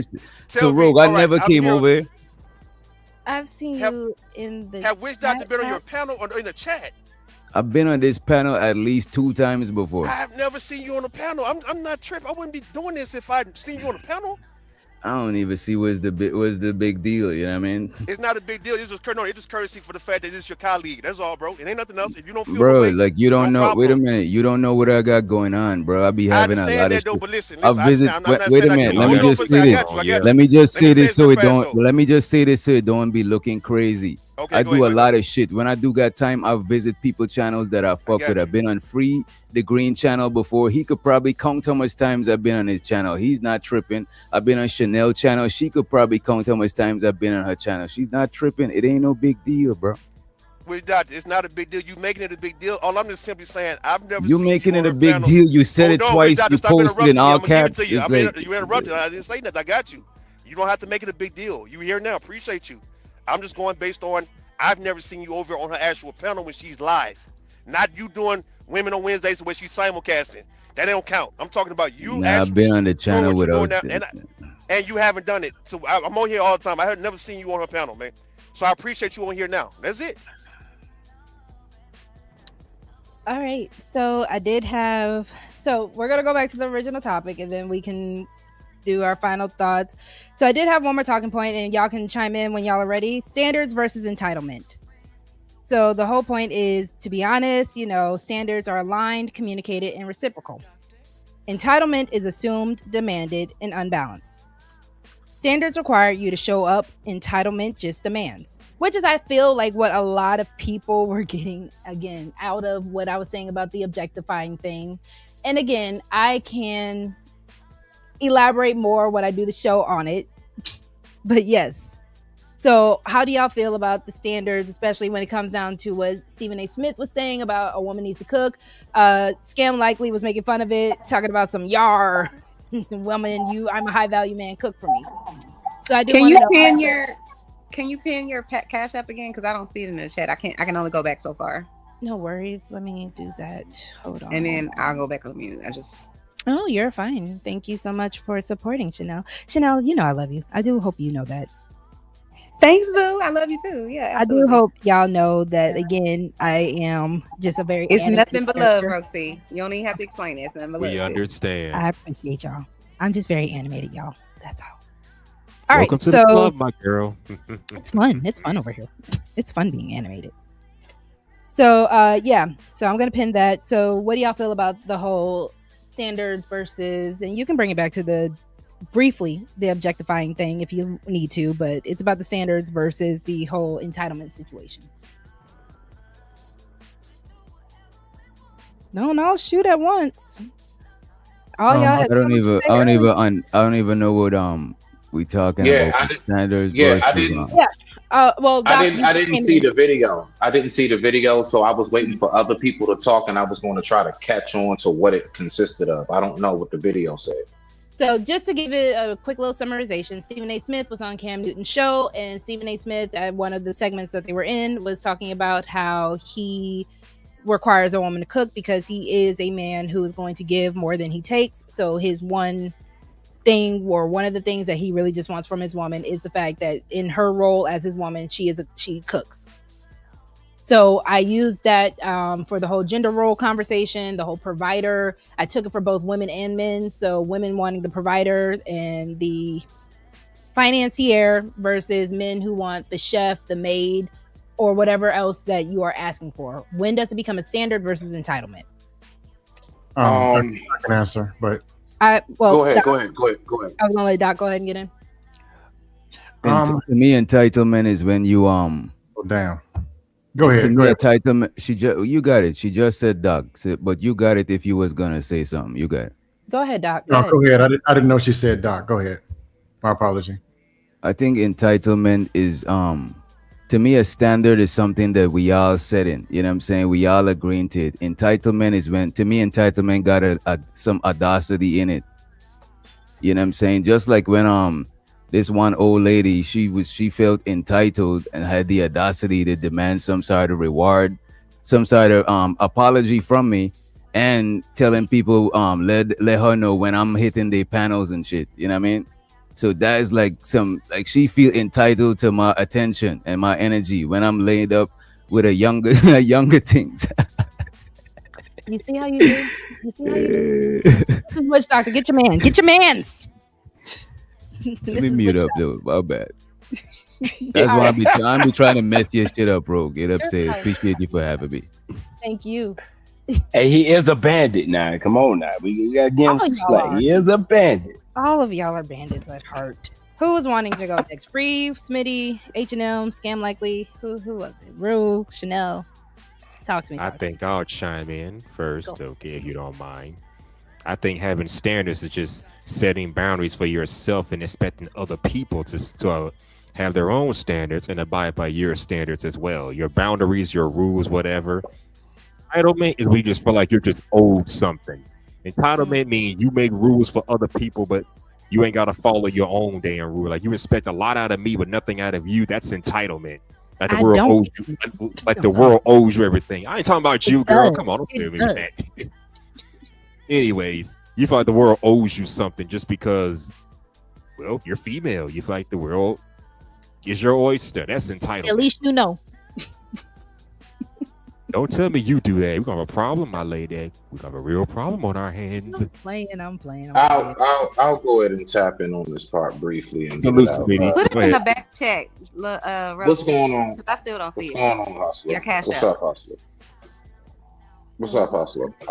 So this is my thing, right? All right. So you said that all right. So the question that I hear is standards over expectation. And then I hear the example is Stephen A was talking about a woman has to cook. I'm gonna go back to what I said before. What were you doing before you met that person? The fact is that I don't think that basic hygiene and taking care, I don't think self-sufficiency should be part of a person's standard going into a relationship. Like, I need for you to take the trash out and cook. So you weren't doing that shit before you met that person? If anything goes wrong in I don't know. I'm just saying, like, this is just my personal view. And look, I'm always unorthodox. I always say something different. I don't say So it's fine when you do it, Smitty. what everybody else say. That's just Smitty. I'm kidding. I fine didn't. when you Yeah, I'm all about do to it. say, because Smitty didn't come at you like everybody else. I was quiet. I was quiet, right? So I'm just saying, like a woman having to cook. This is why I don't like this shit. A woman having to cook. What were you doing for yourself before you met that woman? Is my point. He said eating cereal. A man having to take out the trash. What were you doing as a woman before you met that man? So when you're talking about you have to be able to cook and do all of these basic things around the house that any self-sufficient human is supposed to be able to do for themselves, at least on the basic level. You don't have to be no Gordon Ramsay or nothing like that in a Food Network. But god dang it, you should at least know how to prepare basic meals for yourself. You should not be having a hard time with taking your own trash out or folding your own underwear and doing your own laundry. When I come into a relationship, I've already been doing all that shit for myself. That's why that's my answer. I already been doing that shit. I don't need her to do that. Again, all I need you to do is not disturb the peace. Add to it. Whatever you have to offer, add to what I already have going on. And it ain't about getting on my plan. But and what I have and what I already have going on, I'm gonna pour in and flood to you. And it's supposed to be reciprocal. And it's supposed to be unspoken. We ain't gotta have no contract about it. We just recognize it is what it is. I do for you, you do for me. Like, so all of this, like, standards to land it, I'm landing it. All of these standards on, like, man, she better do this, he better do that. I'm like, bruh, like, I don't know what all that's about. You know what I'm saying? Personally, because if you already self-sufficient, then that means that you already gonna be good before they got there, while they're there, and if, Lord forbid, y'all happen to break up and that person is not there no more, right? So that's all I got. I digress. My mic is muted. No, you're fine, but that was technically a standard. Y'all, your girl does have to go ahead and get these assignments done. So I am going to go ahead and move it into the final thoughts. I can go from the bottom up. Witch Doctor, Smitty, if you have any final thoughts. Scam, Willing to Win, H&M, Frida Green, Chanel, and then Rue. And then I have a poem for y'all before we end it, and then we will wrap it up. Because I do, that 11:59 due date time is coming. I just want to say, good show. I was listening on and off in the clouds and shit from when I was in the chat earlier. Thank you. And it's a dope conversation. I don't know why you got Chanel on your your panel. See how you know do. what I'm saying? But yeah, and aside from having Chanel up here and Frida Green, it was a good show. You know? These are your bandits. don't try to dismiss your bandits. But thank you so much for sliding through. I appreciate it. All right, I'm about to go in the chat, but I'm trying to hear the poem, so I'm not gonna leave. I'm still in the chat. Thank you. All right, Smitty, did you want to go ahead and get your final thought? I like to make mine quick. I appreciate you having me up. Do note that the name will change as I slide through, but it's always me. I digress. My mic is muted. Respect I to the got family. ADHD. You can't do that. Well, I go don't ahead know. and I get don't you know if some I Rit. really have it. Go ahead, get some Ritalin. Fix that Mm-mm. shit, and I'll see you next time. Thank Holler you. at you. Bye. Chanel, you just gonna have to tell me when it's Smitty because I can't keep up. All right, Scam. Good evening, people. I don't find it productive. I'm not speaking to anybody specifically. I don't find it productive for two people to enforce what they believe and what they believe everything to be on somebody else that doesn't want to do it. It just doesn't work. This person doesn't value, and they say, "Look, you're gonna cook every day because I want you to, or I'm gonna throw you in the street." They probably don't like you. If you quit your job and it ain't to my standards, then you can sleep on these people don't like each other, no way. Let's be real. That don't work. But people who do value each other, they don't have these conversations like that. They really don't. That's all I got.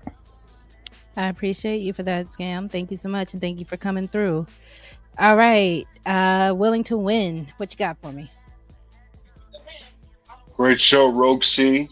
I very much appreciate you. And I will be back. Thank you. Always welcome. I appreciate you. Also, shout out to Miss Chanel's Reality. I appreciate you, sis, for looking out and being generous. Chanel gonna take me on a date, y'all. Don't have these people Where think y'all going? I'm gonna let Chanel objectify. I'm playing. Can I join?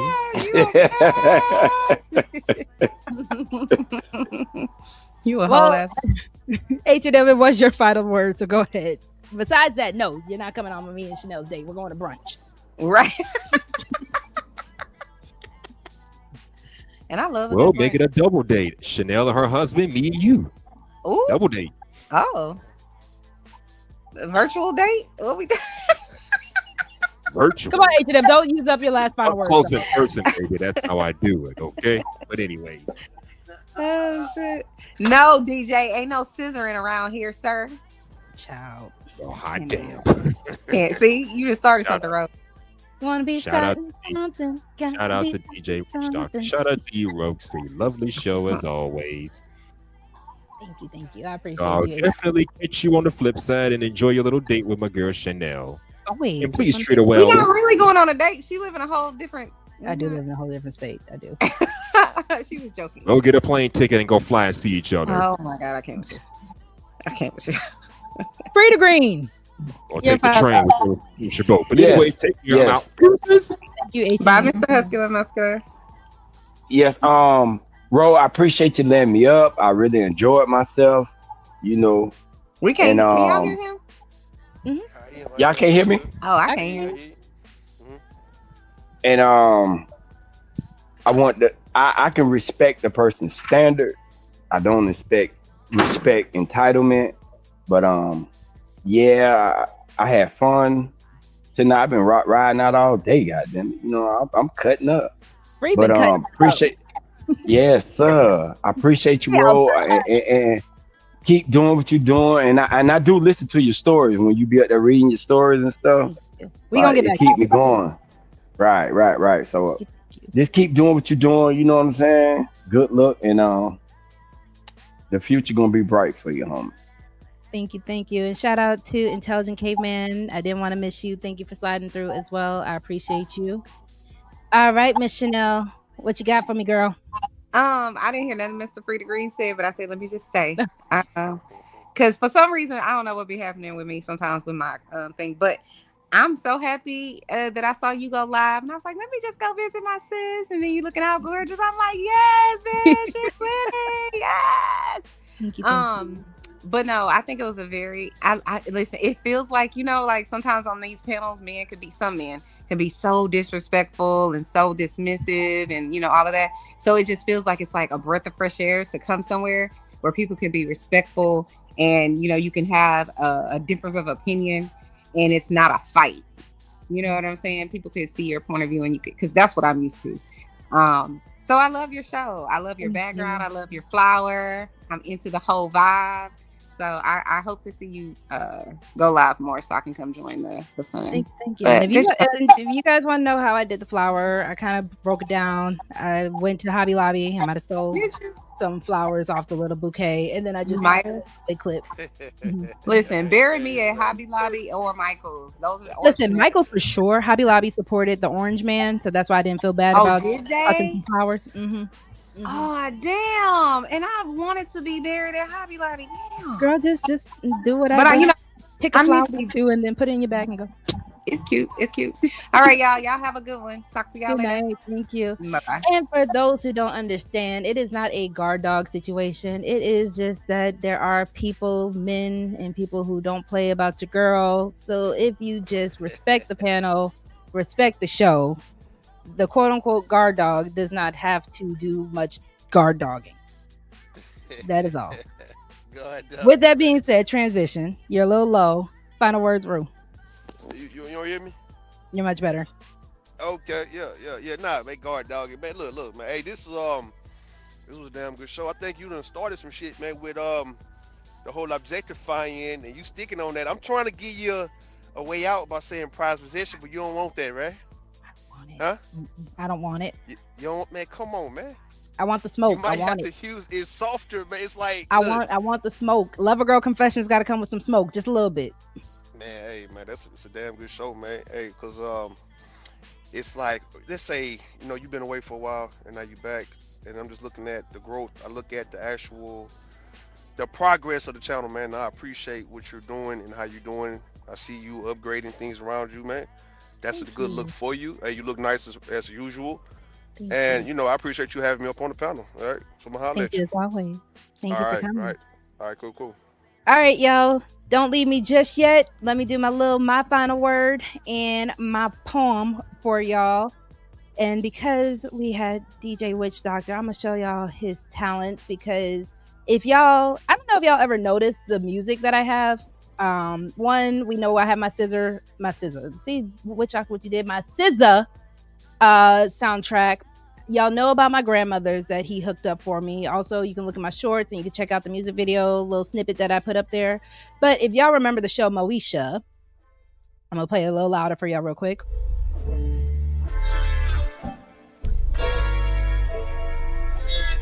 So if y'all remember that song from Moesha, whenever she would journal, that was kind of the inspiration for Lover Girl Confessions.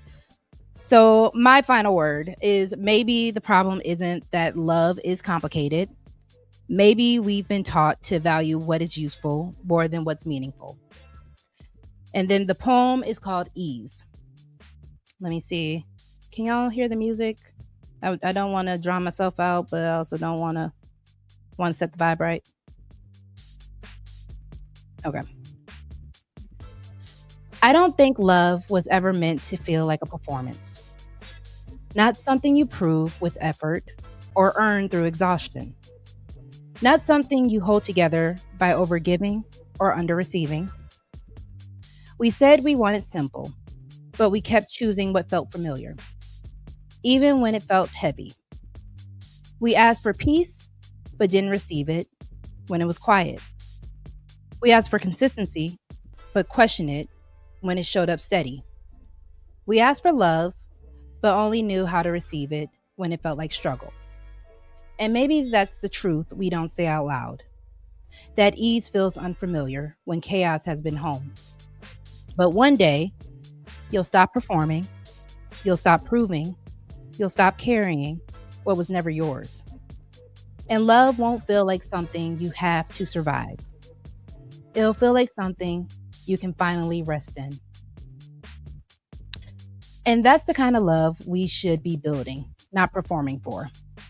But at the end of the day, just to be a little toxic, I think y'all are all just hungry. Thank you. Snap. I think y'all are hungry. So at the end of the day, I feel like everybody, men, women, children, go get yourself a snack. And I do hope that you all have an amazing evening. Thank you again for coming through for another Lover Girls Confession Live. I will catch y'all on the next one. Bye, guys.